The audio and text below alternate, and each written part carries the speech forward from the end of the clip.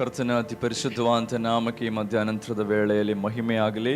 നിങ്ങളുടെ മധ്യേ ദൈവജനമായി നിൽക്കുവാൻ എനിക്ക് ലഭിച്ച ഈ അവസരത്തിന് ഞാൻ കർത്താവിന് നന്ദി പറയുന്നു. ನಿಮ್ಮ ಮಧ್ಯದಲ್ಲಿ ದೇವರ ವಚನದೊಂದಿಗೆ ನಿಲ್ಲಿಸುವಂತೆ ದೇವರು ಕೊಟ್ಟಂತೆ ಒಳ್ಳೆಯ ಅವಕಾಶಕ್ಕಾಗಿ ದೇವರಿಗೆ ಸ್ತೋತ್ರ. ഈ സഭയുടെ കർത്താവിന്റെ ദാസൻ സുനിൽ പാസ്റ്റർക്കായി കർത്താവിനെ സ്തുതിക്കുന്നു. ಈ ಇಲ್ಲಿನ ಸಭಾ ಪಾಲಕರಾಗಿರುವಂತಹ ಪ್ರಿಯ ಸುನಿಲ್ ಪಾಸ್ಟರ್ಗಾಗಿ ದೇವರಿಗೆ ಸ್ತೋತ್ರ. അവരുടെ കുടുംബത്തെ ഓർത്ത് കർത്താവിനെ സ്തുതിക്കുന്നു. ಅವರ ಕುಟುಂಬವನ್ನು ನೆನೆಸಿ ಕರ್ತನಿಗೆ ಸ್ತೋತ್ರ ಮಾಡುತ್ತೇನೆ. കർത്താവിന്റെ പേരിലായിരിക്കുന്ന എല്ലാ വേലക്കാരെയും ഓർത്ത് ദൈവത്തെ സ്തുതിക്കുന്നു. ಅವರೊಂದಿಗೆ ಸಹ ಸೇವಕರಾಗಿ ನಿಂತಿರುವಂತಹ ಎಲ್ಲ ಸೇವಕರುಗಳನ್ನು ನೆನೆಸಿ ಕರ್ತನಿಗೆ ಸ್ತೋತ್ರ. സഭയ്ക്കായി ദൈവത്തെ സ്തുതിക്കുന്നു. ಈ ಸಭೆಗಾಗಿಯೂ ದೇವರಿಗೆ ಸ್ತೋತ್ರ. ഈ ദേശത്ത് തന്റെ മക്കളെ കൊണ്ട് ദൈവം ചെയ്യിക്കുന്ന എല്ലാ പ്രവൃത്തികൾക്കുമായി ഞാൻ ദൈവത്തിന് നന്ദി പറയുന്നു. ಈ ಪ್ರಾಂತ್ಯದಲ್ಲಿ ಪ್ರಿಯ ಸೇವಕರ ಮುಖಾಂತರ ದೇವರು ಮಾಡುತ್ತಿರುವ ಎಲ್ಲ ಸೇವೆಗಳನ್ನು ನೆನೆಸಿ ಕರ್ತನಿಗೆ ಸ್ತೋತ್ರವನ್ನು ಸಲ್ಲಿಸುತ್ತೇನೆ. ഈ ദേശത്തേക്ക് വരുവാൻ ദൈവജനമായി നിങ്ങളുടെ മധ്യ നിൽക്കുവാൻ എനിക്കും ഒരു അവസരം ലഭിച്ചതോർത്ത് ഞാൻ കർത്താവിന് നന്ദി പറയുന്നു. ಈ ಪ್ರಾಂತ್ಯದಲ್ಲೂ ಕೂಡ ನಿಮ್ಮ ಸಂಗಡ ಬಂದು ನಿಮ್ಮನ್ನು ದೇವರನ್ನು ಸ್ತುತಿಸುವಂತೆಯೂ ನಿಮ್ಮ ಸಂಗಡ ಸೇವೆ ಸಲ್ಲಿಸುವುದಕ್ಕೂ ದೇವರು ಕೊಟ್ಟಂತ ಒಳ್ಳೆಯ ಅವಕಾಶಕ್ಕಾಗಿ ದೇವರಿಗೆ ಸ್ತೋತ್ರ. ശുശ്രൂഷിക്കുന്ന സന്തോഷ് പാസ്റ്ററാണ് ഈ സഭയിലേക്ക് എന്നെ ഇൻട്രൊഡ്യൂസ് ചെയ്തത്. ಇಲ್ಲಿ ಬಂದು ಸೇವೆ ಮಾಡಿದಂತಹ ಪ್ರಿಯ ಸಂತೋಷ್ ಪಾಸ್ಟರ್ ಅವರಾಗಿದ್ದಾರೆ ನನ್ನನ್ನು ಇಲ್ಲಿಗೆ ಇಂಟ್ರೊಡ್ಯೂಸ್ ಮಾಡಿರುವಂಥದ್ದು.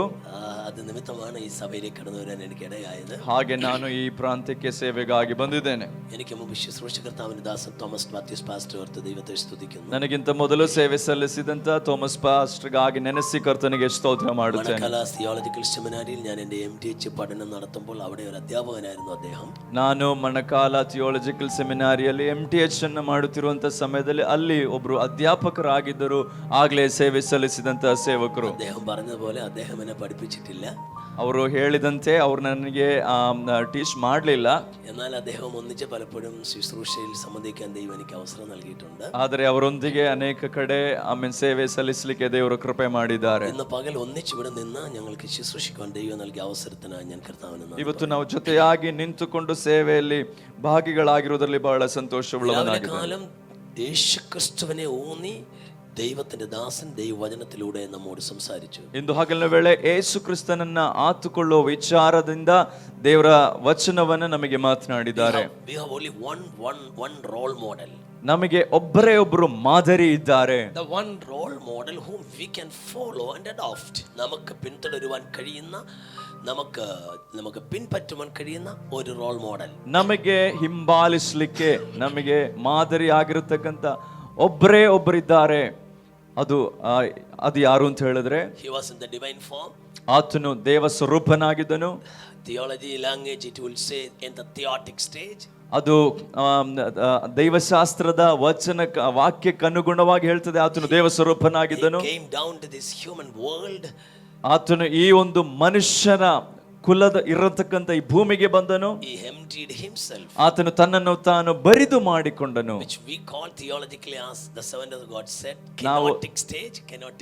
ಕೆನೋಟಿಕ್ ಸ್ಟೇಜ್ ಎಂಬುದಾಗಿ ದೈವಶಾಸ್ತ್ರ ಪದ ಪ್ರಯೋಗವಾಗಿದೆ. ಅದು the third stage, ಮೂರನೇ ಸ್ಟೇಜ್, ಆ ಮೂರನೆಯ ಹಂತವಾಗಿತ್ತು. gone down to even death. ಆ ಒಂದು ಮರಣಕ್ಕೂ ಕೂಡ ತಾನು ಒಪ್ಪಿಸಿಕೊಡುತ್ತಿದ್ದಾನೆ. That stage we call necrotic stage. Necrotic stage ಎಂಬುದಾಗಿ ಆ ಒಂದು ಪದ ಪ್ರಯೋಗ. The Greek word for death is necros. Greek ಅಲ್ಲಿ ಸಾವಿಗೆ ಮರಣಕ್ಕೆ ನಿಕ್ರಾಸ್ ಎಂಬುದಾಗಿ ಕರೆಯಲ್ಪಡುತ್ತದೆ.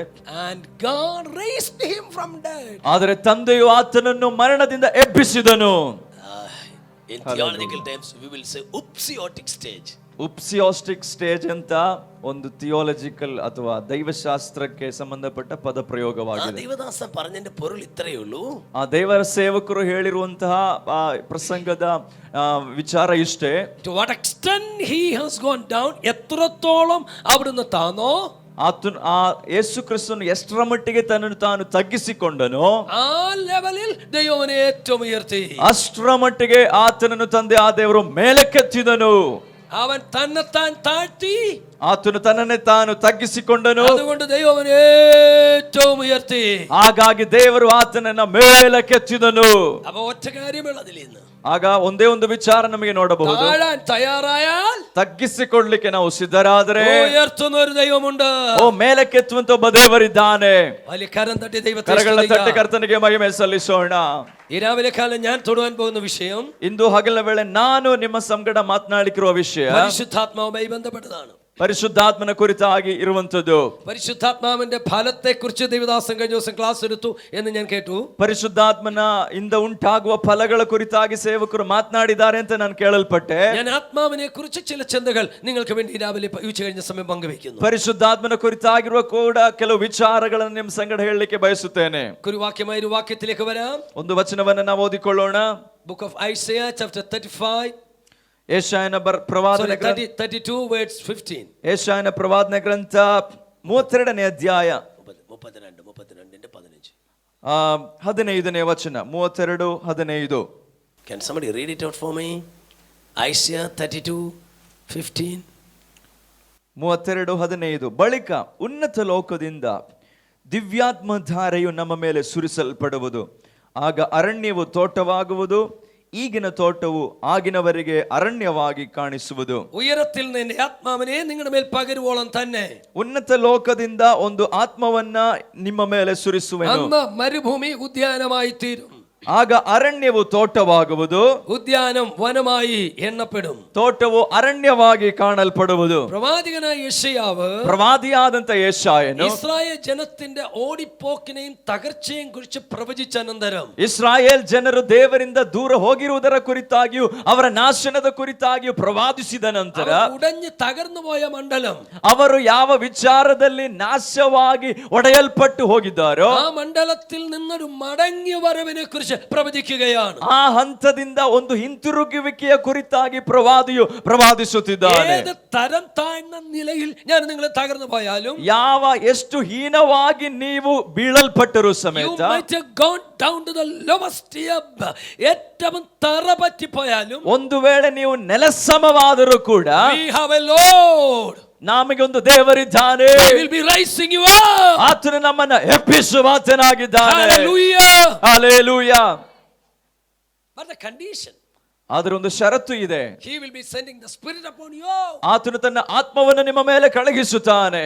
So from these words, ಈ ಒಂದು ವಚನದಿಂದ I'm going to explain to you three things. ನಾನು ನಿಮಗೆ 3 ವಿಚಾರಗಳನ್ನ ವಿವರಿಸಲು ಬಯಸುತ್ತೇನೆ. ഒന്നാമത്തെ കാര്യം, ಮೊದಲನೇ ವಿಷಯ, എന്തുകൊണ്ട് ദൈവജനത്തിന് ഒരു അഭിഷേകം ആവശ്യമാണ്? ಯಾತಕ್ಕಾಗಿ ದೇವರ ಮಕ್ಕಳಿಗೆ ಒಂದು ಅಭಿಷೇಕವು ಅವಶ್ಯಕವಾಗಿದೆ? Why the people of God is in need of an anointing? ಯಾಕೆ ದೇವರ ಮಕ್ಕಳಿಗೆ ಒಂದು ಅಭಿಷೇಕದ ಅವಶ್ಯಕ? The second thing, ಎರಡನೇದು, what you need to do to obtain an anointing. ದೇವರಿಂದ അഭിഷേകത്തിന്റെ ಇರತಕ್ಕ പകർച്ച ലഭിക്കാൻ. ಈ ಅಭಿಷೇಕವನ್ನು ಹೊಂದಿಕೊಳ್ಳುವುದಕ್ಕಾಗಿ ನಾವು ಮಾಡಬೇಕಾದದ್ದೇನು? Amen.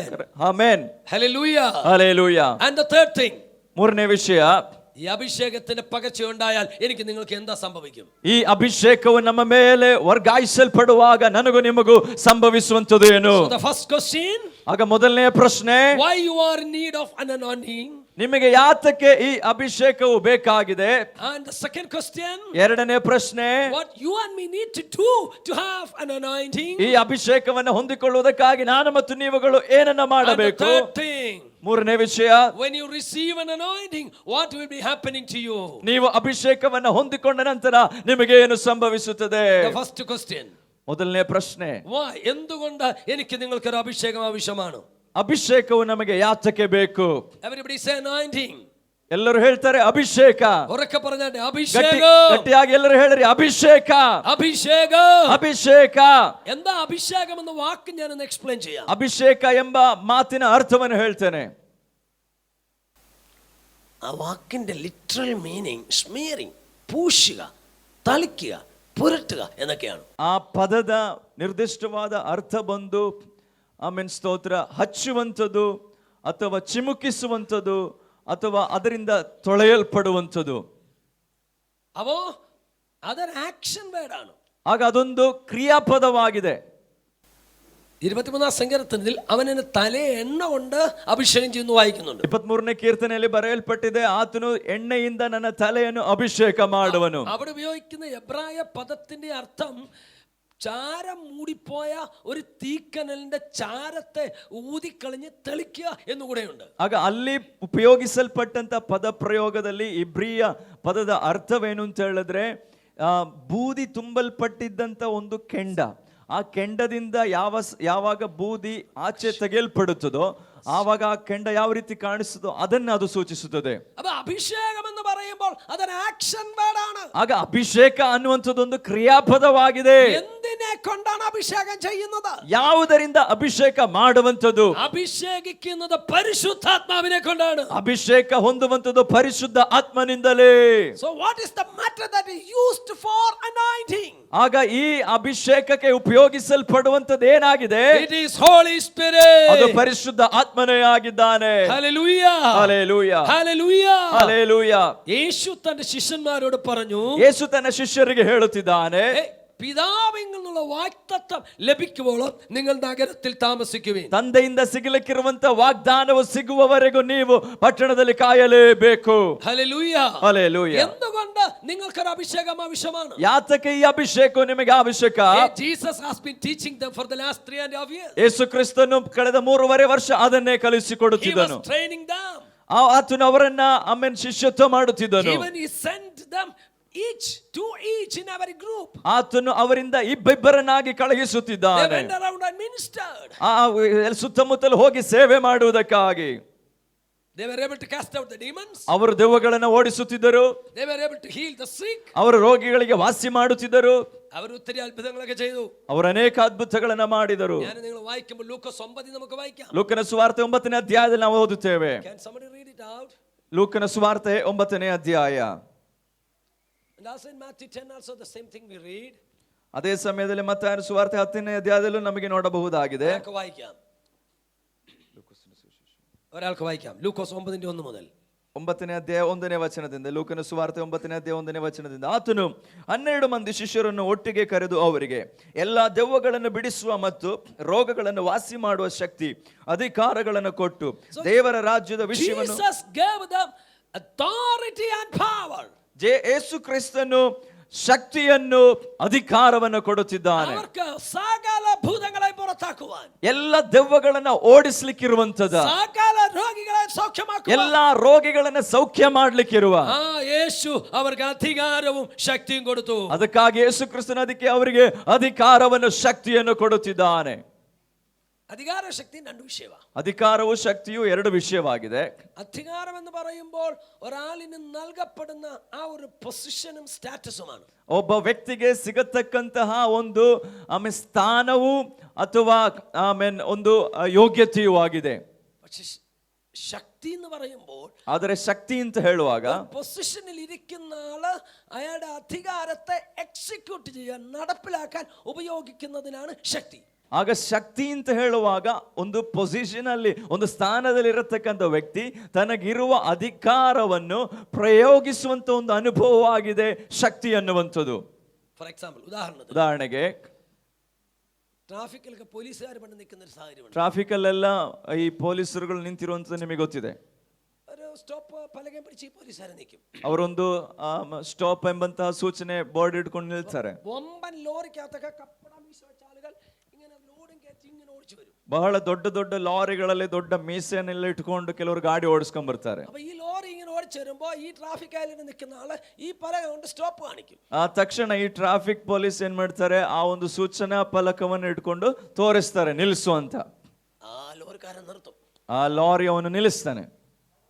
ಇವನೇ ವೇಣೆ ಇಡಿച്ചു തെറിപ്പിക്കാനുള്ള കപ്പാസിറ്റി അവനുണ്ട്. ಬೇಕಿದ್ರೆ ಈ ಪೊಲೀಸನ್ನು ಹೊಡೆದುರುಳಿಸುವಷ್ಟು ಕೆಪಾಸಿಟಿ ಆ ಡ್ರೈವರ್ಗೆ ಇರಬಹುದು. പക്ഷേ അവൻ ബ്രേക്ക് കാലിയായിട്ടു. ಆ ತಕ್ಷಣ ಅವನ್ ಏನ್ ಮಾಡ್ತಾನೆ, ಬ್ರೇಕ್ ಹಾಕ್ತಾನೆ. അതിന്റെ കാര്യം, ಕಾರಣ ಏನು? അവനെ അവിടെ നിർത്തിയിരിക്കുന്ന ഒരു ഗവൺമെന്റ് ഉണ്ട്. ಆ ವ್ಯಕ್ತಿಯನ್ನ ಅಲ್ಲಿ ನಿಲ್ಲಿಸಿರುವಂತ ಒಂದು ಸರ್ಕಾರವಿದೆ. ആ സർക്കാർ അവനെ അധികാരപ്പെടുത്തി നിർത്തിയിരിക്കുക. ಆ ಸರ್ಕಾರವು ಅಧಿಕಾರ ಕೊಟ್ಟು ಅಲ್ಲಿ ಅವನನ್ನು ನಿಲ್ಲಿಸಿದ್ದಾರೆ. അവന്റെ അധികാരം അവന്റെ കൂടെ ഉണ്ടായതുകൊണ്ട് ಇವನ ഒരു കൊതുക് പോലെ ഇരിക്കുന്ന മനുഷ്യനാണെങ്കിലും സ്റ്റോപ്പ് കാണിച്ചു നിർത്തും. ಅವನಿಗೆ ಅಧಿಕಾರವಿರುವುದರಿಂದಲೇ ಸೊಳ್ಳೆ ತರಹ ಇರತಕ್ಕಂತ ಈ ವ್ಯಕ್ತಿಯು ಆ ಸೂಚನಾ ಫಲಕವನ್ನು ತೋರಿಸಿದಾಗ ಆ ಮಹಾ ದೊಡ್ಡ ವ್ಯಕ್ತಿ ಗಾಡಿ ನಿಲ್ಲಿಸ್ತಿದ್ದಾನೆ. പക്ഷെ നിർത്താതെ ഒരു ലോറിക്കാരൻ ഇങ്ങോട്ട് ഓടിച്ചു വന്നാൽ, ಆದ್ರೆ ಒಂದು ವೇಳೆ ಗಾಡಿ ನಿಲ್ಲಿಸದೆ ಒಬ್ಬ ವ್ಯಕ್ತಿ ಬರುವುದಾದ್ರೆ, ട്രാഫിക് ലൈനിൽ അങ്ങോട്ട് ഇറങ്ങി അങ്ങോട്ട് ഇന്ന് ലോറിയുടെ പൊക്കിയെടുത്ത് എറിയണം എന്നിരിക്കട്ടെ, ಒಂದು ವೇಳೆ ಆ ಲಾರಿಯನ್ನು ತೆಗೆದು ಬಿಸಾಡಬೇಕು ಅಂತ ಸ್ಥಿತಿಯಲ್ಲಿರುವುದಾದ್ರೆ അതിന് എന്നാ വേണം? ಅದಕ್ಕೆ ಏನ್ ಬೇಕು? ശക്തി വേണം. ಶಕ್ತಿ ಬೇಕು. ഹലോ, ಅರ್ಥ ಆಗ್ತಿದೆ ನಿಮಗೆ? അധികാരപ്പെടുത്തിയ ഒരു ഗവൺമെന്റ് ഉണ്ട്. ಆಗ ಅಧಿಕಾರ ಕೊಟ್ಟಂತ ಒಂದು ಸರ್ಕಾರವಿದೆ. പക്ഷേ കീഴ്പ്പെടുത്തണമെങ്കിൽ ശക്തി വേണം. ಅದನ್ನ ಸ್ವಾಧೀನಪಡಿಸಬೇಕು ಅಂತ ಹೇಳಿದ್ರೆ ಶಕ್ತಿ യേശു ಬೇಕು. അവർക്ക് അധികാരവും ശക്തിയും കൊടുത്തു. ಯೇಸು ಅವರಿಗೆ ಅಧಿಕಾರವನ್ನು ಶಕ್ತಿಯನ್ನು ಕೊಟ್ಟನು. യേശു സ്വർഗാരോഹണം ചെയ്യുന്നതിന് തൊട്ടു മുൻപ് ಯೇಸು ಕ್ರಿಸ್ತನು ಪರಲೋಕಕ್ಕೆ ಏರಿ ಹೋಗುವುದಕ್ಕಿಂತ ಸ್ವಲ್ಪ ಮುಂಚೆ ശിഷ്യന്മാർ അടുത്തിരിക്കുമ്പോ ಶಿಷ್ಯರೆಲ್ಲರೂ ಪಕ್ಕದಲ್ಲಿರುವಾಗಲೇ യേശുവിനോട് ശിഷ്യന്മാർ ചോദിച്ചു, ಯೇಸುವಿಗೆ ಶಿಷ್ಯರು ಕೇಳುತ್ತಿದ್ದಾರೆ, നീ കാലത്തിലെ ഇസ്രായേൽ രാജ്യം യഥാസ്ഥാനപ്പെടുത്തുന്നത്? ಯೇಸುವೆ ನೀನು ಯಾವಾಗ ಈ ಇಸ್ರಾಯೇಲ್ ರಾಜ್ಯವನ್ನ ಸ್ಥಾಪಿಸುತ್ತೀಯಾ?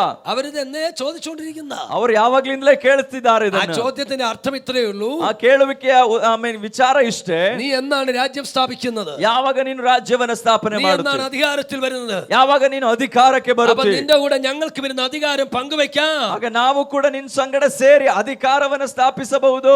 They were looking for authority. ಅವರು ಒಂದು ಅಧಿಕಾರಕ್ಕಾಗಿ ಎದುರು They were ನೋಡುತ್ತಿದ್ದಾರೆ. looking for sharing the authority with Jesus. ಅವರು ಆಮೇಲೆ ಯೇಸು ಕ್ರಿಸ್ತನೊಂದಿಗೆ ಅಧಿಕಾರವನ್ನು ಹಂಚಿಕೊಳ್ಳುವುದಕ್ಕಾಗಿ ಎದುರು They ನೋಡುತ್ತಿದ್ದಾರೆ. thought that Jesus would be establishing a kingdom.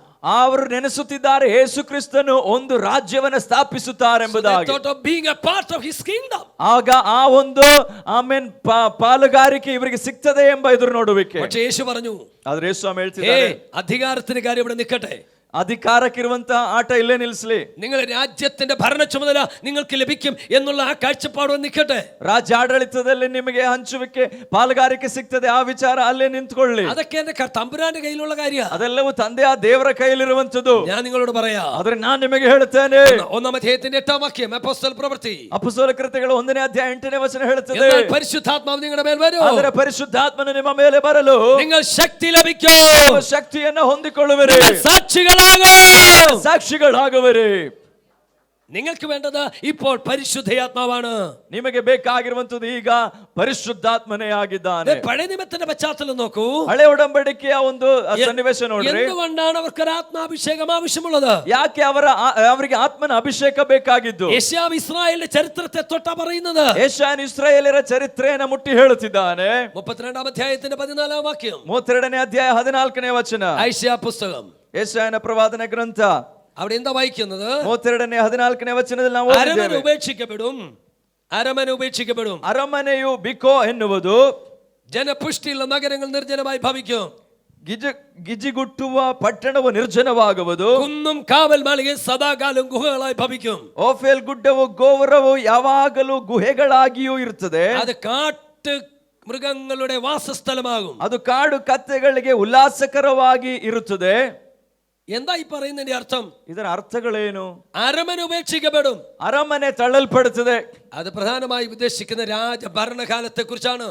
ಅದು ಆ ರಾಜ್ಯಾಡಳಿತದ ಕುರಿತಾಗಿ ಹೇಳುತ್ತದೆ. എന്ന് പറഞ്ഞ ഭരണമില്ല, ಅಂದರೆ ಇನ್ನು ಆಳ್ವಿಕೆ ಇಲ್ಲ, a sort of anarchy, അരാജകത്വം, ಅಲ್ಲಿ ಆಳ್ವಿಕೆ ಇಲ್ಲ, ರಾಜ ಇಲ್ಲದೆ ಇರುವಂತ ವಿಚಾರ. നിയമവാഴ്ചയില്ല, ಅಂದ್ರೆ ನಿಯಮಗಳು ದಬ್ಬಾಳಿಕೆಗಳಿಲ್ಲ, ചോദിക്കാനും പറയാൻ ആളില്ല, ಕೇಳಲಿಕ್ಕೆ ಹೇಳಲಿಕ್ಕೆ ಜನವಿಲ್ಲ, ആർക്കും ഇഷ്ടമുള്ളതുപോലെ നടക്കാം, ಯಾರಿಗ್ ಬೇಕಾದ್ರೆ ಇಷ್ಟ ಬಂದ ರೀತಿ ಜೀವಿಸಬಹುದು, ഭരണചക്രം തിരിക്കാൻ അധികാരസ്ഥരില്ല, ಆಳ್ವಿಕೆ ಮಾಡ್ಲಿಕ್ಕೆ ಅಧಿಕಾರವುಳ್ಳವನಿಲ್ಲ, അവർക്ക് നിയന്ത്രിക്കുവാൻ കഴിയുന്ന നിലയ്ക്ക് അപ്പുറത്തേക്ക് കാര്യങ്ങൾ പിടിവിട്ടു പോയിരിക്കുന്നു. ಅವರ ನಿಯಂತ್ರಣ ತಪ್ಪಿ ವಿಚಾರಗಳು ಹೋಗುತ್ತಿದೆ. ഞാൻ നിങ്ങളിലേക്ക് ഇറങ്ങി വരാം, ನಿಮ್ಮ ಬಳಿಗೆ ಬರುತ್ತೇನೆ. നിങ്ങളുടെ വീട്ടിലേക്ക് നിങ്ങൾ നോക്ക്.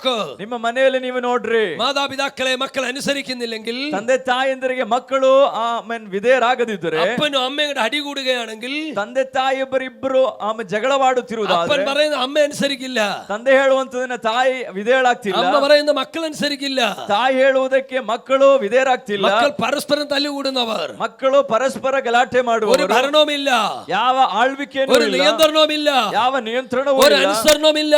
ಯಾವ ವಿಧೇಯತೆಯೂ അത് ಇಲ್ಲ. കുടുംബത്തിലായാലും, ಅದು അത് ಕುಟುಂಬದಲ್ಲಾದರೂ, സഭയിലായാലും, ಸಭೆಯಲ್ಲಾದರೂ, അത് ദേശത്തായാലും, അത് ದೇಶದಲ್ಲಾದರೂ, രാജ്യത്തായാലും, ರಾಜ್ಯದಲ್ಲಾದರೂ അധികാര സ്ഥാനങ്ങൾ തകർന്നു പോയി എന്നതിന്റെ അർത്ഥം. ಅಧಿಕಾರ ಸ್ಥಾನಗಳು ನಾಶವಾಗಿದೆ ಎಂಬುದರ ಅರ್ಥವನ್ನು ಕೊಡುತ್ತದೆ. ലളിതവാക്കിൽ ഞാൻ ഇങ്ങനെ പറയാം, ಸಿಂಪಲ್ ಆಗಿ ನಾನು ಈ ರೀತಿಯಾಗಿ ಹೇಳ್ತೇನೆ, കാര്യങ്ങൾ കൈവിട്ട് കുത്തഴിഞ്ഞു പോകുന്ന അനുഭവമാണ് അരമന ഉപേക്ഷിക്കപ്പെടുന്ന നില. ಕಾರ್ಯಗಳ ನಿಯಂತ್ರಣ ತಪ್ಪಿ ಕ್ರಮವಿಲ್ಲದೆ ಬೀಳುವಂತದಾಗಿದೆ ಈ ಅರಮನೆ ತಳ್ಳಲ್ಪಡುವಂತದ್ದು. When you feel that things in the home, that which you leave is beyond your control, ಒಂದು ವೇಳೆ ನಿಮ್ಮ ಕುಟುಂಬದಲ್ಲಿ ಎಲ್ಲವೂ ನಿಯಂತ್ರಣ ತಪ್ಪಿ ಹೋಗುತ್ತದೆ ಅಂತ ನೀವು ಅಂದುಕೊಳ್ಳುವಾಗ, I tell you, you are desperately in need of an anointing. ನಿಮಗೆ ಒಂದು ವ್ಯತ್ಯಸ್ತವಾದ ಅಭಿಷೇಕ ಅವಶ್ಯಕವಾಗಿದೆ. എവിടെ പിശാച് കുടുംബങ്ങളെ തകർത്തുവോ, ಸೈತಾನನ ಕುಟುಂಬವನ್ನು ಹಾಳು എവിടെ ಮಾಡುತ್ತಿದ್ದಾನೆ, പിശാച് ബന്ധങ്ങളെ തകർത്തുവോ, ಸೈತಾನನ ಸಂಬಂಧಗಳನ್ನು ಒಡೆಯುತ್ತಿದ್ದಾನೆ, എവിടെ അനുസരണക്കേടിന്റെ ആത്മാ പ്രബലപ്പെടുന്നുവോ, ಈಗ ಅವಿಧೇಯತ್ವದ ಆತ್ಮವು ಹೆಚ್ಚುತ್ತಿದೆ. who is controlling the entire paraphernalia? ಯಾರು ಇದೆಲ್ಲವನ್ನ ಈಗ ನಿಯಂತ್ರಣ ಮಾಡುತ್ತಿದ್ದಾರೆ? It's none other than the devil. ಅದು ಬೇರೆ ಯಾರು ಅಲ್ಲ, ಸೈತಾನನಷ್ಟೇ. If it is so, അതങ്ങനെയാണെങ്കിൽ ಅದು ಆ ರೀತಿಯಾಗಿ പിശാച് കാര്യങ്ങൾ നിയന്ത്രിക്കുന്ന നിലയിൽ ಸೈತಾನನ ಕಾರ್ಯಗಳನ್ನು ನಿಯಂತ್ರಿಸುವ നിന്റെ ರೀತಿಯಲ್ಲಿ കുടുംബത്തിന്റെ അവസ്ഥകളുടെ പിടി നിന്റെ കയ്യിൽ നിന്ന് വിട്ടുപോകുന്ന മണ്ഡലത്തിൽ ಕುಟುಂಬದ ನಿಯಂತ್ರಣವು ಕೈ ಮೀರಿ ಹೋಗುತ್ತಿರುವಾಗ ഇന്ന് രാവിലെ ഞാൻ വിളിച്ചു പറയുന്നു, ರಾತ್ರಿ ಇಂದು ಹಗಲು ವೇಳೆ ನಮಗೆ പരിശുദ്ധാത്മാവിന്റെ ഒരു പകർച്ച ജനത്തിന് ആവശ്യമാണ്. ಪರಿಶುದ್ಧಾತ್ಮನಿಗಿಂದ ಇಂದಿರುವಂತ ಒಂದು ವರ್ಗಾವಣೆ ಅವಶ್ಯಕವಾಗಿದೆ. അടുത്തിരിക്കുന്ന തോളെ തട്ടിയിട്ട് പറ, ಪಕ್ಕದಲ್ಲಿರುವವರ ಭುಜಕ್ಕೆ ಹೊಡೆದು ಹೇಳಿ, നിനക്കൊരു അഭിഷേകം ആവശ്യമാണ്, ನಿನಗೊಂದು ಅವಶ್ಯಕವಾಗಿದೆ ಅಭಿಷೇಕ, നിനക്കൊരു അഭിഷേകം ആവശ്യമാണ്. ನಿನಗೊಂದು ಅಭಿಷೇಕ അതൊരു ಅವಶ್ಯಕವಾಗಿದೆ. സാധാരണ അഭിഷേകമല്ല. ಅದು ಸಾಧಾರಣ ಅಭಿಷೇಕವಲ್ಲ. നിന്റെ കുടുംബത്തിന്റെ സ്ഥിരത നിലനിർത്തുവാൻ, ನಿನ್ನ ಕುಟುಂಬದ ಸ್ಥಿರತೆಯನ್ನ ಕಾಪಾಡಲು, ബന്ധം നിലനിർത്തുവാൻ, ಸಂಬಂಧಗಳನ್ನ ಕಾಪಾಡಲು, നിങ്ങളുടെ കുടുംബത്തിലെ സ്വസ്ഥത നിലനിർത്തുവാൻ, ನಿನ್ನ ಕುಟುಂಬದ ಸ್ವಸ್ಥತೆಯನ್ನ നിന്റെ ಕಾಪಾಡಲು, ആത്മജീവിതത്തിന്റെ വളർച്ച തരുവാൻ, ಆತ್ಮಿಕ ಜೀವಿತಕ್ಕೆ ವರ್ಧನೆ നിന്റെ ಉಂಟಾಗಲು, സാമ്പത്തിക മേഖലയിൽ ബ്രേക്ക് ത്രൂ വെളിപ്പെടുവാൻ, ನಿನ್ನ ಆರ್ಥಿಕ ವಿಷಯದಲ್ಲಿ ಬಿಡುಗಡೆ ಆಗಲು, അകത്തളങ്ങളിലെ നിരാശ പുറത്താക്കപ്പെടുവാൻ, ಒಳಗಡೆ ಇರುವಂತ ನಿರಾಶೆ നിന്റെ ವ್ಯರ್ಥವಾಗುವುದಕ್ಕಾಗಿ, കുടുംബത്തെ ഡോക്ടറിനൊക്കെ കൊണ്ടുപോയി നിന്റെ കാശ് മുഴുവൻ വൈദ്യർക്ക് കുടുംബത്തെ സാമ്പത്തിക പരാധീനതയിൽ കൊണ്ടുപോകാൻ കാരണമായ ನಿನ್ನ ಕುಟುಂಬವನ್ನ ವೈದ್ಯರುಗಳ ಬಳಿ ಹೋಗಿ ಇರುವ ದುಡ್ಡನ್ನೆಲ್ಲ ಖರ್ಚು ಮಾಡಿರತಕ್ಕಂತ ಅನುಭವಕ್ಕೆ ಬಿಡುಗಡೆ ആ ಆಗುವುದಕ್ಕೆ, മേഖലകൾക്കൊക്കെ ഒരു വിടുതൽ വേണമെങ്കിൽ ಆ ಎಲ್ಲ ಮೇಖಲೆಗಳಲ್ಲಿ ಒಂದು ಬಿಡುಗಡೆ ವ್ಯಾಪಿಸುವುದಕ್ಕೆ ഇന്ന് രാവിലെ ഞാൻ നിങ്ങളോട് തുറന്നു പറയുന്നു, നിങ്ങൾക്കൊരു അഭിഷേകം ആവശ്യമാണ്. ಹಗಲ ವೇಳೆ ನಾನು ನಿಮಗೆ ಹೇಳುತ್ತೇನೆ, ನಿಮಗೊಂದು ಅಭಿಷೇಕವು ಅವಶ್ಯಕ. ഞാൻ ശ്രദ്ധിക്കുന്ന ഒരു കാര്യമുണ്ട്, ಗಮನಿಸುವಂತ ಒಂದು ವಿಚಾರ, പലയിടത്തും ബന്ധങ്ങൾ അറ്റുപോയിരിക്കുന്നു. ಅನೇಕ ಕಡೆ ಸಂಬಂಧಗಳು ಮುರಿಯಲ್ಪಟ್ಟಿವೆ. ഞാൻ ഒരിക്കലും വിദേശത്ത് പ്രസംഗിക്കായിരുന്നു. ಒಂದು ಸಲ ವಿದೇಶದಲ್ಲಿ ಪ್ರಸಂಗ ಮಾಡುತ್ತಿದ್ದೆ. അങ്ങനെ ഞാൻ പ്രസംഗിച്ചുകൊണ്ടിരിക്കുമ്പോ, ಪ್ರಸಂಗ ಮಾಡುತ್ತಿದ್ದಾಗ, പ്രത്യേകിച്ച് അമേരിക്ക എന്ന് പറയുന്ന സ്ഥലത്ത് ഇങ്ങനെ പ്രസംഗിക്കുന്ന സമയത്ത് ಪ್ರತ್ಯೇಕವಾಗಿ ಅಮೆರಿಕದಲ್ಲಿ ನಾನು ಪ್ರಸಂಗ ഒത്തിരി ಮಾಡುತ್ತಿದ್ದಾಗ പേര് കുടുംബ ബന്ധങ്ങൾ തകർന്നവരെ ഞാൻ കണ്ടു. ತುಂಬಾ ಕುಟುಂಬಗಳು ಒಡೆಯಲ್ಪಟ್ಟಿರುವಂತದನ್ನ ನೋಡಿದೆ. ഡൈവോഴ്സ് ആയിരിക്കുന്നു. ಎಲ್ಲಾ ಕುಟುಂಬಗಳು, ಅನೇಕ ಕುಟುಂಬಗಳಲ್ಲಿ ವಿಚ್ಛೇದನಗಳು ഭാര്യ ಸಂಭವಿಸಿವೆ. ഭർത്താവ് രണ്ടു വഴിക്കാണ്. ಗಂಡ ಹೆಂಡತಿ ಎರಡು ಬದಿಗೆ. സഭക്കാർക്ക് പരിഹരിക്കാൻ വയ്യ, ಸಭೆಯವರಿಗೆ ಪರಿಹರಿಸಲಾಗಿಲ್ಲ, ഗവൺമെന്റിന് പരിഹരിക്കാൻ വയ്യ, ಸರ್ಕಾರಕ್ಕೂ നിയമത്തിന് ಪರಿಹರಿಸಲಾಗಿಲ್ಲ, പരിഹരിക്കാൻ വയ്യ, ನಿಯಮಗಳಿಗೆ ആളുകൾ ಪರಿಹರಿಸಲಾಗಿಲ್ಲ. ധൂപങ്ങളില് അകന്നു മാറിപ്പോകാ. ಅವರು ಸಂಬಂಧಗಳಿಂದ ದೂರವಾಗಿದ್ದಾರೆ. ഭാര്യക്ക് ഭർത്താവിനെ കണ്ടൂടാ, ಗಂಡನಿಗೆ ಹೆಂಡತಿ ಕಂಡ್ರೆ ಆಗೋದಿಲ್ಲ, ഭർത്താവിന് ഭാര്യ കണ്ടൂടാ, ಹೆಂಡತಿಗೆ ಗಂಡನ್ ಕಂಡ್ರೆ ഇനി ಆಗೋದಿಲ್ಲ, ഒന്നിച്ച് ജീവിക്കാൻ വയ്യാന്ന്. ಜೊತೆಯಾಗಿ ಜೀವಿಸಲಿಕ್ಕೆ ಆಗ್ತಾ ಇಲ್ಲ. ഞാൻ ദൈവത്തോട് ചോദിച്ചു, ನಾನು ದೇವರಿಗೆ ಕೇಳಿದೆ. ഒത്തിരി പേര് എന്റെ കൗൺസിലിംഗിന് വന്നു. ಅನೇಕರು ನನ್ನ ಬಳಿ ಕೌನ್ಸಿಲಿಂಗ್ ഞാൻ ಬಂದ್ರು. ദൈവത്തോട് ചോദിച്ചു, ನಾನು ದೇವರಿಗೆ ಕೇಳಿದೆ, ആരാണ് ബന്ധം മുറിക്കുന്നത്? ಯಾರು ಸಂಬಂಧವನ್ನು ಮುರಿಯುವಂತದ್ದು? ആരാണ് ബന്ധം മുറിക്കുന്നത്? ಸಂಬಂಧ ಮುರಿಯುವಂತದ್ದು ಯಾರು? എന്തുകൊണ്ടാണ് ഈ ബന്ധങ്ങൾ മുറിയുന്നത്? ಯಾತಕ್ಕಾಗಿ ಸಂಬಂಧ ಮುರಿಯಲ್ಪಡುತ್ತಿದೆ? അഭിഷിക്തന്മാരല്ലേ കൈ ചേർത്ത് പിടിച്ച് ഉഭയ സമ്മതവാദം ചൊല്ലിക്കൊടുത്തത്? ಅಭಿಷಕ್ತರಲ್ವೋ ಇವರ ಕೈ ಜೋಡಿಸಿ ಪ್ರಾರ್ಥಿಸಿದ್ದು? പാസ്റ്റർമാരല്ലേ തല കവിച്ച് അനുഗ്രഹിച്ച് പ്രാർത്ഥിച്ചത്? ಸೇವಕರಲ್ವೋ ಇವರ ತಲೆಯ ಮೇಲೆ ಕೈಯನ್ನಿಟ್ಟಿದ್ದು? എന്നിട്ടും എന്തേ ബന്ധം മുറിഞ്ഞു? ಯಾತಕ್ಕೆ ಮತ್ತೆ ಈ ಸಂಬಂಧ ಮುರಿಯಲ್ಪಡುತ್ತಿದೆ? സ്വർഗ്ഗം എന്നോട് പറഞ്ഞൊരു ദൂതുണ്ട്, ಪರಲೋಕವು ಹೇಳಿದಂತ ಒಂದು ಉತ್ತರವಿದೆ. ബന്ധം മുറിക്കുന്നത് പിശാചാണ്, ಸಂಬಂಧವನ್ನ ಮುರಿಯುವಂತದ್ದು ಸೈತಾನನಷ್ಟೇ. നല്ല ബന്ധങ്ങൾ ഉണ്ടാക്കുന്നത് ദൈവമാണ്. ಒಳ್ಳೆ ಸಂಬಂಧಗಳನ್ನ ಕಟ್ಟುವಂತದ್ದು ದೇವರಾಗಿದ್ದಾನೆ. കാരണം ദൈവമാണ് മനുഷ്യനെ ആദ്യം സംബന്ധിപ്പിച്ചത്. ದೇವರಾಗಿದ್ದಾನೆ ಮನುಷ್ಯನನ್ನ ಒಂದುಗೂಡಿಸಿದ್ದು. എന്താ ദൈവത്തിന്റെ പ്രത്യേകത എന്നറിയാമോ? ಏನಾಗಿದೆ ದೇವರ ಪ್ರತ್ಯೇಕತೆ? എനിക്ക് മുമ്പ് പ്രസംഗിച്ച ദൈവദാസൻ പറഞ്ഞതുപോലെ, ನನಗಿಂತ ಮೊದಲು ಸೇವೆ ಮಾಡಿದ ಸೇವಕರು ಹೇಳಿದ പിതാവ് ರೀತಿಯಲ್ಲಿ പുത്രൻ പരിശുദ്ധാത്മാവ് ತಂದೆ ಮಗ ಪರಿಶುದ್ಧಾತ್ಮನು അവര് മൂന്ന് ഒറ്റ വ്യക്തിത്വമായി ഒന്നിൽ നിൽക്കുകയാണ്. ಅವರ ಮೂವರು ಒಂದೇ ವ್ಯಕ್ತಿತ್ವವಾಗಿ ನಿಂತಿದ್ದಾರೆ. അവരുടെ അകത്തുള്ള ആശയം ഒന്നാണ്, ಅವರ ಒಳಗಡೆ ಇರುವಂತ ಆಶಯವೇನು? അവരുടെ സബ്സ്റ്റൻസ് ഒന്നാണ്, സബ്സ്റ്റൻസ് ഉള്ളടക്കം. ಅವರ ಒಂದು ಅವರ ಮನಸ್ಸಲ್ಲಿ ಏನಿದೆ? അവരുടെ മനസ്സൊന്നാണ്, ಅವರ ಮನಸ್ಸು ಒಂದಾಗಿದೆ. അവര് പരസ്പരം അടിയില്ല.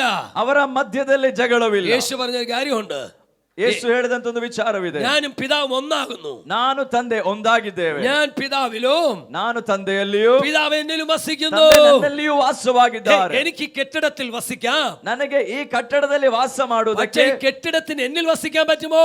ಈ ಕಟ್ಟಡಕ್ಕೆ ನನ್ನಲ್ಲಿ ವಾಸ ಮಾಡಕ್ಕಾಗುತ್ತಾ? What does it mean? ಏನಾಗಿರೋದ್ರ ಅರ್ಥ?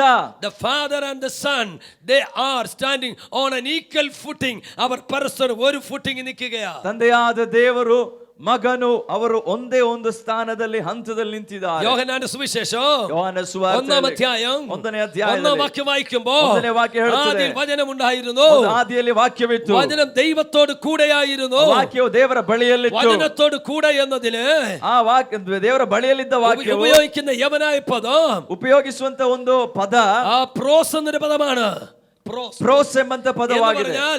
ಸ್ಟ್ಯಾಂಡಿಂಗ್ ಫೇಸ್ ಟು ಫೇಸ್, ಅದರ ಅರ್ಥ ಎದುರಾಗಿ ഒരു ನಿಲ್ಲುವಂತದ್ದು. പ്ലാറ്റ്ഫോമിലാണ് നിൽക്കുന്നത്, ಒಂದೇ ಹಂತದಲ್ಲಿ ನಿಂತಿದ್ದಾರೆ, സ്റ്റാൻഡിംഗ് ഫേസ് ടു ഫേസ്, ಆದರೆ ಮುಖಾಮುಖಿಯಾಗಿ ನಿಂತಿದ್ದಾರೆ. പറഞ്ഞ സാര ഇത്രയേ ഉള്ളൂ. ಅದರ ಅರ್ಥವಿಷ್ಟೇ, ദൈവം തന്നിൽ തന്നെ ഒരു ബന്ധം നിലനിർത്തുന്നു. ದೇವರು ತನ್ನಲ್ಲೇ ಒಂದು ಸಂಬಂಧವನ್ನ The father ಕಾಪಾಡಿಕೊಳ್ಳುತ್ತಿದ್ದಾರೆ. is related to the son, ತಂದೆಯು ಮಗನಿಗೆ ಸಂಬಂಧವಿದೆ, the son is related to the Holy Spirit, ತಂದೆ ಮಗನಿಗೆ ಪವಿತ್ರಾತ್ಮನ ಬಳಿ the Holy ಸಂಬಂಧವಿದೆ, Spirit is related to the father. ಪರಿಶುದ್ಧಾತ್ಮನಿಗೆ ತಂದೆಯ ಬಳಿಯಲ್ಲೂ They ಸಂಬಂಧವಿದೆ. don't have a separate entity.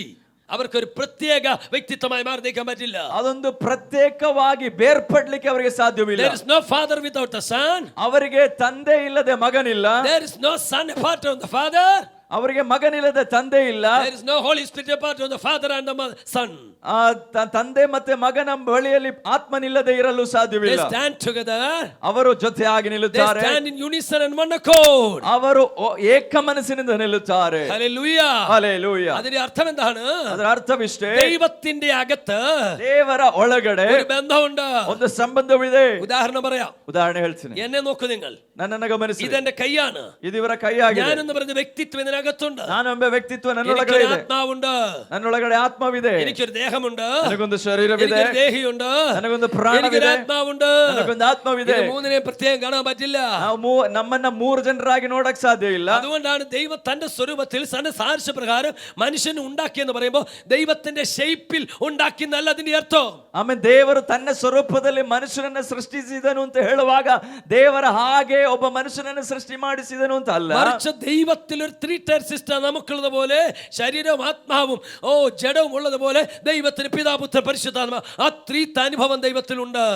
ಅದರ ಅರ್ಥವೇನು ಅಂತ ಹೇಳಿದ್ರೆ, ಯಾವ ರೀತಿ ನಮ್ಮ ದೇವರು ತ್ರಿಯೇಕ ದೇವರಾಗಿದ್ದಾನೋ ಅದೇ ರೀತಿ ಒಂದು ತ್ರಿತ್ವವು ನಮ್ಮೊಳಗಡೆ ಉಂಟು, ಆತ್ಮ ಪ್ರಾಣ ಶರೀರ. നിങ്ങൾക്ക് എത്ര പേർക്ക് മനസ്സിലായി? ಎಷ್ಟನಿಗೆ ಅರ್ಥವಾಗ್ತಿದೆ? ചിലർ ചോദിക്കും നിങ്ങൾക്ക് 3 ദൈവം ഉണ്ടോന്ന്. ಕೆಲವರು ಕೇಳ್ತಾರೆ ನಿಮಗೆ 3 ದೇವರುಗಳಿದ್ದಾರೋ? നിങ്ങൾ ചോദിക്കണം എനിക്ക് 3 ആളത്വം ഉണ്ടോന്ന്. ಅದರ ಅರ್ಥ ನನ್ನ ಯಾರಾದ್ರೂ ಕೇಳ್ತಾರೆ ನಿನಗೆ 3 ವ್ಯಕ್ತಿತ್ವವಿದೆಯಾ ಅಂತ. Hallelujah, hallelujah, hallelujah, hallelujah, hallelujah. അങ്ങനെയാണ് ദൈവം നിലനിൽക്കുന്ന ബന്ധത്തിലാണ്. ಆಗ ದೇವರು ನೆಲೆ ನಿಲ್ಲುವಂತಹ ಒಂದು ಸಂಬಂಧದಲ್ಲಿದ್ದಾರೆ. അങ്ങനെയെങ്കിൽ ബന്ധം മുറിക്കുന്നത് ആരാണ്? ಆಗ ಸಂಬಂಧವನ್ನು ಮುರಿಯುವಂತದ್ದು ಯಾರಾಗಿದ್ದಾರೆ? സ്വർഗ്ഗമെന്നോട് പറഞ്ഞൊരു കാര്യമുണ്ട്. ಆಮೇಲೆ ಆತನು ಹೇಳಿದಂತ ಒಂದು ವಿಚಾರವಿದೆ, ബന്ധം മുറിക്കുന്നത് പിശാചാണ്. ಆಮೇಲೆ ಸೈತಾನನೇ ಆಗಿದ್ದಾನೆ ಸಂಬಂಧಗಳನ್ನು ಒಡೆಯುವಂತದ್ದು. പാസ്റ്റർ വിശ്വാസികളോടാണ് ബന്ധം മുറിക്കുന്നത്. ಪಾಸ್ಟರ್ ಮತ್ತೆ ವಿಶ್ವಾಸಿಗಳ ಮಧ್ಯದಲ್ಲಿನ ಸಂಬಂಧವನ್ನು ಮುರಿಯುವಂತದ್ದು. വിശ്വാസിയുടെ ബന്ധം മുറിക്കുന്നത്. ವಿಶ್ವಾಸಿಗಳ ಪರಸ್ಪರ ಸಂಬಂಧವನ್ನು ಮುರಿಯುವಂತದ್ದು. അപ്പനും അമ്മയും തമ്മിലുള്ള ബന്ധം മുറിക്കുന്നത്. ತಂದೆ ತಾಯಿ ಮಧ್ಯದಲ್ಲಿ ಸಂಬಂಧ ಮುರಿಯುವಂತದ್ದು. മക്കളും തമ്മിലുള്ള ബന്ധം മുറിക്കുന്നത്. ಮಕ್ಕಳ ತಂದೆ ತಾಯಿಯೊಂದಿಗಿನ ಸಂಬಂಧ ಮುರಿಯುವಂತದ್ದು. The master mind behind all these broken relationship is none other than the devil. ಇದರ ಹಿಂದೆ ಎಲ್ಲಾ ರೀತಿಯ ಕುಯುಕ್ತಿಗಳನ್ನು ಉಪಯೋಗಿಸಿ ಕಾರ್ಯ ಮಾಡುವಂತದ್ದು ಬೇರೆ ಯಾರು ಅಲ್ಲ, ಸೈತಾನನಾಗಿದ್ದಾನೆ.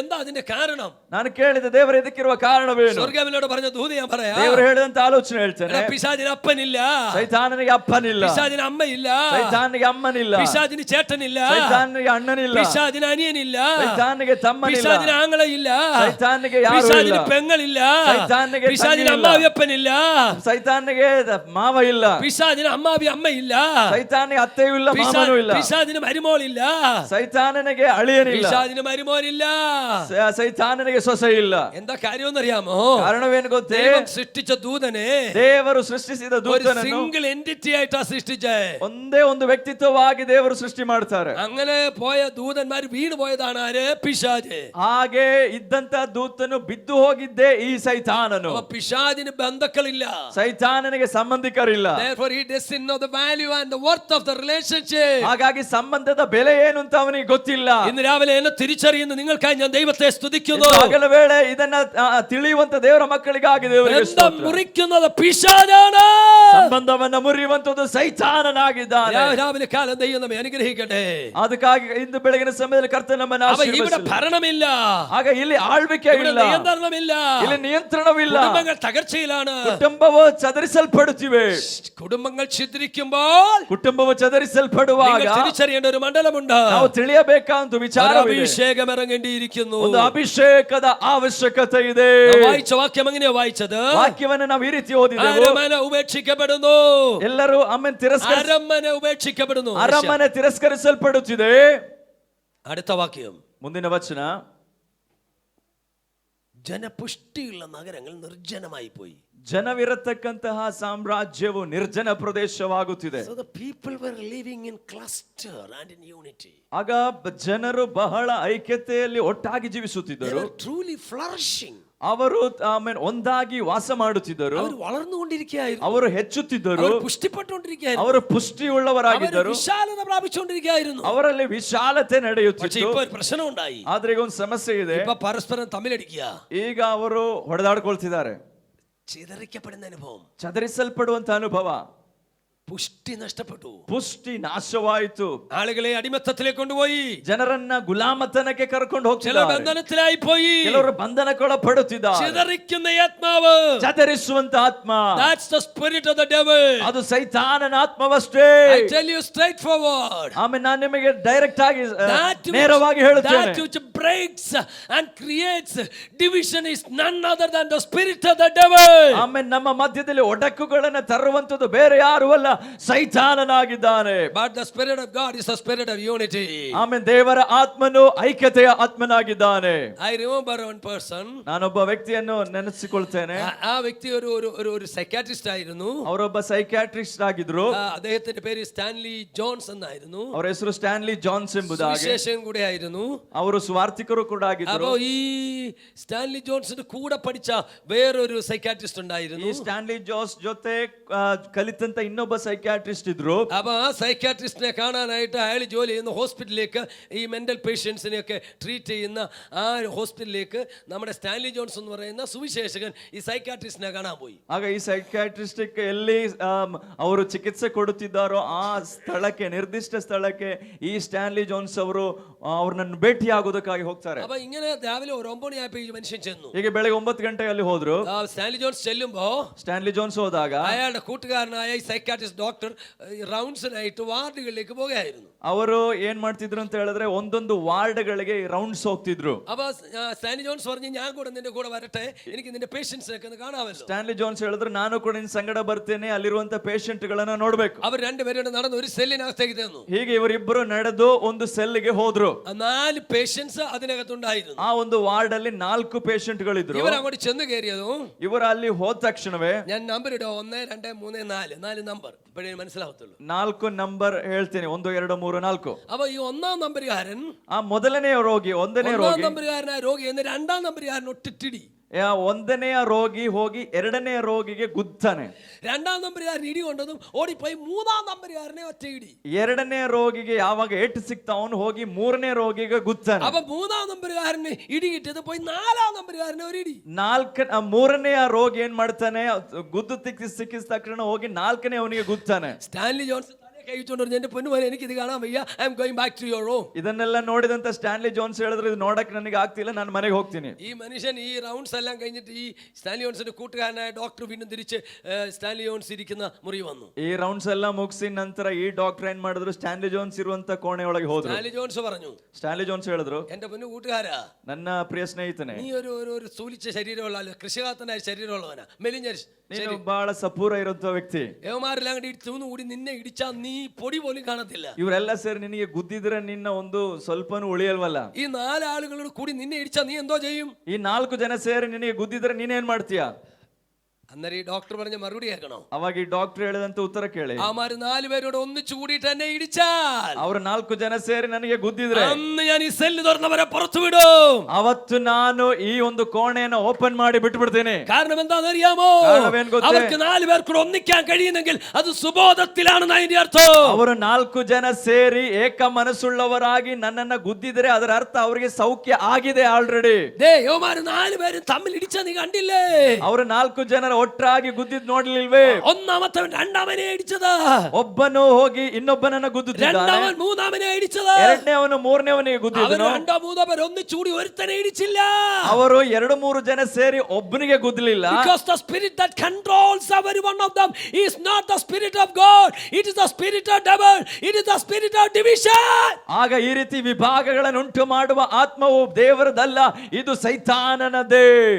But the spirit of God is the spirit of unity.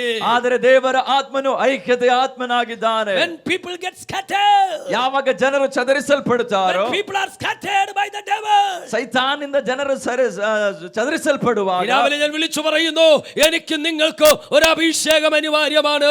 ಇದು ಹಗಲ ವೇಳೆ ನಿಮಗೆ ಹೇಳ್ತೇನೆ, ನನಗೂ ನಿಮಗೂ ಒಂದು ಅಭಿಷೇಕದ ಅವಶ್ಯಕವಿದೆ. അടുത്തിരിക്കുന്ന തോളെ തട്ടിട്ട് പറ, നിനക്കൊരു അഭിഷേകം വേണോ? ಪಕ್ಕದಲ್ಲಿರೋರ ಭುಜಕ್ಕೆ ತಟ್ಟಿ ಹೇಳಿ, ನಿನಗೊಂದು ಅಭಿಷೇಕ ಬೇಕು. അടുത്തിരിക്കുന്ന തോളെ തട്ടിട്ട് പറ, ആരെങ്കിലുമായിട്ട് വിരുദ്ധമായി ഇരിക്കുകയാണോ? കാരണം പിശാചാണ്. ಒಂದು ಪಕ್ಕದಲ್ಲಿರುವವರೇ ಕೇಳಿ, ಯಾರ್ದಾದ್ರ ಮೇಲೆ ನಿನಗೆ ಹಗೆತನವಿದೆಯೋ ಅದಕ್ಕೆ ಕಾರಣ ಬೇರೆ ಯಾರು ಅಲ್ಲ, ಸೈತಾನನಾಗಿದ್ದಾನೆ.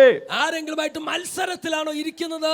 അറിഞ്ഞുകൊള്ളൂ, അത് പിശാചിന്റെ പരിപാടിയാണ്. ಯಾರ್ದಾರು ಸಂಗಡ ನಿನಗೆ ಪೈಪೋಟಿ ಇದೆಯೋ ಅದಕ್ಕೆ ಕಾರಣ ಬೇರೆ ಯಾರು ಅಲ್ಲ, ಸೈತಾನನಾಗಿದ್ದಾನೆ. നിങ്ങൾ ചിലർ ഇപ്പൊ പറയുന്നുണ്ടാകും, പാസ്റ്ററേ ഞാൻ ഒരു മത്സര ഓട്ടത്തിലാണെന്ന്. ಆಗ ನೀವೊಂದು ವೇಳೆ ಈಗ ಹೇಳ್ಬೋದು, ಪಾಸ್ಟ್ರೇ ನಾನೊಂದು ಪೈಪೋಟಿಯ ಒಂದು ಓಟದಲ್ಲಿದ್ದೇನೆ. ഒരു ദിവസം യോഹന്നാൻ സുവിശേഷം 5-ാം അധ്യായം ഇങ്ങനെ വായിക്കുകയായിരുന്നു. ಯೋಹಾನ ಸುವಾರ್ತೆ 5ನೇ ಅಧ್ಯಾಯ ಕಳೆದ ದಿನದಲ್ಲಿ ಓದ್ತಿದ್ದೆ. 2ാം വാക്യം വായിക്കുമ്പോൾ 38 ವರ್ಷമായിട്ട് ಕೊಳಕರೆ കിടക്കുന്ന ഒരു മനുഷ്യന്റെ കഥ. 2ನೇ ಅಧ್ಯಾಯ ಓದಿದಾಗ 38 ವರ್ಷದಿಂದ ಆ ಕೊಳದ ತೀರದಲ್ಲಿ ಇದ್ದಂತ ಒಬ್ಬ ರೋಗಿಯ ಕುರಿತಾಗಿ ನೋಡಿದೆನು. 38 ವರ್ಷമായി ഇവൻ ഇവിടെ കിടക്കുന്നു എന്ന് കണ്ടിട്ട് യേശു അവന്റെ അടുക്കൽ ചെന്നിട്ട് ചോദിക്കുന്ന ചോദ്യമുണ്ട്, നിനക്ക് സൗഖ്യമാകാൻ മനസ്സുണ്ടോ?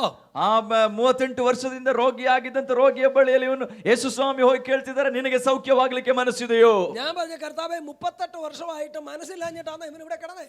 ನನ್ನ ಪ್ರಶ್ನೆ, 38 ವರ್ಷದಿಂದ ಇವನಿಗೆ ಸೌಖ್ಯವಾಗದೆ ಮನಸ್ಸಿಲ್ಲದೆ ಇದ್ದಿದ್ದಕ್ಕೆ ಇವನು ಇಲ್ಲಿ ಬಿದ್ದಿದ್ದಾನ? That question sounds something, what I would say, different. ಸೈತಾನ ಯೇಸು ಕ್ರಿಸ್ತನು ಕೇಳಿದಂತ ಪ್ರಶ್ನೆ ಬಹಳ ವ್ಯತ್ಯಸ್ತವಾಗಿ ನಮಗೆ ಕಂಡು ಬರ್ತದೆ. A funny question. ಅದೊಂದು ಬಹಳ ಒಂದು ಜಾಕ್ಸ್ ಇರತಕ್ಕಂತಹ ಒಂದು ಪ್ರಶ್ನೆ. I started studying about the entire thing.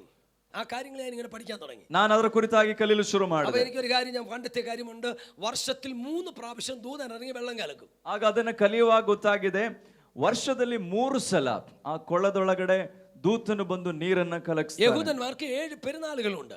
ಅವರಿಗೆ ಆ ಯಹೂದ್ಯರಿಗೆ 7 ಹಬ್ಬಗಳಿತ್ತು. പെസഹായി തുടങ്ങി കൂടാര പെരുന്നാൾ അവസാനിക്കുന്ന 7 പെരുന്നാൾ. ಅದು ಪಸ್ಕ ಹಬ್ಬದಿಂದ ಗುಡಾರದ ಹಬ್ಬದವರೆಗಿರುವಂತ 7 ಹಬ್ಬಗಳು. ആ 7 പെരുന്നാളുകൾ 3 പെരുന്നാളുകൾക്ക് ദൂതൻ ഇറങ്ങും. ಅದರಲ್ಲಿ 3 ಹಬ್ಬಗಳಲ್ಲಿ ದೇವದೂತನು ಇಳಿತಾನೆ. അപ്പൊ 3 പെരുന്നാളുകൾ ദൂതൻ ഇറങ്ങി വർഷത്തിൽ 3 പ്രാവശ്യം ദൂതൻ ഇറങ്ങും. ಅದರ ಅರ್ಥ ವರ್ಷದಲ್ಲಿ 3 ಸಲ ದೇವದೂತರು ಇಳಿತಾರೆ. 38 വർഷം കിടന്നു എന്ന് പറഞ്ഞ 38 ഗുണം 3 ഈക്വൽ 114 പ്രാവശ്യം ആരിറങ്ങിയിട്ടുണ്ട്? ദൂതൻ ഇറങ്ങിയിട്ടുണ്ട്. ಅದರ ಅರ್ಥ 38 ಇಂಟು 3 ಆಗ ಎಷ್ಟು? 114. 114 പ്രാവശ്യം ദൂതൻ ഇറങ്ങിയിട്ടും ഇവൻ ഇതുവരെ ಆಗ 114 ಸಲ ದೂತರು ಇಳಿದ್ರು ಸಮೇತ ಇವನಿಗೆ ಸೌಖ್ಯ ಇನ್ನೂ ಆಗ್ಲಿಲ್ಲ. യേശു അവനോട് ചോദിക്കുമ്പോൾ അവന്റെ മറുപടി എന്താണെന്നറിയാമോ? ಯೇಸು ಸ್ವಾಮಿ ಅವನಿಗೆ ಕೇಳಿದಾಗ ಅವನು ಕೊಟ್ಟ ಉತ್ತರವೇನು ಗೊತ್ತಾ? അവൻ പറയുന്ന മറുപടി, എനിക്ക് ആരുമില്ലെന്ന്. ನನಗೆ ಯಾರೂ ಇಲ್ಲ. വെള്ളം കലങ്ങും വെള്ളത്തിലാക്കാൻ എനിക്ക് ആരുമില്ല. ಆ ದೇವದೂತರು ಬಂದು ನೀರನ್ನು ಕಲಕುವಾಗ ಅಲ್ಲಿ ಇಳಿಸ್ಲಿಕ್ಕೆ ನನಗೆ ಯಾರೂ ಇಲ್ಲ. ഇന്ന് ഇത്തരത്തിൽ ചോദ്യം ചോദിക്കുന്നവരുണ്ട്. ಈ ತರ ಪ್ರಶ್ನೆ ಕೇಳುವವರಿದ್ದಾರೆ. ഇന്നും ആളുകൾ പറയും, എനിക്ക് ആരുമില്ല. ಈಗ ಜನ ಹೇಳ್ತಿದ್ದಾರೆ, ನನಗೆ ಯಾರೂ ಇಲ್ಲ, ഞാൻ പ്രതിസന്ധിയിലാണ്, ನಾನು ಬಹಳ ഞാൻ ಪ್ರತಿಕೂಲದಲ್ಲಿ, പ്രശ്നത്തിലാണ്, ನಾನು ಸಮಸ್ಯೆಗಳಲ್ಲಿ, ഞാൻ കടഭാരത്തിലാണ്, ನಾನು ಸಾಲ ಭಾರದಲ್ಲಿ, എനിക്ക് കുടുംബം പറ്റാൻ ശേഷിയില്ല, ನನಗೆ കുಟುಂಬವನ್ನು ನಡೆಸಲಿಕ್ಕೆ എന്റെ ಆಗ್ತಿಲ್ಲ, അപ്പൻ എന്നെ അറിയുന്നില്ല, ತಂದೆ ನನ್ನ എന്റെ ನೋಡ್ತಿಲ್ಲ, അമ്മ എന്നെ അറിയുന്നില്ല, ತಾಯಿ ನನ್ನ എന്റെ ನೋಡ್ತಿಲ್ಲ, സഹോദരങ്ങൾ എന്നെ അറിയുന്നില്ല, സഹോദരങ്ങൾ എന്നെ എന്റെ ನೋಡ್ತಿಲ್ಲ, ചാർച്ചക്കാരനെ അറിയുന്നില്ല, ಬಂಧು ಮಿತ್ರಾದಿಗಳು എനിക്ക് ನೋಡ್ತಿಲ್ಲ, ആരുമില്ല. ನನಗೆ ಯಾರೂ ಇಲ್ಲ. പക്ഷെ ഇന്ന് രാവിലെ നിങ്ങളോട് ഞാൻ ദൂത് പറയാം. ಆದ್ರೆ ನಿಮಗೊಂದು ಆಲೋಚನೆ ಹೇಳ್ತೇನೆ. നിങ്ങൾ ഒറ്റപ്പെട്ടു പോകുന്ന മണ്ഡലത്തിൽ, ನೀವು ಒಬ್ಬಂಟಿಗರಾಗುವಂತ ಕ್ಷೇತ್ರಗಳಲ್ಲಿ, when you feel that you are isolated, ನೀವು ಒಬ್ಬಂಟಿಗರೆಂಬುದಾಗಿ when you ಅನಿಸಿಕೊಳ್ಳಬೇಡಿ. feel that you are rejected, ನೀವು ತಳ್ಳಲ್ಪಟ್ಟವರು ಅಂತ when you ಅನಿಸಿಕೊಳ್ಳುವಾಗ, feel that you are an object of abomination, ನೀವು ಎಲ್ಲರಿಂದಲೂ ತಳ್ಳಲ್ಪಟ್ಟವರು ಅಂತ ನೀವು I ಅಂದುಕೊಳ್ಳುವಾಗ, tell you something special. ನಾನು ನಿಮಗೆ ಒಂದು ವ್ಯತ್ಯಸ್ತವಾದ You have a ವಿಚಾರ Lord. You have a ನಿಮಗೊಬ್ಬ Lord ದೇವರಿದ್ದಾನೆ, who will never leave you nor forsake you. ಯಾವತ್ತು ಕೈ ಬಿಡದವನು, ಯಾವತ್ತು ತಳ್ಳಿ ಬಿಡದವನು. Hallelujah. Hallelujah. He is coming closer to you. ಆತ ನಿಮ್ಮ ಹತ್ತಿರಕ್ಕೆ ಬರುತ್ತಿದ್ದಾನೆ. Hey, my son, you want to be healed? ನನ್ನ ಮಗನೇ, ನಿನಗೆ ಸೌಖ್ಯವಾಗಲು ಮನಸ್ಸುಂಟು? He said, Lord, the whole problem is that nobody is there to help me, but if I go by myself, naturally somebody will be running before me. ಅವನು ಹೇಳ್ತಿದ್ದಾನೆ, ದೇವ್ರೇ ನನಗೆ ಮನಸ್ಸಿಲ್ಲದೆ ಅಲ್ಲ, ನನ್ನನ್ನು ಆ ನಿರ್ದಿಷ್ಟ ಸಮಯದಲ್ಲಿ ಅಲ್ಲಿ ಇಳಿಸಲು ಯಾರು ಇಲ್ಲ, ನಾನೊಬ್ಬನೇ ಎದ್ದು ಅಲ್ಲಿ ಹೋಗುವಷ್ಟೊತ್ತಿಗೆ ನನಗಿಂತ ಮೊದಲು ಯಾರಾದ್ರೂ ಹೋಗ್ಬಿಟ್ಟು ಅಲ್ಲಿ ಹಾರ್ತಾರೆ, ಅವರಿಗೆ ಗುಣವಾಗುತ್ತದೆ. He says that for the last 38 years I am in a running competition. ಅವನು ಹೇಳ್ತಿದ್ದಾನೆ, ಕಳೆದ 38 ವರ್ಷದಿಂದ ನಾನು ಓಡುತ್ತಿದ್ದೇನೆ, ಓಡುವಂತ ಪೈಪೋಟಿಯಲ್ಲಿದ್ದೇನೆ, I am in a competition. ನಾನೊಂದು ಪೈಪೋಟಿಯಲ್ಲಿದ್ದೇನೆ. Quite a number of ones are competing with me. ഒത്തിരി പേരെന്റെ കൂടെ മത്സരിക്കുന്നു. ಅನೇಕರು ನನ್ನ ಸಂಗಡ ಪೈಪೋಟಿಯಲ್ಲಿ പാൽಗೊಂಡಿದ್ದರು. ഇന്ന് രാവിലെ ഞാൻ ചോദിക്കട്ടെ, നിങ്ങളോട് മത്സരിക്കുന്ന ചിലരെങ്കിലും ഇല്ലേ? ಇಂದು ಬೆಳಗಿನ ಸಮಯದಲ್ಲಿ ನಿಮಗೆ ಕೇಳುತ್ತೆ, ನಿಮ್ ಸಂಗಡ ಪೈಪೋಟಿ ಮಾಡೋರು ಸ್ವಲ್ಪ ಜನ. നിങ്ങളൊരു മത്സരത്തിലാണോ? ನೀವೊಂದು ಪೈಪೋಟಿಯಲ್ಲಿ നിങ്ങളൊരു മത്സരത്തിലാണോ? ನೀವೊಂದು ಪೈಪೋಟಿಯಲ್ಲಿ നിങ്ങളൊരു മത്സരത്തിലാണോ? ನೀವೊಂದು ಪೈಪೋಟಿಯಲ್ಲಿ നിങ്ങൾ ജീവിക്കുന്ന ലോകം, it's A world of competition. ನೀವು ವಾಸ ಮಾಡತಕ್ಕಂತ ಈ ಲೋಕವು ಒಂದು ಕಾಂಪಿಟೇಷನ್ ಇರತಕ್ಕಂತ ಲೋಕವಾಗಿದೆ. ഞാൻ എവിടെ ഇങ്ങനെ വായിച്ചു, ನಾನು ಎಲ್ಲೋ ಒಂದ್ ಕಡೆ ಈ ರೀತಿ ഒരു ಓದಿದ್ದೇನೆ, സൈന്യം ഇങ്ങനെ മാർച്ച് ചെയ്യുക. ಒಂದು ಸೈನ್ಯವು ಈ ರೀತಿ ಮಾರ್ಚ್ ಮಾಡ್ತಿದೆ. ആ മാർച്ച് ചെയ്യുന്ന സൈന്യത്തിന്റെ കൂട്ടത്തിൽ ഒരു സൈന്യത്തിലുള്ള ഒരു പട്ടാളക്കാരൻ, ಅದರಲ್ಲಿ ಒಂದು ಸೈನ್ಯದಲ್ಲಿರುವ ಒಬ್ಬ ಸೈನಿಕನು ആ സൈന്യത്തിൽ നിന്ന് ഒരു 10 അടി മുന്നോട്ട് മാറി മാർച്ച് ചെയ്താൽ, ಅವರ ಸೈನ್ಯಕ್ಕಿಂತ ಒಂದು 10 ಅಡಿ ಆಚೆ ಹೋಗಿ ಅವನು ಮಾರ್ಚ್ ಮಾಡುವುದಾದ್ರೆ, ഒരു സൈന്യം, ಒಂದು ಸೈನ್ಯ അവരൊന്നിച്ച് മാർച്ച് ചെയ്യുന്നു, ಅವರು ಒಟ್ಟಾಗಿ ಮಾರ್ಚ್ ಮಾಡ್ತಿದ್ದಾರೆ. കൂട്ടത്തിൽ ഒരു പട്ടാളക്കാരൻ ಅದರೊಳಗಡೆ ಇರುವಂತ ಒಬ್ಬ ಸೈನಿಕನು 10 അടി മുന്നിൽ കയറി മാർച്ച് ചെയ്യുന്നു. 10 ಅಡಿ ಮುಂದೆ ಹೋಗಿ ಅವನು ಕೂಡ ಮಾರ್ಚ್ ಮಾಡ್ತಿದ್ದಾನೆ. ആക്ച്വലി സംഭവിക്കുന്നത് എന്താണെന്നറിയാമോ? ನಿಜವಾಗ್ಲೂ ಸಂಭವಿಸುವುದೇನು ಗೊತ್ತೇ? പുറയിലുള്ള അവന്റെ സ്വന്തം പട്ടാളക്കാർ അവനെ പിന്നെ ശത്രുവായിട്ട് കാണും. ಅಲ್ಲಿರುವಂತ ಸ್ವಂತ ಸೈನಿಕರು ಕೂಡ ಅವನನ್ನ ವೈರಿಯನ್ನಾಗಿ ನೋಡ್ತಾರೆ. ഇതാ ഇന്നത്തെ ലോകം. ಇದಾಗಿದೆ ಇವತ್ತಿನ നീ ಲೋಕ. മറ്റുള്ളവരെക്കാൾ ഒരു ചുവട് മുന്നിലായാൽ, ನೀನು ಒಬ್ಬನಿಗಿಂತ ಒಂದು ಹೆಜ್ಜೆ ಮುಂದೆ ಆದ್ರೆ, നീ മറ്റുള്ളവരെക്കാൾ ശുശ്രൂഷയിൽ ഒരു പടി മുന്നിലായാൽ, ಸೇವೆಯಲ್ಲಿ ನಿನಗಿಂತ ಒಂದು ಹೆಜ್ಜೆ ಮುಂದೆ ಹೋದ್ರೆ, നീ മറ്റുള്ളവരെക്കാൾ മുൻപോട്ട് ഗമിക്കുന്ന ഒരു ആത്മീയ നിലവാരം പുലർത്തിയാൽ, ನೀನು ಒಬ್ಬರಿಗಿಂತ ಇನ್ನೊಂದು ಹೆಜ್ಜೆ ಮುಂದೆ ಆತ್ಮಿಕನಾಗಿದ್ರೆ, പിന്നെ നിന്നോട് മത്സരിക്കാനേ ആളുള്ളൂ. ಮತ್ತೆ ನಿನ್ ಸಂಗಡ ಪೈಪೋಟಿಗೆ ಮಾತ್ರ ಜನರು പക്ഷേ ഇന്ന് ಇರ್ತಾರೆ. രാവിലെ സ്വർഗ്ഗം ഒരു ദൂത് പറയുന്നു, ಒಂದು ಬೆಳಗ್ಗೆ ಪರಲೋಕ ಒಂದು ಆಲೋಚನೆ ಹೇಳ್ತಿದೆ, പൊന്നുമോനെ നിനക്ക് സൗഖ്യമാകാൻ മനസ്സുണ്ടോ? ನೀನ್ ದೇವರ ಮಗುವೇ, ನಿನಗೆ ಸೌಖ್ಯವಾಗಲಿಕ್ಕೆ ಮನಸ್ಸಿದೆ. നിനക്ക് മനസ്സുണ്ടെങ്കിൽ ഇന്നത്തെ കൊണ്ട് നിന്റെ മത്സരം തീർന്നു. ನಿನಗೆ ಮನಸ್ಸಿರುವುದಾದ್ರೆ ಇಂದು ഹല്ലേലൂയ. ಪೈಪೋಟಿ ಸ್ವಭಾವವನ್ನು ನಿಲ್ಲಿಸು. ഹല്ലേലൂയ. ഹല്ലേലൂയ. ഇനി മറ്റുള്ളവർ കുന്താനും തല്ലാനും ഒരു മത്സര ഓട്ടത്തിന് നിന്നെ ഞാൻ വിട്ടുകൊടുക്കുകയില്ല. ಇನ್ನೊಬ್ಬರು ನಿನ್ನನ್ನ ದೂಕುವುದಕ್ಕೂ ತಳ್ಳುವುದಕ್ಕೂ ಇರತಕ್ಕಂತ ಒಂದು ಪೈಪೋಟಿಯ ಅನುಭವಕ್ಕೆ ನಾನು ನಿನ್ನನ್ನ ಇನ್ನು ಮುಂದೆ ಬಿಟ್ಟು ಕೊಡೋದಿಲ್ಲ. അവൻ പറയുന്നു, ഞാൻ ചെല്ലുമ്പോ വേറൊരുത്തനിക്ക് മുമ്പേ ചാടുന്നു. ಅವನ ಸಮಸ್ಯೆ ಏನು ಅಂತ ಹೇಳಿ, ನಾನು ಹೋಗುವಷ್ಟೊತ್ತಿಗೆ ನನಗಿಂತ ಮೊದಲು ಇನ್ನೊಬ್ಬ ಬರ್ತಾನೆ. കഴിഞ്ഞ 114 പ്രാവശ്യമായി അവൻ ഓടി. പക്ഷേ അവൻ എന്നോട് പറഞ്ഞൊരു ദൂത്, കർത്താവിനോട് പറഞ്ഞ ദൂത് പറയാ, അതെ യേശുവേ, എന്നെ ഒത്തിരി പേര് തോൽപ്പിച്ചു. ಅವನು ಹೇಳುವಂಥದ್ದು, ಕಳೆದ 114 ಸಲನು ನನಗೆ ಇದೇ ರೀತಿ ಆಯಿತು ಯೇಸುವೆ, ಅನೇಕರು ನನ್ನನ್ನ ಏನ್ ಮಾಡಿದ್ರು, ಸೋಲಿಸಿದ್ರು. 114 പ്രാവശ്യമായി ഞാൻ തോറ്റൊരു മനുഷ്യനാ. 114 ಬಾರಿ ನಾನು ಸೋತಂತ ವ್ಯಕ್ತಿಯಾಗಿದ್ದೇನೆ. ഇന്ന് രാവിലെ തോറ്റുപോയി പലരും നിന്നെ തോൽപ്പിച്ചു എന്ന് ഭാരപ്പെടുന്നവർ ആരെങ്കിലും ഈ കൂട്ടത്തിലുണ്ടെങ്കിൽ എനിക്ക് നിങ്ങളോട് പറയാൻ നിയോഗമുള്ള ഒരു ദൂതുണ്ട്, നിന്റെ തോൽവിയെ എന്നേക്കുമായി അവസാനിപ്പിക്കാൻ. ಇಂದು ಹಗಲಿನ ವೇಳೆ ಅನೇಕ ಬಾರಿ ಸೋತಂತ ವ್ಯಕ್ತಿಗಳು ಇದರೊಳಗಡೆ ಕೂತಿರುವುದಾದ್ರೆ, ನಿನ್ನ ದೀರ್ಘ ವರ್ಷಗಳ ಸೋಲುವಿಕೆಯನ್ನು ಎಂದೆಂದಿಗೂ ಶಾಶ್ವತವಾಗಿ ನಿಲ್ಲಿಸುವುದಕ್ಕಾಗಿ യേശു വന്നിട്ടുണ്ട്. ಯೇಸು ಇದರೊಳಗೆ ಬಂದಿದ್ದಾನೆ. യേശു ചോദിക്കുന്നത്, നിനക്ക് സൗഖ്യമാകാൻ മനസ്സുണ്ടോ? ಯೇಸು ಕೇಳುವಂತ ಪ್ರಶ್ನೆ, ನಿನಗೆ ಸೌಖ್ಯವಾಗಲು ಮನಸ್ಸುಂಟು? ഇനി ആരും എനിക്കില്ലെന്ന് നീ പറയണ്ട. ಯಾರು ನನಗಿಲ್ಲ ಅಂತ ನೀನು ಹೇಳೋದು ಬೇಡ. നീ ഇനി ഓടേണ്ട കാര്യമില്ല. ನೀನು ಇನ್ನು ಓಡಬೇಕಾದ ഇനി ಅವಶ್ಯಕತೆ ಇಲ್ಲ. തോൽപ്പിക്കപ്പെടേണ്ട കാര്യമില്ല. ನೀನು ಸೋಲಿಸಲ್ಪಡಬೇಕಾಗಿಯೂ ಇಲ್ಲ. ഞാൻ വന്നിട്ടുണ്ട്. ನಾನು ಬಂದಿದ್ದೇನೆ.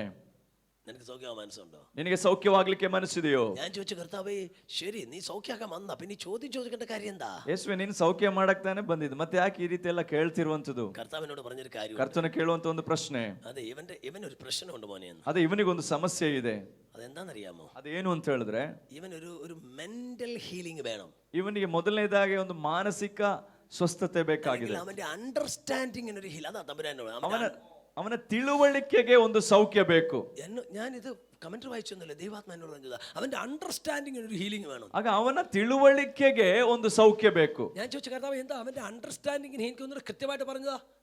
ಯಾಕೆ ಇವನಿಗೆ ತಿಳುವಳಿಕೆಗೆ ಏನು സമസ്യ ನನಗೆ ತಿಳಿಸಿಕೊಡು. തമ്പുരാനോട് പറഞ്ഞ ദൂതം എന്താണെന്നറിയാമോ? ಕರ್ತನು ನನಗೆ ಕೊಟ್ಟ ಆಲೋಚನೆ ಏನು ಗೊತ್ತೇ? ഈ കഴിഞ്ഞ 38 വർഷമായി അവൻ കണ്ടു പരിചയിച്ച അസിമിലേറ്റ് ചെയ്ത ഒരു അണ്ടർസ്റ്റാൻഡിംഗ് ഉണ്ട്. ಅವನು ಕಳೆದ 38 ವರ್ಷದಿಂದ ನೋಡಿ ಅಲ್ಲಿ ಜರುಗುತ್ತಿರುವಂತಹ ಒಂದು ಸನ್ನಿವೇಶವನ್ನ ಕುರಿತಾಗಿರೋ ಒಂದು ತಿಳುವಳಿಕೆ ಅವನಿಗಿದೆ. എന്താ അവന്റെ പരിചയത്തിലൂടെ അവൻ മനസ്സിലാക്കിയ ഒരു കാര്യം? ಅವನ ಪರಿಚಯದಿಂದ ಅವನು ತಿಳ್ಕೊಂಡಿರುವಂತ ವಿಚಾರವೇನು? ഒരു കുളമുണ്ട്, ಒಂದು ಕೊಳವಿದೆ, ഒരു ദൂതൻ ഇറങ്ങും, ದೂತನು ಬರ್ತಾನೆ, വെള്ളം കലക്കും, ನೀರು ಕಲಕ್ತಾನೆ, ആദ്യം ചാടുന്നവൻ സൗഖ്യമാവും. ಯಾರು ಮೊದಲು ಹಾರುತ್ತಾನೋ ಅವನಿಗೆ ಸೌಖ್ಯ. യേശു ചോദിച്ച ചോദ്യത്തിന്റെ പ്രസക്തി ഇതാ. ಯೇಸು ಕೇಳಿದ ಪ್ರಶ್ನೆಯ ಪ್ರಸಕ್ತಿ മോനെ, ಇದಾಗಿದೆ. നീ വിചാരിക്കുന്ന ദൂതൻ ഇറങ്ങണ്ട, ನೀನು ನೆನೆಸುವ ರೀತಿ ಒಂದು ದೂತನ നീ ಇಳಿಬೇಕಾಗಿಲ್ಲ. വിചാരിക്കുന്ന കുളം വേണ്ട, ನೀನು ನೆನೆಸುವ ರೀತಿಯಲ್ಲಿ ಕೊಳವೂ ಬೇಡ. നിനക്ക് പരിചയമുള്ള പോലെ വെള്ളം കലങ്ങണ്ട. ನೀನು ನಿನಗೆ ಪರಿಚಯ ಇರುವ ರೀತಿಯಲ್ಲಿ ನೀರು ദൂതൻ ಕಲಕಬೇಕಾಗಿಲ್ಲ. ഇറങ്ങാതെ, ದೂತನ ಇಳಿಯಬೇಕು, വെള്ളം കലങ്ങാതെ, ದೂತನ ಇಳಿಯದೆ, ನೀರು ಕಲಕದೆ, കുളമില്ലാതെ, ಯಾವ ದೂತನು ಇಲ್ಲದೆ, കുളമില്ലാതെ, ಲೋಕವಿಲ್ಲದೆ സൗഖ്യമാക്കാൻ കഴിയുന്ന ഒരുത്തൻ ഇവിടെ നിൽപ്പുണ്ട്. ಮಾಡ್ಲಿಕ್ಕೆ ಒಬ್ಬನಿತ್ತನು ಇಲ್ಲಿ ಬಂದಿದ್ದಾನೆ. നിനക്ക് വിശ്വസിക്കാൻ കഴിയുമോ? ನಿನಗೆ ನಂಬಲು ಸಾಧ್ಯವೋ? ഇത്രയുള്ള പറഞ്ഞതിന്റെ സാര്യം, ಇದರ ಹೇಳಿರುವುದರ ಅರ್ಥ നിന്റെ അണ്ടർസ്റ്റാൻഡിങ്ങിന് ഒരു മാറ്റം വേണോ? ನಿನ್ನ ತಿಳುವಳಿಕೆಗೆ ಒಂದು ಮಾರ್ಪಾಡು ഞാൻ ಸಂಭವಿಸಬೇಕು. പറഞ്ഞ പ്രധാന വാക്യത്തിലേക്ക് മടങ്ങി വരുന്നു.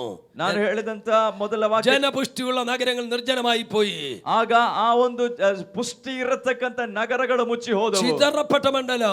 ಅಲ್ಲಿ ಚದರಿಸಲ್ಪಟ್ಟಂತ ಅನುಭವ. ഇന്ന് രാവിലെ സ്വർഗം പറയുന്നു, ಇಂದು ಬೆಳಗಿನ ಸಮಯದಲ್ಲಿ എവിടെ ದೇವರ ചിതറിക്കപ്പെട്ട മണ്ഡലമുണ്ടോ ನಿನ್ನಲ್ಲಿ ಚದರಿಸಲ್ಪಟ್ಟಿರುವಂತ ഒരു ಅನುಭವಗಳಿದೆಯೋ, അഭിഷേകം സിറ്റുവേഷൻസിന് മാറ്റം വരുന്നു. ನಿನ್ನ ಅಭಿಷೇಕವು ಸನ್ನಿವೇಶಕ್ಕೆ ಬದಲಾವಣೆಯನ್ನು ഇന്ന് ತರುತ್ತದೆ. രാവിലെ പറയുന്നത് എന്റെ സ്ഥിതിക്ക് ഒരു മാറ്റം വരുത്തുവാൻ ಎಲ್ಲರೂ ಹೇಳಿ, ನನ್ನ ಸ್ಥಿತಿಗತಿಗೆ ಒಂದು ಬದಲಾವಣೆ എനിക്കൊരു ತರುವುದಕ್ಕೆ അഭിഷേകം ആവശ്യമാണ്. ನನಗೊಂದು ಅಭಿಷೇಕವು ಅವಶ್ಯಕವಾಗಿದೆ.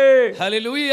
ಹಲ್ಲೆಲೂಯಾ. ഹോശേയ 6:11 ഇങ്ങനെ വിളിച്ചു പറയുന്നു, ಹೋಶೇಯ 6:13 ಹೇಳ್ತದೆ, ആ യഹൂദയേ, ಯೆಹೂದವೇ, ഞാൻ എന്റെ ജനത്തിന്റെ സ്ഥിതി മാറ്റുമ്പോ ನಾನು ನನ್ನ ಜನರ ಸ್ಥಿತಿಯನ್ನು ಬದಲಾಯಿಸುವಾಗ നിനക്കും ഒരു കൊയ്ത്ത് വെച്ചിരിക്കുന്നു. ನಿನಗೂ ಕೂಡ ಒಂದು ಕೊಯ್ಲು ಕಾಲವನ್ನು ഇന്ന് രാവിലെ ಇಟ್ಟಿದ್ದೇನೆ. ഈ വചനം വിളിച്ചു പറഞ്ഞത് സാരം ഇത്രയേ ഉള്ളൂ. ಇಂದು ವಾಕ್ಯವನ್ನು ಹೇಳುವುದರ ವಿಷಯ ಇಷ್ಟೇ. ദൈവം തന്റെ ജനത്തിന്റെ സ്ഥിതി മാറ്റൂ. ದೇವರು ತನ್ನ ಜನರ ಸ್ಥಿತಿಯನ್ನ ദൈവം ಮಾರ್ಪಡಿಸ್ತಾರೆ. തന്റെ ജനത്തിന്റെ സ്ഥിതി മാറ്റൂ. ದೇವರು ತನ್ನ ಜನರ ಸ್ಥಿತಿಯನ್ನು ദൈവം നിന്റെ ಬದಲಾಯಿಸ್ತಾರೆ. കുടുംബത്തിന്റെ സ്ഥിതി മാറ്റൂ. ದೇವರು ನಿನ್ನ ಕುಟುಂಬದ ಸ್ಥಿತಿಯನ್ನು ദൈവം നിന്റെ ಬದಲಾಯಿಸ್ತಾರೆ. സഭയുടെ സ്ഥിതി മാറ്റൂ. ದೇವರು ನಿನ್ನ ಸಭೆಯ ಸ್ಥಿತಿಯನ್ನು ദൈവം നിന്റെ ಬದಲಾಯಿಸ್ತಾರೆ. ദേശത്തിന്റെ സ്ഥിതി മാറ്റൂ. ದೇವರು ನಿನ್ನ ಪ್ರಾಂತ್ಯಕ್ಕೆ ഞാൻ ವಿಶಾಲತೆ ಉಂಟು ಮಾಡ್ತಾನೆ. വിശ്വസിക്കുന്നു, ദൈവം ഈ രാജ്യത്തിന്റെ സ്ഥിതി മാറ്റൂ. ನಾನು ನಂಬುವಂತ ದೇವರು ಈ ದೇಶದ ಸ್ಥಿತಿಯನ್ನು കരം ಬದಲಾಯಿಸುತ್ತಾರೆ. തട്ടി ദൈവത്തെ സ്തുതിക്കാം. ಕರಗಳನ್ನ ತಟ್ಟಿ ಕರ್ತನಿಗೆ ಮಹಿಮೆ ഈ ಸಲ್ಲಿಸೋಣ. രാജ്യത്തിന്റെ ഭരണകൂടത്തിന്റെ സ്ഥിതി ദൈവം മാറ്റൂ. ನಮ್ಮ ದೇಶದ ಸರ್ಕಾರಕ್ಕೆ ಸ್ಥಿತಿಯನ್ನು ಬದಲಾಯಿಸುತ್ತಾರೆ. ഭരണാധിപത്യത്തിന്റെ സ്ഥിതി മാറ്റൂ. ಆಮೇಲೆ ಆಳ್ವಿಕೆಯ ಸ್ಥಿತಿಗತಿಯನ್ನು ದೇವರು ಬದಲಾಯಿಸುತ್ತಾರೆ. ഇന്നലകളിൽ ദൈവജനം ചിതറിക്കപ്പെട്ട മണ്ഡലത്തിൽ, ನಿನ್ನೆಯವರೆಗೆ ಚದರಿಸಲ್ಪಟ್ಟ ಅನುಭವ, നിന്നെ മുദ്രവിച്ച മണ്ഡലത്തിൽ ನಿನ್ನ ಮೇಲೆ ಮುದ್ರೆ ಹಾಕಿದ ಅನುಭವ, ഇന്ന് രാവിലെ സ്വർഗ്ഗം ഒരു പ്രവൃത്തി ചെയ്യുകയാണ്. ಒಂದು ಹಗಲ ವೇಳೆ ದೇವರೊಂದು ಕಾರ್ಯವನ್ನು ಹೊರಡಿಸುತ್ತಿದ್ದಾರೆ. വിശ്വസിക്കുന്നവർ കരം തട്ടി ദൈവത്തെ സ്തുതിക്കട്ടെ. ಕರಗಳನ್ನ ತಟ್ಟಿ ಆತನಿಗೆ ಮಹಿಮೆ ಸಲ್ಲಿಸುತ್ತಾರೆ. ഹല്ലേലൂയ. ജനപുഷ്ടിയുള്ള നഗരങ്ങൾ നിർജ്ജനമാകും. ಜನಪುಷ್ಟಿ ಇರುವಂತಹ ಪ್ರಾಂತ್ಯವು ನಿರ್ಜನ ಪ್ರದೇಶವಾಗುತ್ತದೆ. മൂന്നാമത്തെ വാക്യം, മൂന്നാമത്തെ ഭാഗം, ಮೂರನೇ ಭಾಗ, കുന്നും കാവൽ മാളികയും ಎಲ್ಲಾ ತರಹದ കുന്നും കാവൽ മാളികയും സദാകാലവും ഗുഹകളായി ഭവിക്കും. ಅಲ್ಲಿರತಕ್ಕಂತಹ ഐശ്യ 32:14 ಗುಡ್ಡವು ಕೋವರವು ಯಾವಾಗಲೂ ಗುಹೆಗಳಾಗಿಯೂ ಇರುತ್ತದೆ. കുന്നും കാവൽ മാളികയും സദാകാലവും ഗുഹകളായി ഭവിക്കും. ಗುಡ್ಡವು ಕೋವರವು ಯಾವಾಗಲೂ ಗುಹೆಗಳಾಗಿ ಮಾರ್ಪಡುತ್ತಿದೆ. എന്താ കുന്നും കാവൽ മാളിക എന്ന് പറഞ്ഞാൽ? ಏನಾಗಿದೆ ಈ ಗುಡ್ಡ ಮತ್ತೆ ಕೋವರ ಅಂತ ಹೇಳಿದ್ರೆ? കുന്നെന്ന് പറയുന്നത് സാധാരണ മൊട്ടക്കുന്നല്ല. ಗುಡ್ಡ ಅಂತ ಹೇಳಿದ್ರೆ ಸಾಧಾರಣ ಬರಿದಾಗಿರುವ ಗುಡ್ಡವಲ್ಲ. യഹൂദനെ സംബന്ധിച്ചിടത്തോളം ഒലിവ് തോട്ടങ്ങളും മുന്തിരി തോട്ടങ്ങളുമുള്ള ഹാർവെസ്റ്റിംഗ് ഉള്ള കുന്നാണ്. ಯಹೂದವನ್ನು ನೋಡುವುದಾದ್ರೆ ಬಹಳ ಫಲಪ್ರದಾಯಕವಾದಂತ ಗುಡ್ಡಗಳಿರುವಂತ ಸ್ಥಳವಾಗಿದೆ. ഫലം പിടിച്ചു കിടക്കുന്ന കുന്നിൽ കാവൽപുരകളുണ്ട്. ಹೀಗೆ ಫಲಪ್ರದಾಯಕವಾದ ಗುಡ್ಡಗಳ ಮೇಲೆ ಕೋವರಗಳಿವೆ. ಅಂದ್ರೆ ಸಾಮಗ್ರಿಗಳನ್ನು ಅಥವಾ ಫಲಗಳನ್ನು ಇಡುವಂತ ಜಾಗ. ഞാൻ ലളിതമായി പറയാം. ನಾನು ഏതെങ്കിലും മുറുക്കാൻ കടയുടെ മുന്നിൽ സെക്യൂരിറ്റി ഗാർഡിനെ കണ്ടിട്ടുണ്ടോ? ನಾನು ಸಣ್ಣದಾಗಿ ಹೇಳ್ತೇನೆ, ಯಾವುದಾದ್ರೂ ಈ ಬೀಡ ಅಂಗಡಿ ಮುಂದೆ ಸೆಕ್ಯೂರಿಟಿ ಗಾರ್ಡ್ ನಿಲ್ಲಿಸಿರುವಂತ ನೋಡಿದೀರಾ? സാധാരണ എവിടെയാണ് സെക്യൂരിറ്റി ഗാർഡിനെ ഡിപ്ലോയ് ചെയ്യുന്നത്? ಸೆಕ್ಯೂರಿಟಿ ಗಾರ್ಡ್ ಅನ್ನು ನಿಲ್ಲಿಸುವಂತದಲ್ಲಿ ജുവലറിയുടെ മുന്നിൽ. ಜ್ಯುವೆಲ್ಲರಿ ಮುಂದೆ, ബാങ്കിന്റെ മുന്നിൽ. ಬ್ಯಾಂಕ್ ಮುಂದೆ. എന്താ കാര്യമെന്നറിയാമോ? ಯಾಕೆ ಕಾರಣ? അകത്ത് വിലപിടിപ്പുള്ളത് വല്ലതുമുണ്ടെങ്കിൽ പുറത്തൊരു സെക്യൂരിറ്റി ഉണ്ട്. ಒಳಗಡೆ ಬೆಲೆ ಬಾಳುವಂತ ವಸ್ತುವಿದ್ದರೆ ಹೊರಗಡೆ ಒಬ್ಬ ಸೆಕ್ಯೂರಿಟಿ ಇರ್ತಾನೆ. ഞാനൊരു ദൂത് ചേർത്ത് പറയാം. ನಾನೊಂದು ಆಲೋಚನೆ ನಿಮಗೆ ಹೇಳ್ತೇನೆ. നീ ദൈവത്തിന് വിലയുള്ളവനാണെങ്കിൽ, ನೀನು ದೇವರಿಗೆ ಬೆಲೆ ಬಾಳುವಂತ ವಸ್ತು ಆದರೆ, സഭ ദൈവത്തിന് വിലയുള്ളതാണെങ്കിൽ, ನಿನ್ನ ಸಭೆ ದೇವರ ಮುಂದೆ ಬೆಲೆ ಬಾಳುವಂತದಾದರೆ, പ്രവർത്തികൾ ദൈവത്തിന് വിലയുള്ളതാണെങ്കിൽ, ನಿನ್ನ ಸೇವೆಯಲ್ಲಿ ಅದು ಬೆಲೆ ಬಾಳುವಂತದಾಗಿರುವುದು. രാവിലെ സ്വർഗം നിനക്കൊരു സെക്യൂരിറ്റി കൽപ്പിക്കുകയാണ്. ಹಗಲ ವೇಳೆ ನಿನಗೋಸ್ಕರ ಒಂದು ಸೆಕ್ಯೂರಿಟಿಯನ್ನು ಕಳುಹಿಸುತ್ತಾನೆ. Hallelujah, hallelujah. അവൻ നിനക്കൊരു സെക്യൂരിറ്റി കൽപ്പിക്കുന്നു. ಆತ ನಿನಗೋಸ್ಕರ ಒಂದು ಸೆಕ್ಯೂರಿಟಿ ಕಳುಹಿಸುತ್ತಾನೆ. പക്ഷെ പിശാചിന്റെ ആഗ്രഹം എന്താണെന്നറിയാമോ? ಆದ್ರೆ ಸೈತಾನನ ಆಸೆ ಏನು ಗೊತ್ತೇ? വിലയുള്ളതിനെ ചോർത്തിക്കളയണം, ಬೆಲೆಯುಳ್ಳದನ್ನು ಹಾಳು ಮಾಡಬೇಕು, നന്മയുള്ളതിനെ ചോർത്തിക്കളയണം, ಬೆಲೆ ಬಾಳುವಂತದನ್ನು, ആരോഗ്യമുള്ളതിനെ ചോർത്തിക്കളയണം. ಆರೋಗ್ಯವಿರುವಂತದನ್ನು ಹಾಳು ഏത് ಮಾಡಬೇಕು. കാലത്തും നന്മയ്ക്കെതിരെ പോരാട്ടമുണ്ട്. ಯಾವಾಗಲೂ ಕೂಡ ಆಶೀರ್ವಾದಕ್ಕೆ ವಿರುದ್ಧವಾಗಿ ಹೋರಾಟವಿದೆ. ദൈവ മനുഷ്യനെ സൃഷ്ടിച്ച കാര്യം ദൈവദാസൻ തൊട്ടുവിട്ടല്ലോ. ದೇವರು ಮನುಷ್ಯರನ್ನು ಸೃಷ್ಟಿಸಿದರ ಕುರಿತಾಗಿ ಸೇವಕರು ಹೇಳಿದ್ದಾರೆ. 31:28 മുതൽ വായിക്കുമ്പോ ಆದಿಕಾಂಡ 1ನೇ ಅಧ್ಯಾಯದಲ್ಲಿ ನಾವು ಓದುವಾಗ ദൈവം അവരെ അനുഗ്രഹിച്ചു. ദൈവം അവരെ അനുഗ്രഹിച്ചു. ದೇವರು ಅವನನ್ನು ಅನುಗ್ರಹಿಸಿದನು. സന്താന പുഷ്ടിയുള്ളവരായി പെരുകി, ಸಂತಾನ ಅಭಿವೃದ್ಧಿ ಹೊಂದಿ ಹೆಚ್ಚಾಗಿ ഭൂമിയിൽ നിറഞ്ഞ് അതിനെ അടക്കി വാഴുവീൻ എന്ന് പറഞ്ഞു. ಭೂಮಿಯಲ್ಲೆಲ್ಲ ತುಂಬಲ್ಪಟ್ಟು ನೀನು ಭೂಮಿಯನ್ನು ಆಳ್ವಿಕೆ ಮಾಡಬೇಕು. ദൈവം പറഞ്ഞു നിറയാ. ದೇವರು ಹೇಳ್ತಿದ್ದಾನೆ ಅಭಿವೃದ್ಧಿ ദൈവം പറഞ്ഞു നിറയാ. ದೇವರು ಹೇಳ್ತಿದ್ದಾನೆ ತುಂಬಲ್ಪಡಬೇಕು. ദൈവം പറഞ്ഞു നിറയാ. ದೇವರು ಹೇಳ್ತಿದ್ದಾನೆ ತುಂಬಲ್ಪಡಬೇಕು. പിശാച് ലക്ഷ്യം വെച്ചത് എവിടെയാണെന്നറിയാമോ? ಸೈತಾನನ ಎಲ್ಲಿ ಗುರಿ ಮಾಡ್ತಿದ್ದಾನೆ? നിറവുള്ളതിനെ ಬಣ್ಣವಿರತಕ್ಕಂಥವದನ್ನ. ഇന്ന് രാവിലെ നിനക്കൊരു നിറവുണ്ടെങ്കിൽ, ನಿನಗೊಂದು ಬಣ್ಣವಿರುವುದಾದ್ರೆ, ഇന്ന് രാവിലെ നിനക്കൊരു നിറവുണ്ടെങ്കിൽ, ನಿನಗೊಂದು ಒಳ್ಳೆಯ ಬಣ್ಣವಿರುವುದಾದ್ರೆ, നീ ആയിരിക്കും പിശാചിന്റെ ഏറ്റവും വലിയ ടാർഗറ്റ്. ನೀನು ಸೈತಾನನಿಂದ ಗುರಿಯಾಗಲ್ಪಟ್ಟ ವ್ಯಕ್ತಿಯಾಗಿರುತ್ತಿ. ഹല്ലേലൂയ, ಹಲ್ಲೆಲೂಯಾ, ഹല്ലേലൂയ, ಆಮೆನ್. നിങ്ങൾ 2 ശമൂവേൽ 23:11 വായിക്കുമ്പോ 2 ಸಮುವೇಲ 21:11 ಓದುವಾಗ അവിടെ ഇങ്ങനെ വായിക്കുന്നുണ്ട്. ಅಲ್ಲಿ ಈ ರೀತಿಯಾಗಿ ಬರೆಯಲ್ಪಟ್ಟಿದೆ, അവന്റെ ശേഷം ഹാഗാഗനായ ശമ്മ, ಅವನ ಶೇಷ ಆಗಾಗನ ಶಮ್ಮ ಎಂಬಂತ ವ್ಯಕ್ತಿಯು, അവൻ ഒരു ചെറുവയറുള്ള ഒരു തോട്ടത്തിൽ നിൽക്കുകയായിരുന്നു. ಅವನು ಈ ಕಾಳುಗಳು ಇರತಕ್ಕಂತ ಒಂದು ತೋಟದಲ್ಲಿ ನಿಂತಿದ್ದಾನೆ. ഇംഗ്ലീഷിൽ വായിക്കുന്ന ഇങ്ങനെയാണ്. ಅಲ್ಲಿ ಇಂಗ್ಲಿಷ್ ಅಲ್ಲಿ ನೋಡುತ್ತೇವೆ, he was standing in a piece of land full of lentils. ಆಗ ಅವನು ಬಹಳವಷ್ಟು ಕಾಳುಗಳು ಇರತಕ್ಕಂತ ಒಂದು ಉದ್ಯಾನದಲ್ಲಿ, ತೋಟದಲ್ಲಿ ಅವನು ನಿಂತಿದ್ದಾನೆ. അവൻ നിറവുള്ള വയലിൽ നിൽക്കുകയായിരുന്നു. ಆಗ ಅದು ಬಹಳ ಒಳ್ಳೆ ಬಣ್ಣವಾಗಿದ್ದಂತ ಒಂದು ತೋಟವಾಗಿದೆ. അപ്പൊ ഫിലിസ്ത്യർ പടയ്ക്ക് വന്നു. ಆಗ ಫಿಲಿಸ್ಟಿಯನು ಬರುತ್ತಾನೆ. തൊട്ട ചിന്ത ഇത്രയേ ഉള്ളൂ. ನಾನು ಹೇಳುವಂತ ವಿಚಾರವಿಷ್ಟೇ, എവിടെയൊക്കെ നിറവ് വെളിപ്പെടുന്നുവോ, ಎಲ್ಲೆಲ್ಲಿ ಬಣ್ಣವಾಗಿ എവിടെയൊക്കെ നിറവ് വെളിപ്പെടുന്നുവോ, ಯಾವಾಗ ಬಣ್ಣವಾಗಿ അവിടെയൊക്കെ പൈശാചിക പ്രവർത്തികൾ നിനക്ക് വിരോധമായി നിന്നേക്കാം. ಅಲ್ಲಿ ಸೈತಾನನ ಕಾರ್ಯಗಳು ನಿನಗೆ ವಿರುದ್ಧವಾಗಿ ನಿಲ್ಲಬಹುದು. ഞാനൊരു ദൂതായിട്ട് പറയാം. ಒಂದು ಆಲೋಚನೆಯಾಗಿ ಹೇಳುತ್ತೇನೆ. നിങ്ങളൊരു പേപ്പർ എടുത്ത് എഴുതാൻ തുടങ്ങുമ്പോ ನೀವೊಂದು ಪೇಪರ್ ತೆಗೆದು ಬರೀಲಿಕ್ಕೆ ಶುರು പേപ്പറിൽ ഒരു ಮಾಡುವಾಗ മാർജിൻ മടക്കണമെന്നില്ലേ?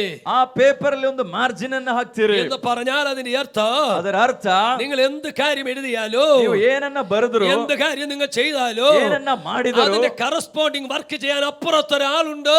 ಅದರ ಕರೆಸ್ಪಾಂಡಿಂಗ್ ಕೆಲಸವನ್ನ ಮಾಡ್ಲಿಕ್ಕೆ ಇನ್ನೊಬ್ಬರಿದ್ದಾರೆ. അത് മാർജിൻ കണ്ടുകൊണ്ട് വേണം ചെയ്യാൻ. ಆ ಮಾರ್ಜಿನ್ ಅನ್ನ ನೋಡಿ ನೀವು ಅದನ್ನ ಮಾಡಬೇಕು. ദൈവ മക്കൾ എന്ത് പ്രവൃത്തി ചെയ്യുമ്പോഴോ, ದೇವರ ಮಕ್ಕಳು ಯಾವ ಕೆಲಸ ಮಾಡಿದರು, ദൈവം എന്ത് പ്രവൃത്തി ചെയ്യുമ്പോഴോ, ದೇವರು ಯಾವ ಕೆಲಸವನ್ನ അതിന് ಮಾಡಿದರು, ബദലായി വ്യാപരിക്കുന്ന ഒരു സാത്താന്യ പോരാട്ടമുണ്ടെന്ന് മറക്കരുത്. ಅದಕ್ಕೆ ವಿರುದ್ಧವಾಗಿ ಕಾರ್ಯ ಮಾಡುವ ಸೈತಾನನ ಕೆಲಸವಿದೆ ಎಂಬುದನ್ನು ಮರಿಬೇಡಿ. നിറവുള്ള മണ്ഡലങ്ങളിൽ ಬಣ್ಣವಾಗಿರತಕ್ಕಂಥ കുറച്ചുകളെ ഇവൻ വ്യാപരിക്കുന്ന പോരുകൾ, ಅದನ್ನು ಹಾಳು ಮಾಡುವುದಕ್ಕಾಗಿ ಹೋರಾಡೋ ಹೋರಾಟ. ശിഷ്യന്മാരോട് പറഞ്ഞു, ಯೇಸು ತನ್ನ ಶಿಷ್ಯರಿಗೆ ಹೇಳ್ತಿದ್ದಾರೆ, പടക് കയറി അക്കരയ്ക്ക് പോകാം, പടക് കയറി അക്കരയ്ക്ക് പോകാം. ದೋಣಿಯನ್ನು ಹತ್ತಿ ಆಚೆ ದಡಕ್ಕೆ ಹೋಗೋಣ. എനിക്ക് തോന്നുന്നു മർക്കോസ് 4:36 വാക്യങ്ങളിൽ, ಯೋಹನ ಸುವಾರ್ತೆ ಮಾರ್ಕನ ಸುವಾರ್ತೆ 4ನೇ ಅಧ್ಯಾಯದಲ್ಲಿ ನೋಡುವಾಗ ഇവർ പടക് കയറി അക്കരയ്ക്ക് പോവുകയാണ്. ಇವರು ಆ ದೋಣಿಯನ್ನು ಹತ್ತಿ ಆಚೆ ದಡಕ್ಕೆ ಹೋಗ್ತಿದ್ದಾರೆ. യേശു ആ പടകിൽ കയറിയിരുന്നു.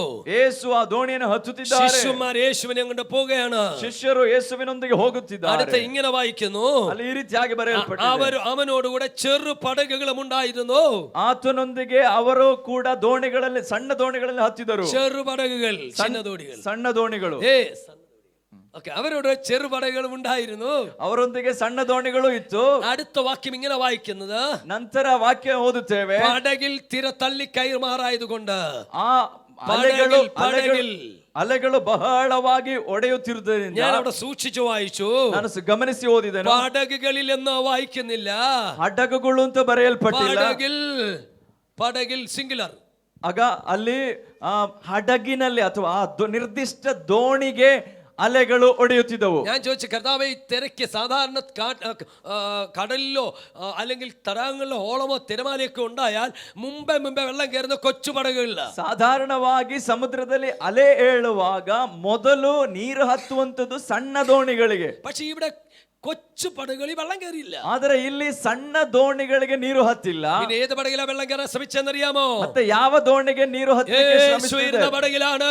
ಯೇಸು ಇದ್ದಂತ ದೋಣಿಯೊಳಗಡೆ. പറഞ്ഞതിന്റെ സാരം ಇത്രയೇ ഉള്ളൂ. ನಾನು ಹೇಳುವಂತ ವಿಚಾರವಿಷ್ಟೇ. ನಿನ್ನ ಜೀವಿತത്തിന്റെ ಅಮರತ್ವ ಕರ್ತಾവ് ಉണ്ടെങ്കിൽ, ನಿನ್ನ ಜೀವಿತದೊಳಗಡೆ ಯೇಸುವಿದ್ದರೆ, ನಿನಕ್ಕೆ ನಿറയ്ക്കുന്ന ಕರ್ತಾവ് ನಿನ್ನ ಕೂಡ ಉണ്ടെങ്കിൽ, ನಿನ್ನನ್ನು ತುಂಬಿಸುವ ಯೇಸು ನಿನ್ನೊಳಗಡೆ you ಇದ್ದರೆ, will be the prime target of the devil.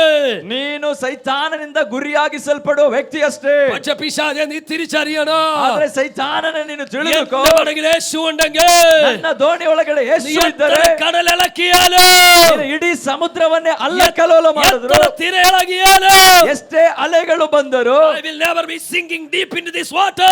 ಆ ದೋಣಿಯು ನೀರಲ್ಲಿ ಮುಳುಗಿ ಹೋಗೋದಿಲ್ಲ. Because the Lord is there at that apex of my heart. ಕಾರಣ ಈತನೇ ನನ್ನ ದೇವರು ಇದನ್ನೆಲ್ಲ ಸೃಷ್ಟಿ ಮಾಡಿದ. രാവിലെ എന്നെ തോണിയുടെ അമരത്ത് അവിടുന്നുണ്ട്.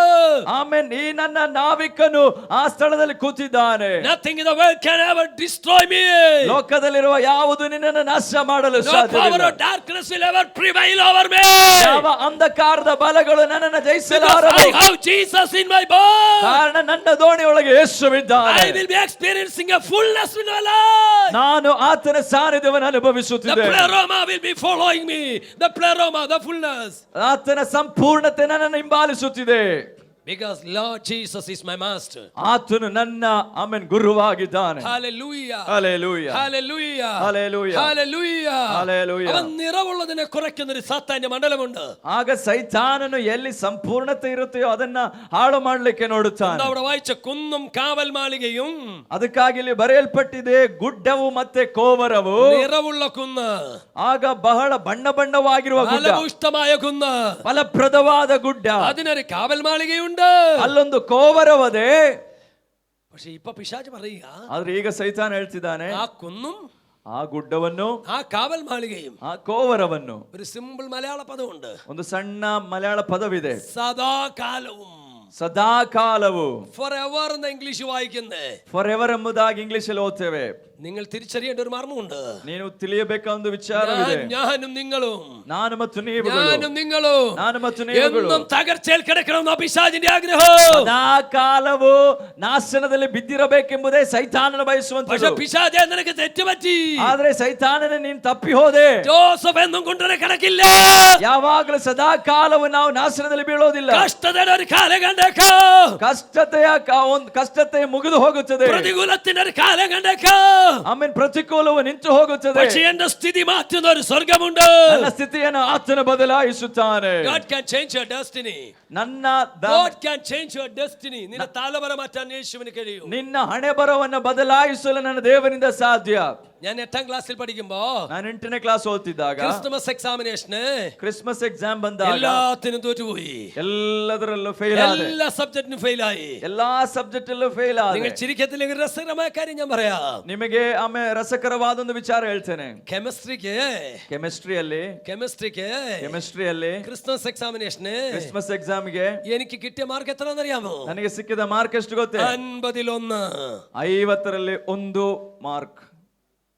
ആരും ചിരിച്ചില്ല. ಯಾರು ನಗ್ತಾ ಇಲ್ಲ. അതിന് ലോ പ്രൊഫൈലുള്ളവർ ഇവിടെ ഉണ്ടോന്ന് എനിക്ക് അറിയത്തില്ല. ನನಗಿಂತಲೂ ಕೀಳಾಗಿರೋರು ಇದ್ದಾರೆ ಅಂತ ನನಗೆ ಗೊತ್ತಿಲ್ಲ. I am telling a story that happened nearly 44 years back.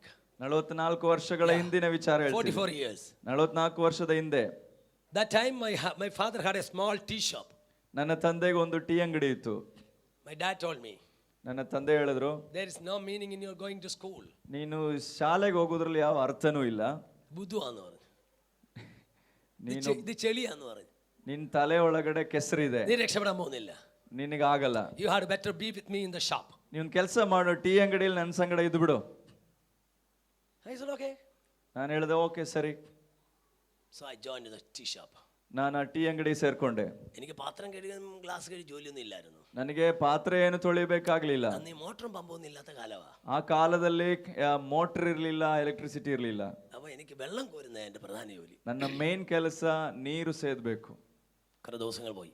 ಸ್ವಲ್ಪ ದಿವಸಗಳು ಹೋಯ್ತು. എനിക്ക് സന്തോഷം, ನನಗೆ ಸಂತೋಷ. പുസ്തകം എടുക്കണ്ടല്ലോ, ಕಲಿಬೇಕಾಗಿಲ್ಲ, പഠിക്കണ്ടല്ലോ. ಕಲಿಬೇಕಾಗಿಲ್ಲ. ഒരു ദിവസം രാത്രി, ಒಂದಿನ ರಾತ್ರಿ, കുറെ ദിവസം കഴിഞ്ഞ്, ಸ್ವಲ್ಪ ದಿನ ಆಯ್ತು, എൻ്റെ അമ്മ കിടന്ന് ഉറങ്ങുമ്പോ ನನ್ನ ಅಮ್ಮ ಮಲ್ಕೊಂಡಿದ್ದಾರೆ. അമ്മ ഒരു സ്വപ്നം കണ്ടു. ಅಮ್ಮ ಒಂದು ಕನಸು ನೋಡ್ತಿದ್ದಾರೆ. അമ്മയെ 1953 1953 1951ರಲ್ಲಿ എൻ്റെ അമ്മയെ സ്നാനപ്പെടുത്തിയ ഒരു കർത്താവിന്റെ ദാസനുണ്ട്. ನನ್ನ ತಾಯಿಗೆ ದೀಕ್ಷಾಸ್ನಾನ ಕೊಟ್ಟಂತ ಒಬ್ರು ಸೇವಕರು ಇದ್ರು. കർത്താവിന്റെ ദാസൻ VT കോശി എന്ന അദ്ദേഹത്തിന്റെ പേര്. VT കോശി ಎಂಬುದಾಗಿ ಅವರ ಹೆಸರು. അതായത് IPCലെ TG മെച്ചനപ്പച്ചന്റെ മൂത്ത മരുമകൻ VT കോശി. VT കോശി ಎಂಬ ಸೇವಕರು. എൻ്റെ അമ്മയെ സ്നാനപ്പെടുത്തിയപ്പോ ನನ್ನ ತಾಯಿಗೆ ಅವರು ದೀಕ್ಷಾಸ್ನಾನ ಕೊಟ್ಟಾಗ എൻ്റെ അമ്മയോട് ആ പാസ്റ്റ് പറഞ്ഞു, സാറാമ്മ നിന്റെ പിള്ളേരെ പഠിപ്പിക്കണം, നിന്റെ മക്കളെ പഠിപ്പിക്കണം, നീ രക്ഷപ്പെടണമെങ്കിൽ. ನೀನು ಗತಿ ಹಿಡಿಬೇಕು ಅಂದ್ರೆ ನಿನ್ನ ಮಕ್ಕಳಿಗೆ ಸರಿಯಾಗಿ ವಿದ್ಯಾಭ್ಯಾಸ ಕೊಡಬೇಕು ಅಂತ. ഒരു രാത്രി കിടന്നുറങ്ങുമ്പോ ಒಂದು ರಾತ್ರಿ ಅವ್ರು ನಿದ್ರೆ ಮಾಡ್ತಿದ್ದಾಗ സ്വപ്നത്തിൽ കാണുകയാ, ಅಮ್ಮ ಸ್ವಪ್ನದಲ್ಲಿ ನೋಡ್ತಿದ್ದಾರೆ, ആ ಮನುಷ್ಯ വന്ന് നിൽക്കുന്നു, ಆ ಮನುಷ್ಯ ಬಂದು ನಿಂತಿದ್ದಾರೆ, നിന്റെ മോനെ പഠിപ്പിക്കണമെന്ന്, ನಿನ್ನ ಮಗನಿಗೆ ವಿದ್ಯಾಭ್ಯಾಸ ಕೊಡಬೇಕು, നിന്റെ മോനെ പഠിപ്പിക്കണമെന്ന്. ನಿನ್ನ ಮಗನಿಗೆ ವಿದ್ಯಾಭ್ಯಾಸ ಕೊಡಬೇಕು. രാവിലെ എഴുന്നേറ്റ് അമ്മ ಬೆಳಗ್ಗೆ ಎದ್ದು ಅಮ್ಮ എന്റെ പപ്പായിട്ട് തല്ല് കൈവപ്പ് ശുശ്രൂഷിച്ച് ബാക്കിയെല്ലാം കഴിഞ്ഞു. ನನ್ನ ತಂದೆಗೆ ಹೊಡೆದಿಲ್ಲ ಅಷ್ಟೇ, ಇನ್ನೆಲ್ಲಾ ರೀತಿಯ ಕಾರ್ಯಗಳನ್ನ ಮಾಡಿದ್ರು. ഫൈനലി അമ്മ ജയിച്ചു, പപ്പ തോറ്റു. ಕೊನೆಗೆ ಅಮ್ಮ ಗೆದ್ರು, ಅಪ್ಪ ಸೋತ್ರು. എനിക്ക് സ്കൂളിൽ ഇപ്പൊ മാൻഡേറ്റ് കിട്ടി. ನನಗೆ ಸ್ಕೂಲ್ಗೆ ಹೋಗ್ಲಿಕ್ಕೆ ಸಾಧ್ಯವಾಯ್ತು. വീണ്ടും പുസ്തകം തപ്പിപ്പറക്കി എടുത്തു. ಮತ್ತೆ ನಾನು ಪುಸ್ತಕಗಳೆಲ್ಲ ಹುಡುಕಿದೆ, ഞാൻ പെൻസിലൊക്കെ തപ്പിയെടുത്തു. ಪೆನ್ಸಿಲ್ ಎಲ್ಲ ತಗೊಂಡೆ. എന്റെ അമ്മ എന്നോട് പറഞ്ഞു, ಅಮ್ಮ ಹೇಳಿದ್ರು, ഞാൻ പണ്ടേ നിന്നെ സുവിശേഷ വേലയ്ക്ക് നേന്നതാ, ಮೊದಲೇ ನಾನು ನಿನ್ನ ಸೇವೆಗೆ ಕಳಿಸಿದ್ದೀನಿ, അതുകൊണ്ട് നീ കർത്താവിന്റെ വേല ചെയ്യണം. ನೀನ್ ಸೇವೆ ಮಾಡ್ಲೇಬೇಕು. ഞാൻ നിന്റെ തലയ്ക്ക് വെച്ച് പ്രാർത്ഥിക്കാം, ನಿನ್ನ ತಲೆ ಮೇಲೆ ಕೈ ಇಟ್ಟು നീ ಪ್ರಾರ್ಥಿಸ್ತೇನೆ, കർത്താവിന് ഹൃദയം കൊടുത്താൽ മതി, ನೀನ್ ನಿನ್ನ ಹೃದಯವನ್ನ ದೇವರಿಗೆ ಒಪ್ಪಿಸಿಕೊಡು, നിന്റെ തലവര മാറുമെന്ന് പറഞ്ഞു. ನಿನ್ನ ಹಣೆ ಬರ ಚೇಂಜ್ ಆಗುತ್ತೆ. എന്റെ അമ്മ പറഞ്ഞു അതുപോലെ വാചകങ്ങൾ ഞാൻ ഏറ്റു പറഞ്ഞു. ಅಮ್ಮ ಹೇಳಿದಂತ ಅದೇ ಮಾತುಗಳನ್ನ ನಾನು ಕೂಡ ರಿಪೀಟ್ ಮಾಡಿದೆ. കർത്താവേ, നിന്നെ എന്റെ രക്ഷിതാവും കർത്താവും ഞാൻ സ്വീകരിക്കുന്നു. ಯೇಸುವೆ, ನಿನ್ನನ್ನೇ ನನ್ನ ದೇವರು ಕರ್ತನೆಂಬುದಾಗಿ ಅಂಗೀಕಾರ ಮಾಡ್ತೇನೆ. നിന്റെ മകനാക്കി എന്നെ തീർക്കണം, ನಿನ್ನ ಮಗನನ್ನಾಗಿ ನನ್ನ എന്റെ ಮಾರ್ಪಡಿಸು, പുസ്തകത്തിൽ എന്റെ പേരെഴുതണം. ನಿನ್ನ ಜೀವಬಾಧ್ಯರ ಪಟ್ಟಿಯಲ್ಲಿ ನನ್ನ ಹೆಸರನ್ನು ಬರೆ. ഇത്രേ എന്നെ കൊണ്ട് പറയിച്ചിട്ട് അമ്മ തലയിലോട്ട് കൈവച്ചു. ಇದೆಲ್ಲ ಹೇಳ್ಬಿಟ್ಟು ನನ್ನ ತಲೆ ಮೇಲೆ ಕೈ ಇಟ್ರು. ഒറ്റ പ്രാർത്ഥന, ഒറ്റ ശാസനയും, ಒಂದು ಪ್ರಾರ್ಥನೆ, ಒಂದೇ ಗದರಿಸುವಿಕೆ. തള്ളി എന്നെ സ്കൂളിൽ വിട്ടു.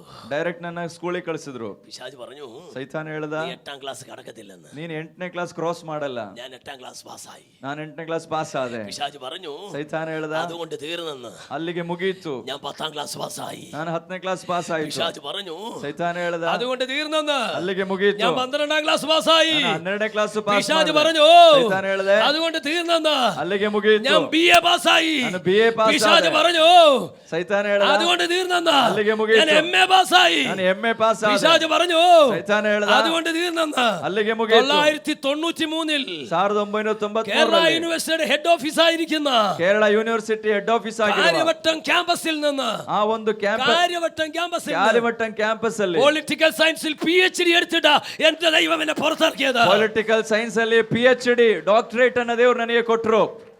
God can change your destiny.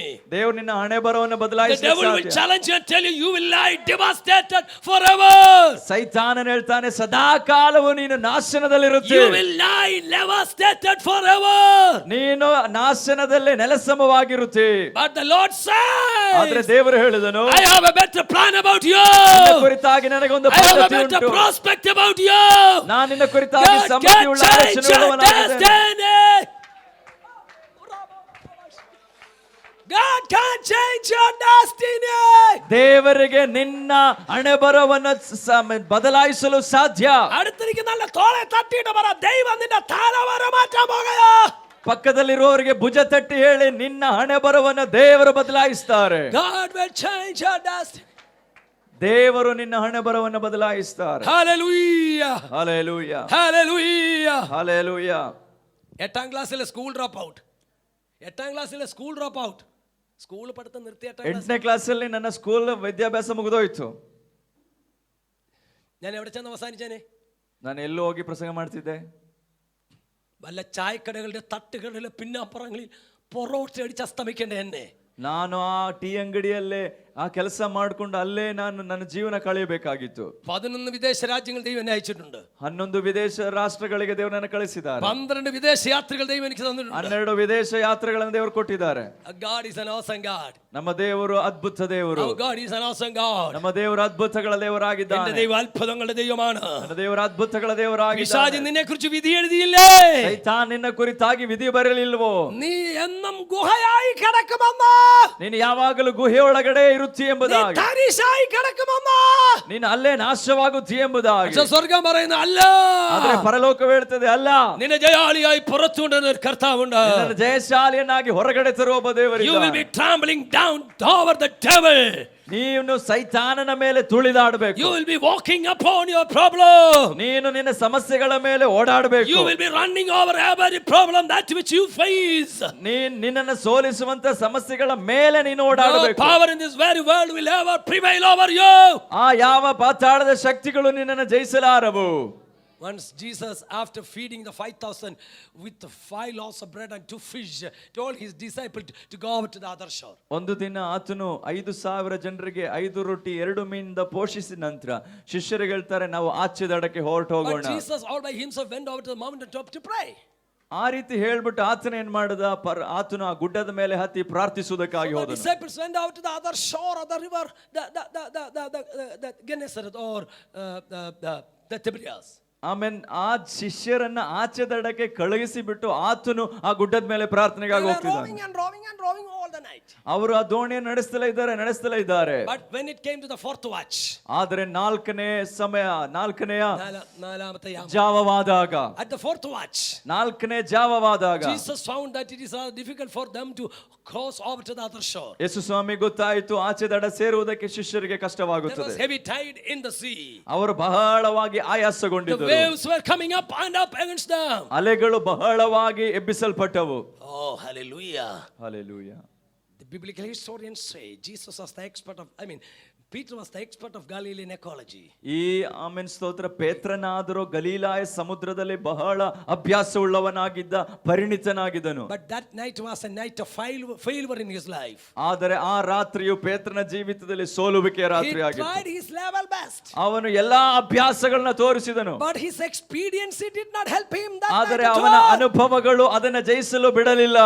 And he thought, ಆದರೆ ಅವನು ತಿಳ್ಕೊಂಡ, and he concluded, ಅವನು ಒಂದು ಮುಕ್ತಾಯಕ್ಕೆ ಬಂದನು. it seems this wave will take me away. ಈ ಅಲೆಗಳು ನಮ್ಮನ್ನ ನಾಶ This ಮಾಡುತ್ತವೆ. wave will be taking me away. ಈ ಅಲೆಗಳು ನಮ್ಮನ್ನ ಕೊಲ್ಲುತ್ತವೆ. My future is gone. ನನ್ನ ಭವಿಷ್ಯ ಮುಗಿದು ಹೋಯ್ತು. I will not have a prospect at all. ನನಗೆ ಯಾವ ಸಮೃದ್ಧಿಯೂ ಇರೋದಿಲ್ಲ. This is going to be the last night of my life. ಇದು ನನ್ನ ಜೀವಿತದ ಕೊನೆಯ ರಾತ್ರಿ. All of a sudden, ಆಕಸ್ಮಿಕವಾಗಿ he saw somebody. ಯೇಸು ಒಬ್ಬನನ್ನು ನೋಡುತ್ತಿದ್ದಾನೆ. He saw somebody ಪೇತ್ರನು ಯಾರನ್ನೋ ಒಬ್ಬನನ್ನು ನೋಡುತ್ತಿದ್ದಾನೆ. walking upon the waves. ಆತನು ನೀರಿನ ಮೇಲೆ ನಡೆದು ಬರುತ್ತಿದ್ದಾನೆ. ഞാൻ ഇങ്ങനെ പറയാ, ನಾನು ಈ ರೀತಿಯಾಗಿ പത്രോസ് ಹೇಳ್ತೇನೆ, നിന്നെ കൊണ്ടുപോകും നീ കരുതിയ തരാ. ಒಂದು ವೇಳೆ ನಿನ್ನನ್ನ ಹಿಡ್ಕೊಂಡು ಹೋಗ್ತದೆ ಅಂತ ನೀನು ಅಂದ್ಕೋಬಹುದು. നിന്നെ മുക്കുമെന്ന് നീ കരുതിയ തരാ. ನಿನ್ನನ್ನ ಮುಳುಗಿಸುತ್ತದೆ ಎಂಬುದಾಗಿ ನೀನು കണ്ടോ, ಅಂದುಕೊಂಡ ಅಲೆಯು, ഒരുത്തൻ അതിന്റെ മണ്ടയ്ക്ക് നടക്കുന്നു. ಆ ಅಲೆಗಳ ಮೇಲೆ ಒಬ್ಬನು ನಡೆದು ಬರುತ್ತಿದ್ದಾನೆ. നിന്നെ തകർക്കുമെന്ന് നീ നൽകിയ വിചാരിച്ച പോരാട്ടം, ನಿನ್ನನ್ನು ಹಾಳು ಮಾಡ್ತದೆ ಎಂಬುದಾಗಿ ನೀನು ಅಂದುಕೊಂಡಂತಹ ನಿನ್ನ ಹೋರಾಟ, നിന്നെ നശിപ്പിക്കുമെന്ന് നീ കരുതിയ ആഭിചാരങ്ങൾ, ನಿನ್ನನ್ನು ನಾಶ ಮಾಡುತ್ತದೆ ಎಂಬುದಾಗಿ ನೀನು ಅಂದುಕೊಂಡ ವಾಮಾಚಾರದ നീ ಕ್ರಿಯೆಗಳು, രക്ഷപ്പെടാൻ അനുവദിക്കില്ലെന്ന് പറഞ്ഞ് നിന്നോട് വാദിക്കുന്ന ദേശത്തിന്റെ ആധിപത്യ ശക്തികൾ, ನಿನ್ನನ್ನು ಬಿಡೋದಿಲ್ಲ ಎಂಬುದಾಗಿ ವಾದಿಸಿರುವ ನೀನು ವಾಸ ಮಾಡುವ ದೇಶಾಧಿಪತ್ಯ ಶಕ್ತಿಗಳು. but you will be walking over them.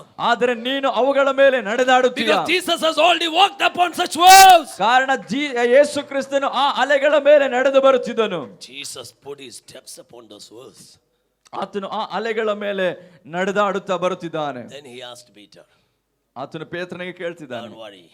ನೀನು ಬೇಸರ ಪಡಬೇಡ. Peter asked, ಪೇತ್ರನ ಕೇಳ್ತಿದ್ದಾನೆ, if it is you, ಯೇಸುವೆ ಅದು ನೀನೇ ಆಗಿದ್ದ ಪಕ್ಷ, let me also walk on this. ನನಗೂ ಕೂಡ ನಡೆದಾಡಬೇಕು ನೀರಿನ ಮೇಲೆ.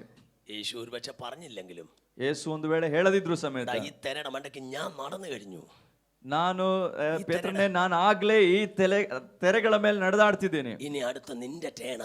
ಈಗ ಇದು ನಿನ್ನ ಸಮಯ. This is next is your turn. ಇದು ನಿನ್ನ ಸಮಯವಾಗಿದೆ. Next is your turn. ಮುಂದಿನದು ನಿನ್ನ ಸಮಯ. ഇന്ന് രാവിലെ യേശു നിന്റെ തിരക്ക് മീതെ നടന്നു കഴിഞ്ഞെങ്കിൽ, ಒಂದು ವೇಳೆ ಇಂದು ಹಗಲ ವೇಳೆ ಯೇಸು ಈ ಅಲೆಯ ಮೇಲೆ ನಡೆದಾಡಿರುವುದಾದ್ರೆ, നീ അതിന്റെ മേൽ നടക്കുകയാ. ಈಗ ನೀನು ನಡೆಯಬೇಕು. എത്ര പേർക്ക് ദൂത് മനസ്സിലാകുന്നു? ಯೇಸುವಿಗೆ ಅರ್ಥವಾಗ್ತಿದೆ. നിന്നെ അലട്ടുന്ന സകല പോരുകൾ മേലും ನಿನ್ನಗೆ ಎದುರಾಗಿ ನಿಂತಿರುವ ಎಲ್ಲ ಹೋರಾಟಗಳ നിന്നെ ಮೇಲೆ, തകർക്കുമെന്ന് പറയുന്ന എല്ലാ ശത്രുവിന്റെ പ്രവർത്തികളുടെ മേലും ಹಾಳು ಮಾಡುತ್ತೇನೆಂಬುದಾಗಿರುವ ಸೈತಾನನ ಎಲ್ಲ ಕ್ರಿಯೆಗಳ ಮೇಲೆ യേശു നടന്നു കഴിഞ്ഞിരിക്കുന്നു. ಯೇಸು ಆಗಲೇ ನಡೆದಾಡಿದ್ದಾನೆ. നിന്നെ ഭയപ്പെടുത്തുന്ന രോഗത്തിന്മേൽ, ನಿನ್ನನ್ನ ಭಯ ಹುಟ್ಟಿಸುವ ರೋಗದ ಮೇಲೆ, നിന്നെ ഭയപ്പെടുത്തുന്ന ബന്ധനത്തിന്മേൽ, ನಿನಗೆ ಭಯಪಡಿಸುವ ರೋಗ നിന്നെ ഭയപ്പെടുന്ന ആഭിചാരത്തിന്മേൽ, ನಿನಗೆ ಭಯ ಕೊಡುವಂತ ಆ ವಾಮಾಚಾರದ നിന്നെ ಕ್ರಿಯೆಗಳ ಮೇಲೆ, ഭയപ്പെടുന്ന നക്ഷത്രബന്ധികളായ പോരാട്ടത്തിന്മേൽ, ನಿನಗೆ ಭಯ ಹುಟ್ಟಿಸುವಂತ ಎಲ್ಲ ತರದ ಹೋರಾಟಗಳ ಮೇಲೆ ഇന്ന് രാവിലെ യേശു നടന്നു കഴിഞ്ഞിരിക്കുന്നു. ಇದು ಹಗಲ ವೇಳೆ ಯೇಸು ಆಗಲೇ ನಡೆದಾಡಿದ್ದಾನೆ. അവൻ കാർത്തികയുടെ ചങ്ങലെ ബന്ധിക്കുന്നവൻ, ಆತನು ಆ ಒಂದು കാർത്തികയുടെ ചങ്ങലെ ബന്ധിക്കുന്നവൻ, ಬಿರುಗಾಳಿಯ ಸರಪಣಿಯನ್ನು ಬಂಧಿಸುವ ಆತನು. അവൻ മകയിരത്തിന്റെ ബന്ധനെ അഴിക്കുന്നവൻ, ಆತನು ಎಲ್ಲ ಬಂಧನಗಳನ್ನು ಬಿಚ್ಚುವ അവൻ ಆತನು. രാശി ചക്രത്തിന്റെ സമയത്ത് പുറപ്പെടുവിക്കുന്നവൻ, ರಾಶಿ ಚಕ್ರದ ವಿಚಾರಗಳನ್ನು ಬದಲಾಯಿಸುವ ಆತನು. അവൻ സകല ജ്യോതിഷ മണ്ഡലങ്ങളെ കൈകാര്യം ചെയ്യുന്നവൻ. ಸಕಲ ಜ್ಯೋತಿರ್ಮಂಡಲಗಳನ್ನು ನಿಯಂತ್ರಿಸುವ ഇന്ന് ಆತನು. രാവിലെ നിന്റെ തലവ് നിർണ്ണയിക്കുന്ന ജ്യോത്സ്യനല്ല, ಇಂದು ರಾತ್ರಿ ವೇಳೆ, ಇಂದು ಹಗಲ ವೇಳೆ ನಿನ್ನ ಹಣೆ ಬರವನ್ನ ನಿಯಂತ್ರಿಸುವಂತದ್ದು ಯಾವುದೋ ನಕ್ಷತ್ರವಲ್ಲ. നിന്റെ ഭാവിയെ നിർണ്ണയിക്കുന്ന നക്ഷത്രങ്ങളല്ല. ಭವಿಷ್ಯವನ್ನ ಚಿಂತಿಸುವಂತದ್ದು ನಿನ್ನ ನಕ್ಷತ್ರವಲ್ಲ. Oh, your times are in his hands. ನಿನ್ನ ಸಮಯಗಳು ಆತನ ಹಸ್ತದಲ್ಲಿದೆ. നിന്റെ കാലഗതികൾ ദൈവത്തിന്റെ കരങ്ങളിൽ ഇരിക്കുന്നു. ನಿನ್ನ ಸಮಯಗಳು ಆತನ ಕರಗಳಲ್ಲಿವೆ. ഒരു ചെകുത്താൻ നിന്നെ തകർക്കാൻ കഴിയില്ല.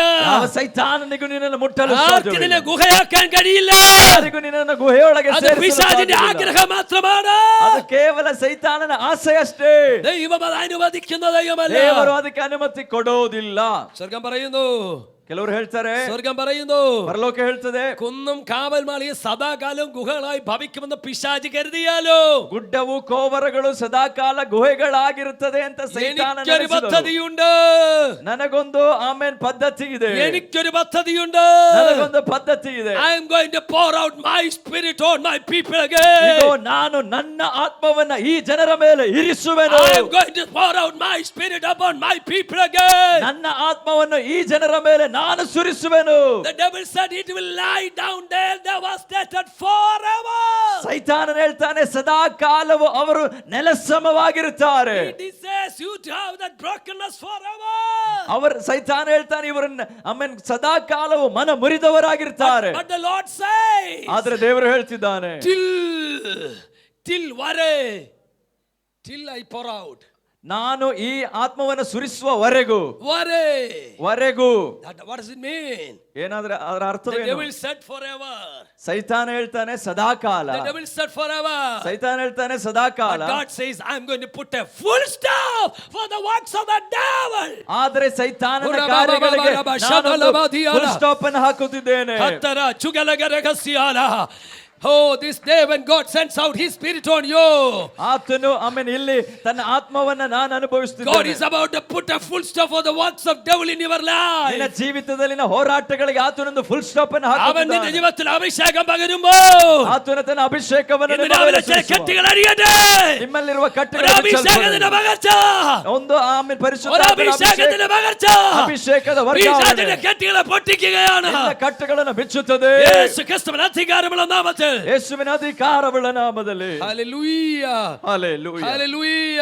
ಹಲ್ಲೆಲೂಯಾ. ഒരു അഭിഷേകത്തിന്റെ പകർച്ച ಒಂದು ಅಭಿಷೇಕದ ವರ್ಗಾವಣೆ പിശാചിന്റെ പദ്ധതിക്ക് ഫുൾ സ്റ്റോപ്പ് ഇടുകയാണ്. ಸೈತಾನನ ಪದ್ಧತಿಗಳಿಗೆ ಫುಲ್ ಸ್ಟಾಪ್ ಹಾಕುವಂತದ್ದಾಗಿದೆ. ഹല്ലേലൂയ. ಹಲ್ಲೆಲೂಯಾ. പിശാചിന് പ്രവർത്തിക്കാൻ ഒരു സമയമുണ്ടാകാം. ಸೈತಾನನಿಗೆ ಕಾರ್ಯ ಮಾಡ್ಲಿಕ್ಕೆ ಒಂದು ನಿರ್ದಿಷ್ಟ ಸಮಯಗಳಿರಬಹುದು. കുറെ കാലം അവനെ ആരങ്ങ് തകർത്തേക്കാം. ಸ್ವಲ್ಪ ಕಾಲವು ಅವನೊಂದು ವೇಳೆ ಹಾರಾಡಬಹುದು. God has appointed a day. ಆದರೆ ದೇವರೊಂದು ದಿವಸವನ್ನ ನಿಗದಿಪಡಿಸಿದ್ದಾನೆ. God has appointed a day. ದೇವರೊಂದು ದಿವಸವನ್ನ God ನಿಗದಿಪಡಿಸಿದ್ದಾನೆ. has appointed a day. ದೇವರೊಂದು ದಿವಸವನ್ನ ನಿಗದಿಪಡಿಸಿದ್ದಾನೆ. അടുത്തിരിക്കുന്ന ആളിനെ കൈ കൊടുത്തിട്ട് പറ, ദൈവം നിനക്ക് വേണ്ടി ഒരു ദിവസം കൽപ്പിച്ചിട്ടുണ്ട്. ಪಕ್ಕದಲ್ಲಿರುವವರಿಗೆ ಕೈ ಕೊಟ್ಟು ಹೇಳಿ, ನಿನಗೋಸ್ಕರ ದೇವರೊಂದು ದಿವಸವನ್ನ ನಿಗದಿಪಡಿಸಿದ್ದಾರೆ. God has appointed a day for the servant of God to establish. ದೇವರು ಈ ಸೇವಕರನ್ನ ಸ್ಥಾಪಿಸುವುದಕ್ಕಾಗಿ ಒಂದು ದಿವಸವನ್ನ ನಿಗದಿಪಡಿಸಿದ್ದಾರೆ. Hallelujah. ಹಲ್ಲೆಲೂಯಾ. നിങ്ങൾക്കറിയാം ഏലിയാവിന്റെ കഥ. ನಿಮಗೆ ಎಲಿಯನ ಕಥೆ ಗೊತ್ತಿದೆ. ബാൽ പ്രവാചകന്മാരും അശേര പ്രതിഷ്ഠ പ്രവാചകന്മാരും ഒരു ഭയങ്കര പരിപാടി കർമ്മേലിൽ ഉണ്ടാക്കി വെച്ചിരിക്കുക. ಆ ಬಾಳ್ ಪ್ರವಾದಿಗಳು ಅಲ್ಲಿ ಎಲ್ಲರೂ ಸೇರ್ಕೊಂಡು ಒಂದು ದೊಡ್ಡ ಕೆಲಸ ಮಾಡಿ ಆ ಕರ್ಮೇಲ್ ಬೆಟ್ಟದಲ್ಲಿ ಎಲ್ಲ ರೆಡಿ ಮಾಡಿ ಇಟ್ಟಿದ್ದಾರೆ. അവർ യാഗപീഠം ഉണ്ടാക്കി. ಅವರೊಂದು ಯಜ್ಞವೇದಿಯನ್ನ ಕಟ್ಟಿದ್ರು, കാളയർത്തു, ಹೋರಿಯನ್ನ ಕಡಿದ್ರು. ബാൽ എന്ന വൈശാച മണ്ഡലത്തോട് അവർ പ്രാർത്ഥിച്ചു. ಬಾಳ್ ಎಂಬ ದುಷ್ಟ ದೇವತೆಯೊಂದಿಗೆ ಪ್ರಾರ್ಥಿಸ್ತಾರೆ, തീ ഇറക്കണേ എന്ന്. ಬೆಂಕಿ ಇಳಿಯಲಿ ಅಂತ. ഫെലിസ്തർ ആരാധിക്കുന്ന ಫಿಲಿಸ್ಟಿಯರು ಆರಾಧಿಸುವಂತ അല്ലെങ്കിൽ ആ ദേശത്തെ പ്രത്യേകിച്ച് സോർ സീദോന്റെ പ്രദേശങ്ങളിൽ അതല്ലെങ്കിൽ സറെഫ് സീദോനിൽ ഒരു വ്യാപാരമാണ് ഇത് ഈ ബാൽ. ಸೀದೋನ್ ಪ್ರಾಂತ್ಯದ ಒಂದು ದುಷ್ಟಶಕ್ತಿ ಆಗಿತ್ತು ಈ ಬಾಳ್ ದೇವತೆ. സീദോന്യ രാജാവായ ഏത്ബാലിന്റെ മകളായ ഇസബേലിനെയാണ് ആഹാബ് കല്യാണം കഴിച്ചത്. ಆಗ ಈ ಬಾಲನ ಒಂದು ಸಾಕು ಮಗಳಾಗಿರುವಂತಹ ಇಸಬೇಲನನ್ನಾಗಿದೆ ಇವನು ಮದುವೆ ಆಗಿರುವಂಥದ್ದು. അപ്പൊ ഇസ്രായേൽ രാജാവായ ആഹാബ് ഇസബേലിനെ കല്യാണം കഴിച്ചപ്പോ അവളെ കെട്ടിക്കൊണ്ടു വന്നപ്പോ അവിടെ കുറെ അവൾ ആരാധിച്ച കുറെ വിഗ്രഹങ്ങളെയും പിശാചിന്റെ മണ്ഡങ്ങളെയും അവൾ ഇങ്ങോട്ട് കൊണ്ടുവന്നു. ಹೀಗೆ ಆಹಾಬನು ಇವಳನ್ನ ಮದುವೆ ಮಾಡ್ಕೊಂಡ್ ಬರುವಾಗ ಅವಳು ಏನ್ ಮಾಡಿದ್ಲು, ಅಲ್ಲಿದ್ದಂತ ಅನೇಕ ದೇವತೆಗಳನ್ನು ಕೂಡ ತೆಗೆದುಕೊಂಡು ಬಂದ್ಲು. അങ്ങനെ ഇസ്രായേൽ മുഴുവൻ ബാൽ ആരാധന പ്രബലപ്പെട്ടു. ಈಗ ಇಸ್ರಾಯೇಲ್ಯರಲ್ಲಿ ಏನಾಯ್ತು, ಬಾಳ್ ಆರಾಧನೆ ಶುರುವಾಗ್ತಿದೆ. ഏലിയാവ് അതിനെതിരെ നിൽക്കുകയാ. ಎಲಿಯನು ಅದಕ್ಕೆ ವಿರುದ್ಧವಾಗಿ ನಿಂತಿದ್ದಾನೆ. ഈ ബാൽ എന്ന് പറയുന്ന ആള് തീയുടെ ദൈവമാണെന്നൊരു സങ്കല്പം. ಈ ಬಾಲ್ ಎಂಬಂತಹ ದೇವರು ಬೆಂಕಿಯ ದೇವರು ಎಂಬಂತ ಒಂದು ಸಂಕಲ್ಪವಿದೆ. ಕೃಷಿಯಕ್ಕೆ ചെയ്താൽ അതിന് പുഷ്ടി വളർച്ച നൽകുന്ന ദൈവമാണ് ആര്. ಮಾತ್ರವಲ್ಲದೆ ಏನಾದರೂ ವ್ಯವಸಾಯ ಮಾಡಿದ್ರೆ ಅದಕ್ಕೆ ಪುಷ್ಟಿ ಕೊಡುವಂತದ್ದು ಈ ದೇವರು ಎಂಬಂತ ಒಂದು ಸಂಕಲ್ಪವಿದೆ. ഫാമിംഗ് കൃഷി. അതുകൊണ്ട് തന്നെയാണ് ഏലിയാവ് പറഞ്ഞ മഴ പെയ്യത്തില്ലെന്ന്. ಹಾಗಾಗಿ ಎಲಿಯನು ಹೇಳಿದ್ದು ಮಳೆ ಬರೋದಿಲ್ಲ ಅಂತ. കാരണം ബാല് പുഷ്ടിയുടെ ദൈവമാണെങ്കിൽ മഴ പെയ്ച്ചിട്ട് അവൻ ಕೃಷಿ ഉണ്ടാക്കട്ടെ, നടക്കത്തില്ല. ಕಾರಣ ಈ ಬಾಲ್ ದೇವತೆ ಏನ್ ಮಾಡುತ್ತೆ, ವ್ಯವಸಾಯಕ್ಕೆ ಪುಷ್ಟಿ ಕೊಡಬೇಕು ಅಂದ್ರೆ ಮಳೆ ಬರ್ಬೇಕು. ಅದಕ್ಕೆ ಎಲಿಯನ್ ಹೇಳಿದ್ದು ಮಳೆ ಇನ್ನು ಮುಂದೆ ಬರೋದಿಲ್ಲ ಅಂತ. ಏಲಿಯಾവ് പറഞ്ഞ മഴ പെയ്യത്തില്ലെന്ന്. ಎಲಿಯನ್ ಹೇಳಿದ ಮಳೆ ಬರೋದಿಲ್ಲ. രണ്ടാമത്തെ വാദി ഇയാൾ തീയുടെ ദൈവമാണ്. ಎರಡನೇದಾಗಿ ಈ ಬಾಳ್ ದೇವತೆ ಬಂದು ಬೆಂಕಿ ದೇವರು. അതുകൊണ്ട് ഏലിയാവ് പറഞ്ഞ ഒരു കാര്യം ചെയ്യ്, തീ ഇറക്കാൻ. ആരാ തീ ഇറക്കാൻ നോക്കാവുന്നു. ಹಾಗಾಗಿ ಎಲಿಯನ್ ಹೇಳಿದ್ದು ಬೆಂಕಿ ಬರ್ಲಿ, ನಿನ್ನ ದೇವರು ನಿಜ ದೇವರಾದ್ರೆ ಬೆಂಕಿ ಇಳಿಸು ಅಂತ. രാവിലെ തുടങ്ങി ഏതാണ്ട് ഉച്ചയ്ക്ക് 3 മണി വരെ ഈ പുള്ളികൾ ഭോജനയാഗത്തിന്റെ നേരം വരെ ഇങ്ങനെ അവര് വെളിച്ചപ്പെട്ടുകൊണ്ടിരുന്നു. ಹೀಗೆ ಇವರು ಬೆಳಗಿನಿಂದ ಸುಮಾರು 3 ಗಂಟೆಯವರೆಗೆ ಅವರು ಪ್ರಯತ್ನಿಸುತ್ತಲೇ ಇದ್ದರು. യഹൂദന്റെ സമയത്തിന്റെ കണക്കനുസരിച്ച് നമുക്ക് 7 മണിയാകുമ്പോൾ അവർക്ക് 1 മണിയാകത്തുള്ളൂ. ಯಹೂದ್ಯರ ಸಮಯಕ್ಕನುಗುಣವಾಗಿ ನೋಡುವಾಗ ನಮಗಿಲ್ಲಿ 7 ಗಂಟೆ ಆಗುವಾಗ ಅವರಿಗೆ ಅಲ್ಲಿ 1 ಗಂಟೆ. നമുക്ക് രാവിലെ 7 മണിയാകുമ്പോൾ അവർക്ക് 1 മണി, നമുക്ക് രാവിലെ 9 മണിയാകുമ്പോൾ അവർക്ക് 3 മണി. ನಮಗೆ ಬೆಳಿಗ್ಗೆ 9 ಗಂಟೆ ಆಗುವಾಗ ಅವರಿಗೆ ಬೆಳಿಗ್ಗೆ 3 ಗಂಟೆ. നമുക്ക് ഉച്ചയ്ക്ക് 12 മണിയാകുമ്പോൾ അവർക്ക് 6 മണി. ನಮಗೆ ಮಧ್ಯಾಹ್ನ 12 ಗಂಟೆ ಆಗುವಾಗ ಅವರಿಗೆ 6 ಗಂಟೆ. നമുക്ക് വൈകുന്നേരം 3 മണിയാകുമ്പോൾ ഇപ്പൊ 3 മണി 2:30 ആവുന്നില്ല, 3 മണിയാകുമ്പോൾ അവർക്ക് 9 മണി.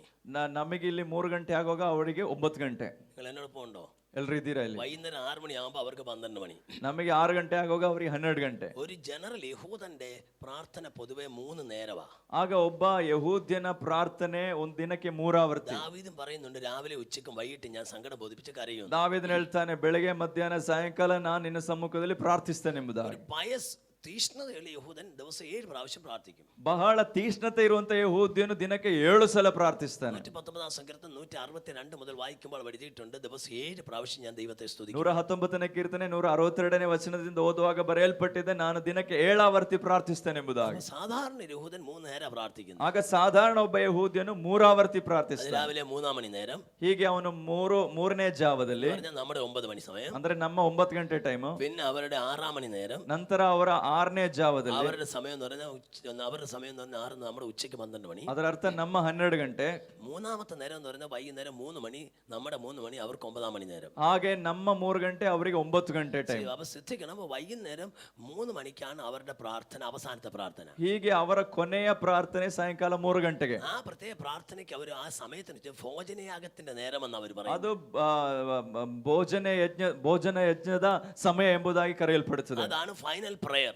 ಅದಾಗಿದೆ ಕೊನೆಯ ಪ್ರಾರ್ಥನೆ. ഞാൻ ഇനി ചിന്തയിലേക്ക് വരാം. ಇನ್ನು ನಾನು ಆಲೋಚನೆಗೆ ಬರ್ತೇನೆ. ഏലിയാവും ബാലിന്റെ ശക്തികളും കൂടെ നിന്ന് വാദിക്കുമ്പോൾ ബാൽ ശക്തികൾ രാവിലെ മുതൽ ഇരുന്ന് ഇങ്ങനെ വിളിച്ചപ്പെടുക, തീ ഇറക്കണേ എന്ന്. ಎಲಿಯನು ಮತ್ತು ಈ ಬಾಲ್ ಶಕ್ತಿಯ ಎಲ್ಲ ಜನರು ಸೇರಿ ವಾದಗಳು ನಡೆಯುತ್ತಿದೆ. ಅವ್ರು ಏನ್ ಮಾಡ್ತಾರೆ, ಬೆಂಕಿ ಇಳಿಸುವುದಕ್ಕಾಗಿ ಬೆಂಕಿ ಇಳಿಯಲಿ ಅಂತ ಹೇಳ್ಕೊಂಡಿದ್ದಾರೆ. ഭോജനയാഗത്തിന്റെ നേരമായപ്പോ, ಆಮೇಲೆ ಆ ಭೋಜನಯಾಗದ ಸಮಯದವರೆಗೆ, യഹൂദന്റെ ಫೈನಲ್ ಪ್ರಾರ್ಥನೆയുടെ സമയമായപ്പോ, ಯಹೂದ್ಯನ ಆ ಕೊನೆಯ ಪ್ರಾರ್ಥನೆಯ ಸಮಯವಾದಾಗ, അവരുടെ 9 മണിയായപ്പോ, ಅವರ 9 ಗಂಟೆ ಆದಾಗ, നമ്മുടെ 3 മണിയായപ്പോ, ನಮ್ಮ 3 ಗಂಟೆ ಆದಾಗ ഏലിയാവ് ചെന്ന് പറഞ്ഞു, ಎಲಿಯನು ಹೋಗಿ ಹೇಳ್ತಾನೆ, ഹേ ബാൽ ശക്തികളെ, ಏ ಬಾಲ್ ಶಕ್ತಿಗಳೇ, നിങ്ങളുടെ സമയം കഴിഞ്ഞു, ನಿಮ್ಮ ಸಮಯ ಮುಗಿದೋಯ್ತು, നിങ്ങളുടെ സമയം തീർന്നു, ನಿನ್ನ ಸಮಯ ಮುಗಿದೋಯ್ತು, ഇനി എന്റെ സമയമാ, ಇನ್ನು ನನ್ನ ಸಮಯವಾಗಿದೆ, ഇനി അഭിഷിക്തന്റെ സമയമാ, ಅಭಿಷಕ್ತನ ഇനി ಸಮಯವಾಗಿದೆ, ദൈവത്തിന് തീയറക്കാനുള്ള സമയമാ. ಅವರಿಗೆ ಬೆಂಕಿ ಇಳಿಸಬೇಕಾದ ഇന്ന് രാവിലെ തിരിച്ചറിയുന്നവർക്ക് ഞാൻ ദൈവത്തെ സ്തുതിക്കുന്നു. ಇಂದು ಹಗಲಿನ ವೇಳೆ ಅದನ್ನು ತಿಳ್ಕೊಳ್ಳುವವರಿಗಾಗಿ ഒരു അഭിഷിക്തൻ തീയറക്കുന്ന സമയം വന്നിരിക്കുന്നു. ಅಭಿಷಕ್ತನ ಬೆಂಕಿ ಇಳಿಸಬೇಕಾದ ಸಮಯ ಬಂದಿದೆ. It's high time that we might bring the fire down from the heavens. ಇದು ನಾವು ಪರಲೋಕದಿಂದ ಬೆಂಕಿ ಭೂಮಿಗೆ ಇಳಿಸಬೇಕಾದ ಸಮಯವಾಗಿದೆ. The time when the works of the devil are abolished and abrogated. ಅಂದರೆ ಸೈತಾನನ ಸಂಪೂರ್ಣವಾಗಿ ನಾಶವಾಗಬೇಕಾದ ಸಮಯ. Hello, hallelujah. എനിക്ക് മുമ്പ് ശുശ്രൂഷ ദൈവദാസൻ പറഞ്ഞല്ലോ, ನನಗಿಂತ ಮೊದಲು ಸೇವೆ ಮಾಡಿದ ಸೇವಕರು ಹೇಳಿದ್ರು, യേശു താണഭൂമിയിലേക്ക് ഇറങ്ങി വന്നു, ಯೇಸು ಈ ಭೂಮಿಗೆ ಇಳಿದು ಬಂದರು, കാൽവറിയുടെ കൊലക്കളത്തിൽ യാഗമായി തീർന്നു, ಆ ಕಲ್ವಾರಿ ಶಿಲುಬೆಯಲ್ಲಿ ಆತನು ಯಜ್ಞವಾದನು, സകലവും നിവർത്തിയായി എന്ന് ಎಲ್ಲವೂ ತೀರಿತು ಅಂತ ಆತನು ಹೇಳಿದನು. ഗ്രീക്കിൽ ടെറ്റലസ്റ്റായി എന്ന് പറയുന്നത് ಎಲ್ಲವೂ ತೀರಿತು ಎಂಬುದಾಗಿ it ಬರೆಯಲ್ಪಟ್ಟಿದೆ. is finished, ಎಲ್ಲವೂ ತೀರಿತು, it is finished എന്ന്. ಎಲ್ಲವೂ ತೀರಿತು. എന്താ അതിന്റെ അർത്ഥം? ಅರ್ಥವೇನು? അതിന്റെ അർത്ഥം എന്താണെന്നറിയാമോ? ಅರ್ಥವೇನು? റോമൻ പട്ടാളക്കാർ ರೋಮನ್ ಸೈನಿಕರು വിദേശ രാജ്യങ്ങളെ ആക്രമിക്കും, ವಿದೇಶ ರಾಜ್ಯಗಳನ್ನು ಆಕ್ರಮಿಸುವಾಗ ആക്രമിച്ച് അവരുടെ സൈന്യങ്ങളെ അടിമകളായി പിടിച്ചോണ്ട് വരും, ಅಲ್ಲಿರುವಂತ ಸೈನಿಕರನ್ನೆಲ್ಲ ಗುಲಾಮರಾಗಿ ಹಿಡ್ಕೊ ಬರ್ತಾರೆ, കുറെ പേരെ കൊന്നുകളയും, ಕೆಲವರನ್ನ ಸಾಯಿಸ್ತಾರೆ, നല്ല ആരോഗ്യം സൈസും കാണാൻ കൊള്ളാവുന്ന നല്ല പട്ടാളക്കാരെ ಕೆಲವು ಆರೋಗ್ಯವಿರತಕ್ಕಂತ ಒಳ್ಳೆ ಸೈನಿಕರನ್ನ അവരെ 2 സെല്ലിലിടും, ಅವ್ರನ್ನ 2 ಸೆಲ್ಗಳಿಗೆ ಹಾಕ್ತಾರೆ, എന്നിട്ട് ഓരോരുത്തരും ഓരോ സെല്ലിലിടും, ಒಬ್ಬೊಬ್ಬರನ್ನ ಒಂದೊಂದು ಸೆಲ್ಗಳಿಗೆ അവർക്ക് ചാപ്പാട് കൊടുക്കും, ಅವರಿಗೆ ಊಟ ಕೊಡ್ತಾರೆ, അവർക്ക് നല്ല ട്രെയിനിങ് കൊടുക്കും, ಒಳ್ಳೆ ಟ್ರೈನಿಂಗ್ അത് ಕೊಡ್ತಾರೆ. കഴിഞ്ഞിട്ട് ಅದ ನಂತರ രാജാവിന്റെ ജന്മനാളോ രാജാവിന്റെ ബർത്ത്ഡേ ರಾಜನ ಬರ್ತ್ಡೇ ದಿವಸ അതല്ലെങ്കിൽ ഏതെങ്കിലും സ്പെഷ്യൽ ഡേയില് ಅಥವಾ ಬೇರೆ ಯಾವ್ದಾದ್ರು ಸ್ಪೆಷಲ್ ಡೇ സ്പെഷ്യൽ കൊളോസിയത്തിൽ അവരെ കൊണ്ടുവരും, ಒಂದು ಸ್ಪೆಷಲ್ ಆದಂತ ಪರಿಸ್ಥಿತಿನಲ್ಲಿ ಏರ್ಪಡಿಸ್ತಾರೆ. പണ്ട് കാലത്തൊക്കെ ആളുകൾ ഗുസ്തിക്ക് ഗോദ ഉണ്ടാക്കുന്ന പോലെ ഒരു ഗോദ ഉണ്ടാക്കും, ನಂತರ ಹಿಂದಿನ ಕಾಲದಲ್ಲಿ ಗುಸ್ತಿಗಾಗಿ ಸ್ಥಳವನ್ನು ಏರ್ಪಡಿಸುವ ರೀತಿಯಲ್ಲಿ ഈ ಏರ್ಪಡಿಸ್ತಾರೆ. ഗോദ ഉണ്ടാക്കിയിട്ട് ಆ ರೀತಿ ಒಂದು ಕಾಲಮ್ ഈ അടിമകളായി പിടിച്ചോണ്ട് വന്ന 2 സൈനികരെ കൊണ്ടുവരും, ಈ ಗುಲಾಮರಾಗಿ ಹಿಡ್ಕೊಂಡ್ ಬಂದಿರುವ ಸೈನಿಕರನ್ನ ತರ್ತಾರೆ. അവർ രണ്ടുപേരും ഒരു പട്ടാളത്തിൽ ഒന്നിച്ചിന്ന് ശത്രുവിനെതിരെ യുദ്ധം ചെയ്തവരാ. ಅವರು ಒಂದು ಟೈಮಲ್ಲಿ ಒಂದೇ ಸೈನ್ಯದಲ್ಲಿ ಇದ್ದುಕೊಂಡು ಶತ್ರುಗಳಿಗೆ ವಿರುದ್ಧವಾಗಿ ಯುದ್ಧ പക്ഷെ ಮಾಡಿದ್ರು. ഇവരെ ഈ ഗോദയിലോട്ട് ഇറക്കി നിർത്തും, ಆದ್ರೆ ಅವರನ್ನ ಈ ಒಂದು ಸ್ಥಳದಲ್ಲಿ അവരുടെ ನಿಲ್ಲಿಸ್ತಾರೆ. 2 പേരുടെയും കയ്യിൽ ഓരോ ആയുധം കൊടുക്കും, ಇಬ್ಬರ ಕೈಲಿ ಒಂದೊಂದು ಆಯುಧ ಕೊಡ್ತಾರೆ. എന്നിട്ട് അവരോട് ഒരേ തമ്മിലടിക്കാൻ. ಆ ನಂತರ ಅವ್ರಿಗೆ ಹೇಳ್ತಾರೆ, ನೀವು ಪರಸ್ಪರ ಹೊಡೆದಾಡಿ. മല്ലയുദ്ധമാണ്, ಅದೊಂದು ಮಲ್ಲ ಯುದ್ಧ. ಮಲ್ಲ ಯುದ್ಧವಾಗಿ. എന്താ മല്ലയുദ്ധത്തിന്റെ പ്രത്യേകത? ಏನಿ ಮಲ್ಲ ಯುದ್ಧದ ಪ್ರತ್ಯೇಕತೆ? മല്ലയുദ്ധത്തിൽ ഒരുത്തൻ ജയിക്കണമെങ്കിൽ മറ്റവൻ കൊല്ലപ്പെടണം. ಮಲ್ಲ ಯುದ್ಧದಲ್ಲಿ ಒಬ್ಬನು ಗೆಲ್ಲಬೇಕಾದ್ರೆ ಇನ್ನೊಬ್ಬನು ಸಾಯಬೇಕು. ഒരുത്തനെ കുത്തി മലത്തെങ്കിൽ മാത്രമേ മറ്റവൻ ജയിക്കത്തുള്ളൂ. ಒಬ್ಬನನ್ನ ಕೆಳಗೆ ಉರುಳಿಸಿ ಕೊಂದು ಕೆಳಗೆ ಉರುಳಿಸಿದ್ರೆ ಮಾತ್ರ ಇನ್ನೊಬ್ಬನಿಗೆ ಜಯ. ഒരു സൈന്യത്തിൽ ഒന്നിച്ച് നിന്ന് പോരടിച്ച ഒന്നിച്ച് നിന്ന് ശത്രുവിനോട് പോരടിച്ച രണ്ട് മിത്രങ്ങളായി ഇപ്പൊ തമ്മിലടിക്കുന്നേ. ಆಗ ನೋಡಿ, ಒಂದೇ ಸೈನ್ಯದಲ್ಲಿ ಇದ್ದಂತ ಮಿತ್ರರೀಗ ಪರಸ್ಪರ ಹೊಡೆದಾಡ್ತಿದ್ದಾರೆ. പക്ഷെ അവനെ ഇവൻ കൊന്നില്ലെങ്കിൽ, ഇവൻ അവസരം ഉണ്ടായിട്ട് കൊന്നില്ലേ, പട്ടാളക്കാർ ഇവനെ കൊല്ലും. ಒಂದು ವೇಳೆ ಅವನನ್ನ ಕೊಲ್ಲಲಿಕ್ಕೆ ಇವನಿಗೆ ಸಾಧ್ಯತೆ ಇದ್ದು ಕೊಲ್ಲದಿದ್ರೆ ಆ ಸೈನಿಕರು ಇವನ್ನ ಕೊಲ್ತಾರೆ. ഒന്നി ജീവിക്കണം അല്ലെ ചാകണം. ಒಂದ ಜೀವಿಸಬೇಕು ಇಲ್ಲ ಸಾಯಬೇಕು. ജീവിക്കണമെങ്കിൽ അവനെ കൊല്ലണം. ಜೀವಿಸಬೇಕು ಅಂತಿದ್ರೆ ಅವನ್ನ ಸಾಯಿಸಬೇಕು. അവനെ കൊല്ലാൻ തയ്യാറാകുന്നില്ലെങ്കിൽ ഞാൻ ചാകും. ಅವನನ್ನ ಕೊಲ್ಲಿಕ್ಕೆ ಸಾಧ್ಯವಾಗದಿದ್ರೆ ನಾನು ಸಾಯ್ತೇನೆ. ബൈ ഹൂക്ക് ഓർ ക്രൂക്ക് യുദ്ധം ചെയ്തേ പറ്റത്തുള്ളൂ. ಈ ಏನಾದ್ರೂ ಸರಿ ಈಗ ಯುದ್ಧ ಮಾಡಲೇಬೇಕು. ഇവർ രണ്ടുപേരും അങ്ങോട്ടും ഇങ്ങോട്ടും ആയുധം ഉരുപ്പിച്ച് പരസ്പരം മുറിവേൽപ്പിക്കും. ಇವರಿಬ್ಬರು ಜೊತೆಯಾಗಿ ಸೇರ್ಕೊಂಡು ಪರಸ್ಪರ ಗಾಯಗಳನ್ನ ಮಾಡ್ತಾರೆ. ഭയങ്കര കായികാഭ്യാസികളായതുകൊണ്ട് കർണം മറിഞ്ഞ് ഇങ്ങനെ വഴക്ക് ഗുസ്തി അല്ലെങ്കിൽ യുദ്ധം ഇങ്ങനെ നടന്നുകൊണ്ടിരിക്കും. ಭಯಂಕರ ಯುದ್ಧ ನಡೆಯುತ್ತಿರುತ್ತದೆ. ശരീരമാസകലം മുറിയും, ശരീರವೆಲ್ಲ ಬಹಳವಾಗಿ ചോര വലിക്കാൻ തുടങ്ങും, ರಕ್ತ ಹರಿಯುತ್ತದೆ. അവസാനം രക്തം ഒലിച്ചു തുടങ്ങുമ്പോൾ തന്നെ ഒരുത്തൻ ക്ഷീണിച്ചു തുടങ്ങും. ರಕ್ತ ಹರಿಯುತ್ತಿರುವಾಗಲೇ ಒಬ್ಬನು ಆಮೇಲೆ ಸೋಲುತ್ತಿದ್ದಾನೆ. അങ്ങനെ ക്ഷീണിച്ചു തുടങ്ങുമ്പോൾ അവന്റെ നെഞ്ചിലേക്ക് കത്തി കുത്തിയിറക്കും. ಹಾಗೆ ಸೋಲುತ್ತಿರುವಾಗಲೇ ಅವನಿಗೆ ಖಡ್ಗದಿಂದ ಕಡಿಯುತ್ತಾರೆ. എന്നിട്ട് കത്തി കുത്തി ഇറക്കിയിട്ട് ഇവൻ കത്തി ഊരി കരമാകാശത്തിലേക്ക് വിരിച്ച് നെറ്റിയിലെ വിയർപ്പ് തുടച്ചു മാറ്റിയിട്ട് 2 കരങ്ങൾ ഉയർത്തി ഇവൻ വിളിച്ചു പറയും, ಅವನು ಏನ್ ಮಾಡ್ತಾನೆ, ಆ ವ್ಯಕ್ತಿಯನ್ನು ಸಂಪೂರ್ಣವಾಗಿ ಕೊಂದ ನಂತರ ಅದೇ ಖಡ್ಗವನ್ನ ಮೇಲಕ್ಕೆತ್ತಿ ಆ ಖಡ್ಗದಿಂದಲೇ ತನ್ನ ಬೆವರನ್ನ ಒರೆಸಿ ಬಿಟ್ಟು ಅವನು ಹೇಳ್ತಾನೆ, ನಾನು ಗೆದ್ದನೆಂಬುದಾಗಿ.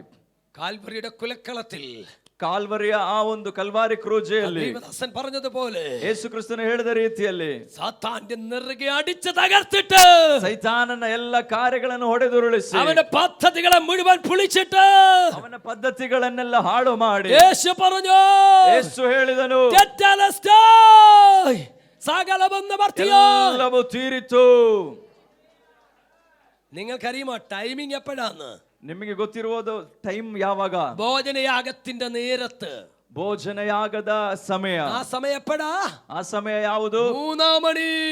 ಅದು 3ನೇ നമ്മുടെ ಗಂಟೆ. 3 മണി എന്ന് പറഞ്ഞാൽ അവരുടെ 9 മണി. ನಮ್ಮ 3 ಗಂಟೆ, ಅವರಿಗೆ 9 ಗಂಟೆ. 6 മണി നേരം മുതൽ 9 മണി വരെ ദേശത്തെല്ലാം ഇരുട്ടുണ്ടായി. ഒടുവിൽ അവൻ സാത്താന്റെ തല തകർത്തു. 6 ರಿಂದ 9 ಗಂಟೆವರೆಗೆ ಅದು ನಡೆಯಿತು. ಕೊನೆಯದಾಗಿ ಈಗ ಆತನ ಸೈತಾನನ ತಲೆಯನ್ನು ಜಜ್ಜಿದನು. ഒരു ഭോജനയാഗത്തിന്റെ നേരമുണ്ട്. ಒಂದು ಭೋಜನಯಾಗಕ್ಕೆ ಒಂದು ഒരു ಸಮಯವಿದೆ. ഫൈനൽ ടൈമിംഗ് ഉണ്ട്. ಒಂದು ಕೊನೆಯ ಸಮಯವಿದೆ. അപ്പോയിന്റഡ് ടൈം ഉണ്ട്. ಒಂದು ನಿಗದಿತ പിശാച് ಸಮಯವಿದೆ. കീഴടങ്ങുന്ന സമയം. ಸೈತಾನನ ಸೋಲುವ ಸಮಯ. സാത്താന്റെ മണ്ഡലങ്ങൾ മുട്ടുമടക്കുന്ന സമയം. ಸೈತಾನನ ಮಂಡಲಗಳು ಮೊಣಕಾಲು ಊರುವ ಸಮಯ. അഭിഷിക്തൻ ജയഭേരി മുഴക്കുന്ന സമയം. ಅಭಿಷಕ್ತನು ಜಯಗೊಳ್ಳುವಂತ ಸಮಯ. കര തട്ടി ദൈവത്തെ സ്തുതിക്കാം. ಕರಗಳನ್ನ ತಟ್ಟಿ ಕರ್ತನಿಗೆ ಮಹಿಮೆ ಸಲ್ಲಿಸೋಣ. ഹല്ലേലൂയ, ಹಲ್ಲೆಲೂಯ, ഹല്ലേലൂയ. ಹಲ್ಲೆಲೂಯ. എന്നും ഗുഹയായി കിടക്കണമെന്ന് പിശാച് ആഗ്രഹിക്കും. ಯಾವಾಗಲೂ ಗುಹೆಯಲ್ಲಿ ಇರಬೇಕೆಂಬುದಾಗಿ ಸೈತಾನ್ ಬಯಸುವಾಗ, പക്ഷെ ദൈവത്തിന്റെ പദ്ധതി അതല്ല. ಆದ್ರೆ ದೇವರ ಪದ್ಧತಿ ಅದಲ್ಲ. നീ എന്നും ഗുഹയായിട്ട് കിടക്കില്ല. ನೀನು ಯಾವಾಗಲೂ ಗುಹೆಯಲ್ಲಿ നീ എന്നും ಇರಬೇಕಾಗಿಲ್ಲ. തകർന്നു കിടക്കില്ല. ಯಾವಾಗಲೂ ನಾಶವಾಗೋದಿಲ್ಲ. ദുഷ്ടശക്തികൾ കയ്യേറ്റം ചെയ്ത നാളുകൾ കണ്ടേക്ക്. ದುಷ್ಟ ಶಕ್ತಿಗಳಿಗೆ ನಿನ್ನನ್ನು ಮುಟ್ಟಲು ಸಾಧ್ಯವಿಲ್ಲ. പക്ഷെ ഇന്ന് രാവിലെ കാലം സ്വർഗം പറയുന്നു, ಆದ್ರಿಂದ ಹಗಲಿನ ವೇಳೆ ಪರಲೋಕ ಹೇಳುತ್ತಿದೆ, പിശാചിന്റെ പ്രവർത്തികളെ അടിപ്പാൻ ಸೈತಾನನ ತಂತ್ರಗಳನ್ನು ദൈവപുത്രൻ വന്നു. ದೇವಕುಮಾರನ ಪ್ರತ್ಯಕ್ಷನಾದ. എല്ലാവരും എഴുന്നേറ്റ് നിൽക്കാം. ಒಂದು ನಿಮಿಷ ಎಲ್ಲರೂ ಎದ್ದು ನಿಂತುಕೊಳ್ಳೋಣ. ഞാൻ ഈ ഭാഗം ഇങ്ങനെ പറഞ്ഞ് ഇവിടെ അവസാനിപ്പിക്കുന്നു. ಈ ಭಾಗವನ್ನು ಹೀಗೆ ಹೇಳಿ ಮುಗಿಸಲು ಬಯಸ್ತೇನೆ. അടുത്ത ചിന്തയിലേക്ക് കയറിയാൽ എനിക്ക് പ്രസംഗം ഈ സമയത്ത് നിർത്താൻ പറ്റില്ല. ಮುಂದಿನ ಚಿಂತನೆಗೆ ಹೋದರೆ ಪ್ರಸಂಗ ನಿಲ್ಲಿಸಲು ಸಾಧ್ಯವಿಲ್ಲ. ഞാൻ ഒന്നാമത്തെ ചിന്ത മാത്രമേ പറഞ്ഞുള്ളൂ. ಮೊದಲನೇ ಚಿಂತನೆ ಮಾತ್ರ ನಾನು ಹೇಳಿದ್ದು. എന്തുകൊണ്ട് ദൈവജനത്തിന് ഒരു അഭിഷേകം ആവശ്യമാണ്? ಯಾತಕ್ಕಾಗಿ ದೇವಜನರಿಗೆ ಅಭಿಷೇಕವು എന്തുകൊണ്ട് ಅವಶ್ಯಕ? ദൈവജനത്തിന് ഒരു അഭിഷേകമാണ് ಯಾತಕ್ಕಾಗಿ ആവശ്യമാണ്? ದೇವಜನರಿಗೆ ಅಭಿಷೇಕವು ಅವಶ್ಯಕ? ക്വസ്റ്റ്യന്റെ മറുപടിയായി ഇതുവരെ പറഞ്ഞത്, ಅದಕ್ಕಿರುವ ಉತ್ತರವನ್ನೇ ಇಷ್ಟು അരമന ഉപേക്ഷിക്കപ്പെടും, ಅರಮನೆ ತಳ್ಳಲ್ಪಡುತ್ತದೆ, ജനപുഷ്ടിയുള്ള നഗരങ്ങൾ നിർജ്ജനമായി ഭവിച്ചേക്കാം, ಪುಷ್ಟಿಯುಳ್ಳ ಸ್ಥಳವು ನಿರ್ಜನ ಪ್ರದೇಶವಾಗಬಹುದು, ഒന്നും കാവൽ മാലയെ സദാ കാലവും ഗുഹയായി ഭവിച്ചേക്കാം, ಗುಡ್ಡವು ಕೋವರವು ಅದು ಒಂದು ವೇಳೆ ನಶಿಸಿ ಹೋಗಬಹುದು. പിശാചിനൊരു ആഗ്രഹമുണ്ട്, ಆದ್ರೆ ಸೈತಾನಿಗೊಂದು ಆಸೆ ಇದೆ, നീ ഗുഹയായി ഭവിക്കണം, ನೀನು ಗುಹೆಯಾಗಿ നീ ഗുഹയായി ಉಳಿಯಬೇಕು, ഭവിക്കണം. ನೀನು ಗುಹೆಯಾಗಿ ಉಳಿಯಬೇಕು. എന്താ ഗുഹയെന്ന് പറഞ്ഞാൽ? ಏನು ಗುಹೆ ಅಂದ್ರೆ? നിങ്ങളുടെ തലച്ചോറിലേക്ക് ഗുഹയെന്ന് ഞാൻ പറയുമ്പോൾ ഓടി വരുന്ന പിക്ചർ എന്താ? ನಿಮ್ಮ ಗುಹೆ ಅಂತ ಹೇಳುವಾಗ ನಿಮ್ಮ ಮೆದುಳಲ್ಲಿ ಬರುವಂತ ಒಂದು ಚಿತ್ರವೇನು? എന്റെ ചിന്തയിൽ ഓടി വരുന്നത്, ನನ್ನ ಚಿಂತೆಯಲ್ಲಿ ಬರುವಂತದ್ದು അകം പൊള്ളയായ ഒരു സ്ഥലം, ಅದು ಯಾವುದೇ അകം പൊള്ളയായ empty ആയ ഒരു സ്ഥലം, ಅಂದ್ರೆ ಒಂದು ಬರಿದಾಗಿರುವಂತ ಸ್ಥಳ. ഇന്ന് രാവിലെ സ്വർഗം പറയുന്നു, ಈ ಸಮಯದಲ್ಲಿ ಪರಿಶುದ್ಧಾತ್ಮ ಹೇಳ್ತಿದ್ದಾನೆ, പിശാചിന് നിന്നെ കുറിച്ച് ആഗ്രഹമുണ്ട്, ಸೈತಾನ್ ನಿನ್ನ ಕುರಿತಾಗಿ നിന്റെ ಮನಸ್ಸುಂಟು, അകത്തളങ്ങൾ മുഴുവൻ പൊള്ളയായി കിടക്കണമെന്ന്, ನಿನ್ನ ಒಳಗಡೆ ಎಲ್ಲವೂ നിന്റെ ಬರಿದಾಗಿರಬೇಕೆಂಬುದಾಗಿ, നന്മകളൊന്നും നിലനിൽക്കരുതെന്ന്, ನಿನ್ನ ಆಶೀರ್ವಾದಗಳು ಯಾವುದು ನೆಲೆ നിന്റെ ನಿಲ್ಲಬಾರದೆಂಬುದಾಗಿ, കുടുംബം പൊള്ളയായി കിടക്കണമെന്ന്, ನಿನ್ನ ಕುಟುಂಬವು നിന്റെ ಬರಿದಾಗಿರಬೇಕು, സഭ പൊള്ളയായി കിടക്കണമെന്ന്, ಸಭೆ ಬರಿದಾಗಿ നിന്റെ ജീവിതം പൊള്ളയായി കിടക്കണമെന്ന് ಬರಿದಾಗಿರಬೇಕು. ദൈവം അത് അനുവദിക്കുന്ന ദൈവമല്ല. ಅನುಮತಿ ಕೊಡುವ ದೇವರು. രാവിലെ വിശ്വസിക്കുന്നവർ കരമുയർത്തി ദൈവത്തെ സ്തുതിക്കട്ടെ. ಕರಗಳ ಮೇಲೆ ಕೆತ್ತಿ ಕರ್ತನಿಗೆ ಸ್ತೋತ್ರ ಮಾಡಿ. നീ പൊള്ളയായി പോവില്ല, ನೀನು ಸುಮ್ಮನೆ ಹೋಗೋದಿಲ್ಲ, നീ പൊള്ളയായി പോവില്ല, ನೀನು ಬರಿದಾಗಿ നീ ಹೋಗೋದಿಲ್ಲ, ഗുഹയായി പോവില്ല, ಗುಹೆಯಾಗಿ ಹೋಗುವುದಿಲ್ಲ. കാരണം സ്വർഗ്ഗം ഒരു അഭിഷേകം അയക്കാൻ തുടങ്ങുകയോ. ದೇವರೊಂದು ಅಭಿಷೇಕವನ್ನು ಕಳುಹಿಸಲಿಕ್ಕಿದ್ದಾನೆ. ഗുഹ നമ്പർ 2, ಎರಡನೇ ವಿಚಾರ, ഗുഹ നമ്പർ 2. ಎರಡನೇ ಗುಹೆ. എന്റെ ചിന്തയിലേക്ക് ഓടി വരുന്ന ചിന്ത എന്താണെന്നറിയാമോ? ನನ್ನ ಮನಸ್ಸಿಗೆ ಓಡಿ ಬರೋ ವಿಷಯ, അകം മുഴുവൻ ഇരുട്ട് മൂടി കിടക്കുന്നു, ಒಳಗಡೆ ಕತ್ತಲೆಯು അകം ಆವರಿಸಲ್ಪಟ್ಟಿದೆ, മുഴുവൻ ഇരുട്ട് മൂടി കിടക്കുന്നു, ಒಳಗಡೆ ಕತ್ತಲೆ ಆವರಿಸಲ್ಪಟ್ಟಿದೆ, ഇരുളിന്റെ മണ്ഡലങ്ങൾ, ಎಲ್ಲ ಕತ್ತಲೆ അത് ಅನುಭವಗಳು, പൈശാചിക മണ്ഡലമാണ്, ಅದು ಸೈತಾನಿಕ ಮಂಡಲವಾಗಿದೆ. ഇരുട്ട് കൊണ്ടുവരുന്ന പിശാചാണ്. ಅದನ್ನು ತರುವಂತದ್ದು ಸೈತಾನನೇ അവന്റെ ಆಗಿದ್ದಾನೆ. കൂട്ടാളികൾക്ക് ഒരു പേരുണ്ട്, ಅವನ ಜೊತೆಯಲ್ಲಿರುವವರಿಗೊಂದು ಹೆಸರಿದೆ, അവന്റെ കൂട്ടാളികൾക്ക് ഒരു പേരുണ്ട്, ಅವನ ಜೊತೆಯಲ್ಲಿರುವವರಿಗೊಂದು ಹೆಸರಿದೆ, അന്ധകാരത്തിന്റെ ലോകാധിപതി, ಅಂಧಕಾರದ ಲೋಕಾಧಿಪತಿ, അന്ധകാരത്തിന്റെ ലോകാധിപതി. ಅಂಧಕಾರದ ಲೋಕಾಧಿಪತಿ. ഇന്ന് രാവിലെ ആ ഇരുട്ടിന്റെ ശക്തികൾ ಇಂದು ಹಗಲ ವೇಳೆ ಆ ಕತ್ತಲೆಯ ಆತ್ಮಗಳು നിന്റെ ജീവിതത്തെ മൂടി നിൽക്കുന്നെങ്കിൽ, ನಿನ್ನ ಜೀವಿತವನ್ನು നിന്റെ ಆವರಿಸಿರುವುದು, കുടുംബത്തെ മൂടി നിൽക്കുന്നെങ്കിൽ, ನಿನ್ನ ಕುಟುಂಬವನ್ನು നിന്റെ ಆವರಿಸಿರುವುದು, തലമുറയെ മൂടി നിൽക്കുന്നെങ്കിൽ, ನಿನ್ನ ಮಕ್ಕಳ ಮೇಲೆ ഇന്ന് ಆವರಿಸಿರುವುದು, രാവിലെ സ്വർഗം പറയുന്നു, ಹಗಲ ವೇಳೆ ದೇವರಾತ್ಮ ഒരു അഭിഷേകത്തിന്റെ പകർച്ചയാ, ಅಭಿಷೇಕದ ವರ್ಗಾವಣೆ ഇരുട്ടിനെ അട്ടിമറിക്കാൻ പോകയോ. ಕತ್ತಲೆಯನ್ನ ನೀಗಿಸುತ್ತದೆ.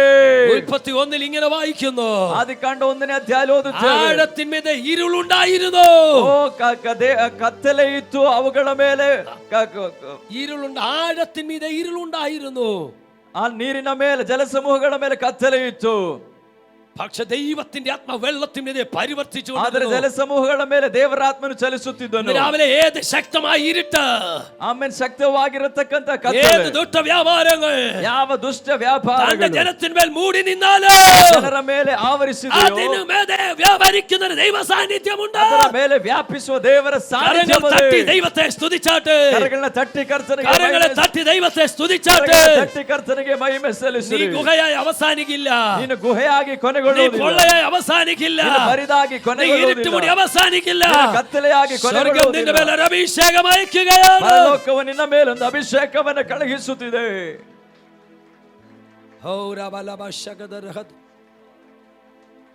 എന്താ ഗുഹയുടെ മൂന്നാമത്തെ പ്രത്യേകത? ಈ ಗುಹೆಯ ಮೂರನೇ ಪ್ರತ್ಯೇಕತೆ ಏನು? ഗുഹയിൽ ആരും പശുവിനെ കൊണ്ട് കെട്ടാറില്ല, ಗುಹೆಯಲ್ಲಿ ಯಾರು ದನಕರಗಳನ್ನ ಕಟ್ಟೋದಿಲ್ಲ, ആടിനെ കൊണ്ട് കെട്ടാറില്ല, ದನಕುರಿಗಳನ್ನು ಕಟ್ಟೋದಿಲ್ಲ, ഡൊമസ്റ്റിക് ആനിമൽസിനെ ഒന്നും ഗുഹയെ കൊണ്ട് കെട്ടാറില്ല. ಯಾವ ಮನೆಯಲ್ಲಿ ಬೆಳೆಸೋ ಮೃಗಗಳನ್ನು ಕಟ್ಟೋದಿಲ್ಲ. ഗുഹകളിൽ പാർക്കുന്ന ആരാന്നറിയാമോ? ಗುಹೆಗಳಲ್ಲಿ ವಾಸ ಮಾಡೋರು ಯಾರು? Wild animals. ವನ್ಯಜೀವಿಗಳು. എന്താ വന്യജീവികളുടെ പ്രത്യേകത? ವನ್ಯಜೀವಿಗಳ ಪ್ರತ್ಯೇಕತೆ ಏನು? അതിന്മേൽ വ്യാപരിക്കുന്ന ഒരു സ്പിരിറ്റ് ഉണ്ട്. ಅದರ ಮೇಲೆ ವ್ಯಾಪಿಸುವ ಒಂದು ಆತ್ಮವಿದೆ. അത് വന്യതയുടെ ആത്മാവാണ്, ಅದು ವನ್ಯದ അത് ಆತ್ಮವಾಗಿದೆ, വാശിയുടെ ആത്മാവാണ്, ಅದು ಹಠದ ಆಮೇನ್ ಆತ್ಮವಾಗಿದೆ, അത് വെല്ലുവിളിക്കുന്ന ആത്മാവാണ്, ಅದು ಸವಾಲೊಡ್ಡುವ ಆತ್ಮವಾಗಿದೆ, അത് ചീറ്റുന്ന ആത്മാവാണ്, ಅದು ಆಮೇಲೆ ಸೀಳುವಂತ ಆತ್ಮವಾಗಿದೆ, അത് മുരളുന്ന ആത്മാവാണ്, ಅದು ಗುದ್ದಾಡುವ ಆತ್ಮವಾಗಿದೆ, തമ്മിലടിക്കുന്ന ആത്മാവാണ്.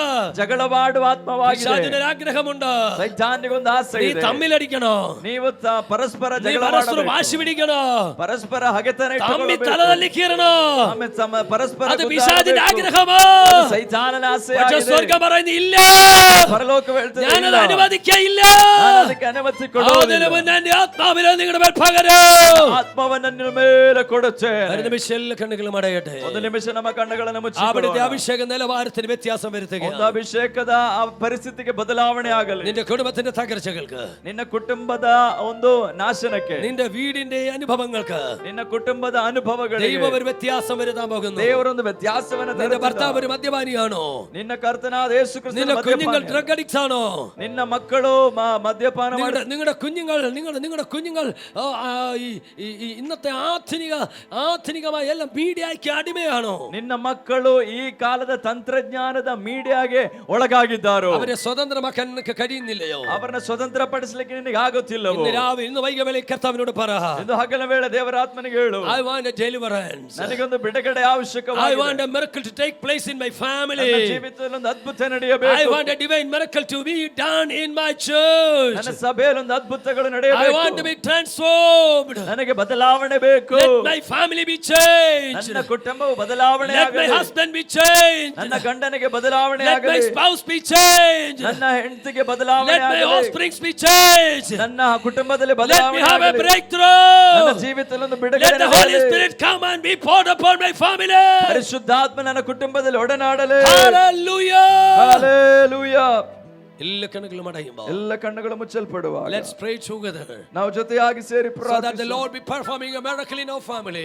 ಆಮೆನ್. ಒಂದು ಅದ್ಭುತವು ನಮ್ಮ ಕುಟುಂಬದಲ್ಲಿ ನಡೆಯಲಿ. Everything that which the devil worked in your family, ಎಲ್ಲವನ್ನ ಸೈತಾನನು ಮಾಡುವಂತ ಕಾರ್ಯಗಳು, that which the devil did in your family, ಸೈತಾನ್ ನಿಮ್ಮ ಜೀವಿತದಲ್ಲಿ ಮಾಡುವ that which ಕಾರ್ಯಗಳು, the devil wrote in your family, ಸೈತಾನ್ ಬರೆದಿಟ್ಟಿರುವ that ಕಾರ್ಯಗಳು, which the devil planned in your family, ಸೈತಾನನು ಪದ್ಧತಿ ಹೂಡಿದ let ವಿಚಾರಗಳು, every work of the devil be cancelled. ಎಲ್ಲ ಪದ್ಧತಿಗಳು ಕ್ಯಾನ್ಸಲ್ Let ಆಗುತ್ತಿದೆ. everything be cast down. ಅದೆಲ್ಲವೂ ಹೊರ ಹಾಕಲ್ಪಡಲಿ. Let the anointing of the Holy Spirit be taking control of everything of your life. ಪರಿಶುದ್ಧಾತ್ಮನ ಆಳ್ವಿಕೆ ನಿಮ್ಮೆಲ್ಲರ ಮೇಲೆ ನಿಯಂತ್ರಣವನ್ನ ತನ್ನ ಹತೋಟಿಗೆ ತೆಗೆದುಕೊಳ್ಳಲಿ. That the Spirit of God be taking control of every situation of your life. ಆಮೇಲೆ ಪರಲೋಕದ ಒಂದು ಅನುಭವವು ನಿಮ್ಮ ಕುಟುಂಬದಲ್ಲಿ ಉಂಟಾಗಲಿ. So we will sing together a chorus in which we will be asking the Lord to send out His Holy Spirit upon every one of us. ನಾವು ಜೊತೆಯಾಗಿ ಒಂದು chorus ಹಾಡೋಣ.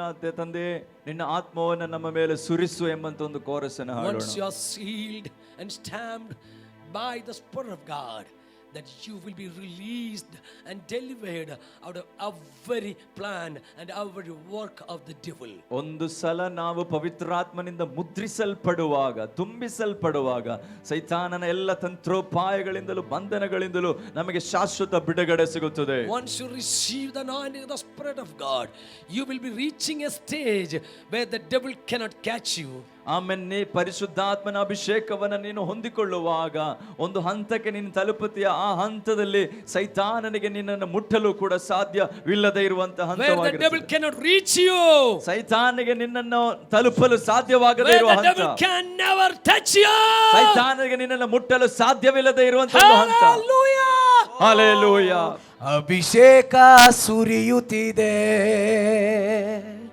ಪರಲೋಕದ ಅಭಿಷೇಕವು, ಜೀವನದಿಯು ಹರಿಯುತ್ತಿದೆ, ನಮ್ಮೊಳಗೆ ಜೀವ ಜಲವು.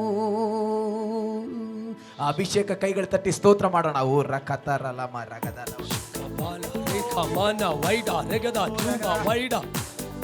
ಹತ್ತಲ್ ಖಾರ ಘರೇಬಲ ಬೌಠರ ವಂಥರ ಜಾದಗ ರಿತ್ತನ ಜಾದಿ ರಶ್ಯೆ ಜಾಲೆ ಓರಿತ್ತರ ಬೌಢಗ ರಂಥನ ವೌಷ ರೆಗದ ಜಾನ ಓರತ್ತರವಾದಿ ಓರಚ್ಚ ಜಾಬಾವೈಡೆ ಹಸ್ತಗರತ್ತಿರ ಜೀವನ ಮೌಡೆ ಶಗದಲ.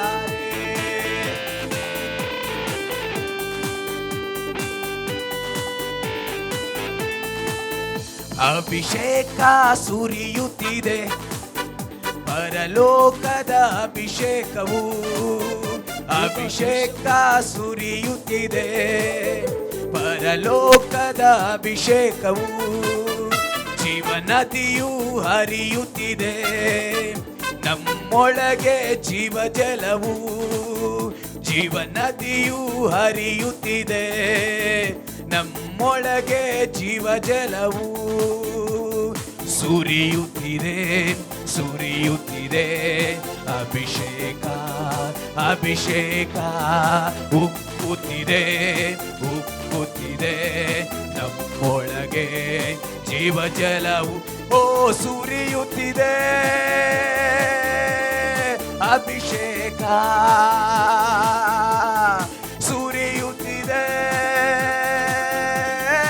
ಅಭಿಷೇಕ, ಅಭಿಷೇಕ ಸುರಿಯುತ್ತಿದೆ, ಪರಲೋಕದ ಅಭಿಷೇಕವು, ಜೀವನದಿಯು ಹರಿಯುತ್ತಿದೆ, ನಮ್ಮೊಳಗೆ ಜೀವ ಜಲವು. ಕಂದಲಾಭ ಶಗುದೋರಿಲೆ ವೈಡ ರೆಗದೆ ಜಾನೆ ಹಸ್ತಗ ಜಾನ ವೈಡಗರ ಹಸ್ತಗ ಜಾನಗ ರಂಥನ ಮೌಢೆ ರತ್ತರ ಅಡಗ ರೆಗದೆ ಚುಡಬಲ ಮೌಢೆ ರತ್ತರ ಅಡಗ ರೆಗದೆ ಚುಖರವಾದಿಗ ರತ್ತಲ ಔಡಬರಂದ ರತ್ತಗ ಜಾದಿ ರತ್ತಲ್ ಕಡೆಯ ಚರಗ ಚಿಗರೆ ಜಾನೆ ಎಲ್ಲ ಇರುಳಿನ ಪ್ರವರ್ತಿಗಳ ಬೇಸವೆಂದ ನಾಮದಲ್ಲಿ ಕತ್ತಲೆ ಯೇಸುವಿನ ನಾಮದಲ್ಲಿ ನೀಗಲ್ಪಡಲಿ. We declare a breakthrough in Jesus' name. ಯೇಸುವಿನ ನಾಮದಲ್ಲಿ ಬಿಡುಗಡೆಯನ್ನು ಕಳುಹಿಸುತ್ತಿದ್ದೇವೆ. In Jesus' name. ಯೇಸುವಿನ ನಾಮದಲ್ಲಿ ಬಿಡುಗಡೆ. Fire, fire, fire, fire, fire, fire, fire. Oh fire, oh fire, oh fire, oh fire, oh fire, oh fire, oh fire, oh fire, oh fire, oh fire, oh fire, oh fire, oh fire, oh fire, oh fire, oh fire, break, break, break, oh fire, oh fire, ಶುಭವಾರ್ತೆ ಸಾರಲು oh fire, oh fire, oh fire, oh fire, oh fire, fire, fire, fire, fire, fire, fire, fire, fire, fire, fire, fire, fire, fire,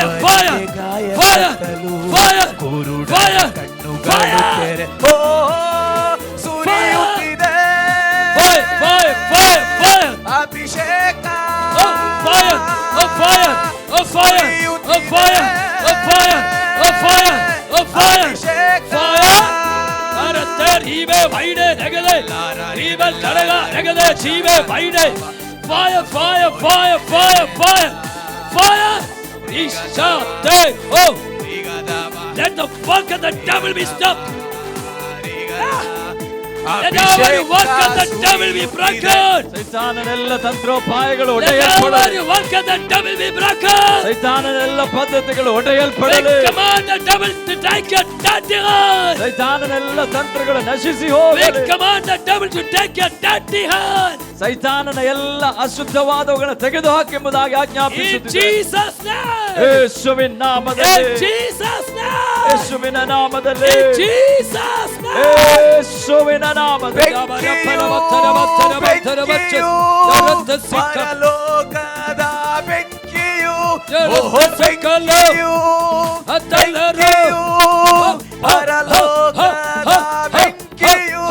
ಅಭಿಷೇಕ ಸುರಿಯುತ್ತಿದೆ, ನಮ್ಮೊಳಗೆ ಜೀವಜಲವು ಅಭಿಷೇಕ ಸುರಿಯುತ್ತಿದೆ, ಪರಲೋಕದ ಅಭಿಷೇಕವು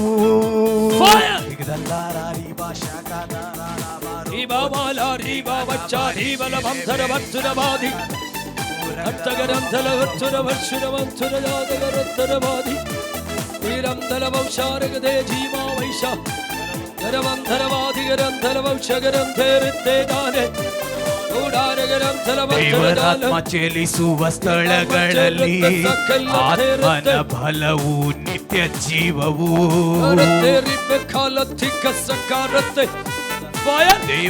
We do release the fire anointing over every one of these congregations, that everyone will be touched by the fire, that they will be receiving a breakthrough. Every work of the devil will be cancelled out of their family, out of their lives, out of their relationship. We cast out right now in Jesus' name. ಯೇಸುವಿನ ಅಧಿಕಾರವುಳ್ಳ ನಾಮದಲ್ಲಿ ಜನರ ಮೇಲೆ amen. ದೇವರೇ, ನಿನ್ನ ಅಭಿಷೇಕವನ್ನ ಸುರಿಸು. ಸೈತಾನನಿಗೆ ಇವರೆಲ್ಲರ ಮೇಲಿರುವ ಸ್ವಾಧೀನತೆಗಳು ಮುರಿಯಲ್ಪಡಲಿ. ಇವರ ಕುರಿತಾಗಿರುವ ಸೈತಾನನ ಪದ್ಧತಿಗಳು, ಅವನ ಸಕಲ ತಂತ್ರೋಪಾಯಗಳು ಸದಾ ಕಾಲವು ವ್ಯರ್ಥವಾಗಲಿ, ನಶಿಸಿ ಹೋಗಲಿ. ದೇವರಾತ್ಮ ಚಲಿಸುವ ಸ್ಥಳಗಳಲ್ಲಿ ಆತ್ಮನ ಬಲವು ನಿತ್ಯ ಜೀವವು. ದೇವರಾತ್ಮ ಚಲಿಸುವ ಸ್ಥಳಗಳಲ್ಲಿ ಬೆಂಕಿ ಬೆಂಕಿ ಬೆಂಕಿ ಬೆಂಕಿ ಪರಲೋಕದ ಎಲ್ಲ ಪಾರಿಗಳ ಮೇಷವಿನ ನಾಮದಲ್ಲಿ ಬ್ರೇಕ್ ಬ್ರೇಕ್. ಚಿಕ್ಕ ಬಾಂಡ ಚಿಕ್ಕ ಬತ್ತ ಚಿಕ್ಕ ಬತ್ತೆ ಚಿಕ್ಕ ಬತ್ತ ತಕ್ಕ ಸಕ್ಕ ತಲ್ಲ ಸಕ್ಕ ಒಡഞ്ഞ ಬರ ಜಗತ್ತಾನೆ.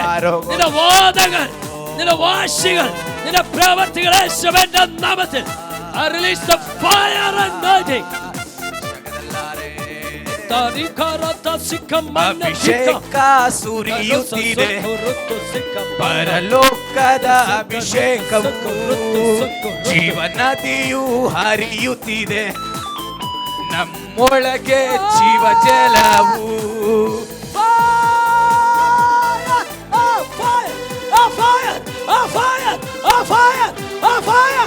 Jarigane, on fire, on fire, on fire. Yes, yes, yes, yes, yes. ಹರಿಯುತ್ತಿದೆ ಅಭಿಷೇಕ ಸುರಿಯುತ್ತಿದೆ, ಅಭಿಷೇಕ ಹರಿಯುತ್ತಿದೆ, ಅಭಿಷೇಕ ಅಭಿಷೇಕ ಸುರಿಯುತ್ತಿದೆ, ಪರಲೋಕದ ಅಭಿಷೇಕವು ಜೀವಜಲವು ಹರಿಯುತ್ತಿದೆ, ನಮ್ಮೊಳಗೆ ಜೀವಜಲವು. ಎಲ್ಲ ಶುದ್ಧಿಯ ಮಂಡಲಗಳು ಮಾಡಿದವ, ಎಲ್ಲ ಶುದ್ಧವಾದ ಕ್ರಿಯೆಗಳು ನಶಿಸಿ ಎಲ್ಲ ಹೋಗಲಿ. ಶುದ್ಧಿಯ ಮಂಡಲಗಳು ಮಾಡಿದವ, ಅಶುದ್ಧವಾದ ಕ್ರಿಯೆಗಳು ನಿಂತು ಹೋಗಲಿ. ವಿಶುದ್ಧನೆಯ ಆತ್ಮ ವ್ಯಾಪರಿಗದ, ಪರಿಶುದ್ಧಾತ್ಮನು ವ್ಯಾಪಿಸಲಿ ಯೇಸುವಿನ ನಾಮದಲ್ಲಿ.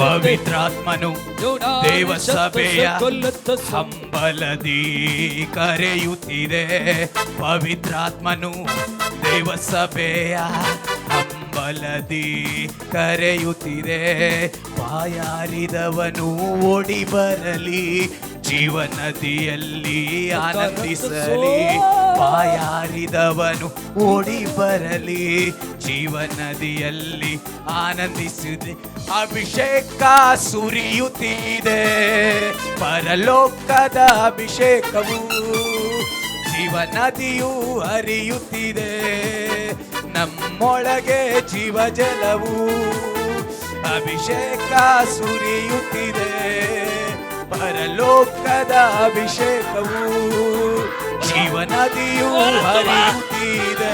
ಹೊರತು ಬಾ.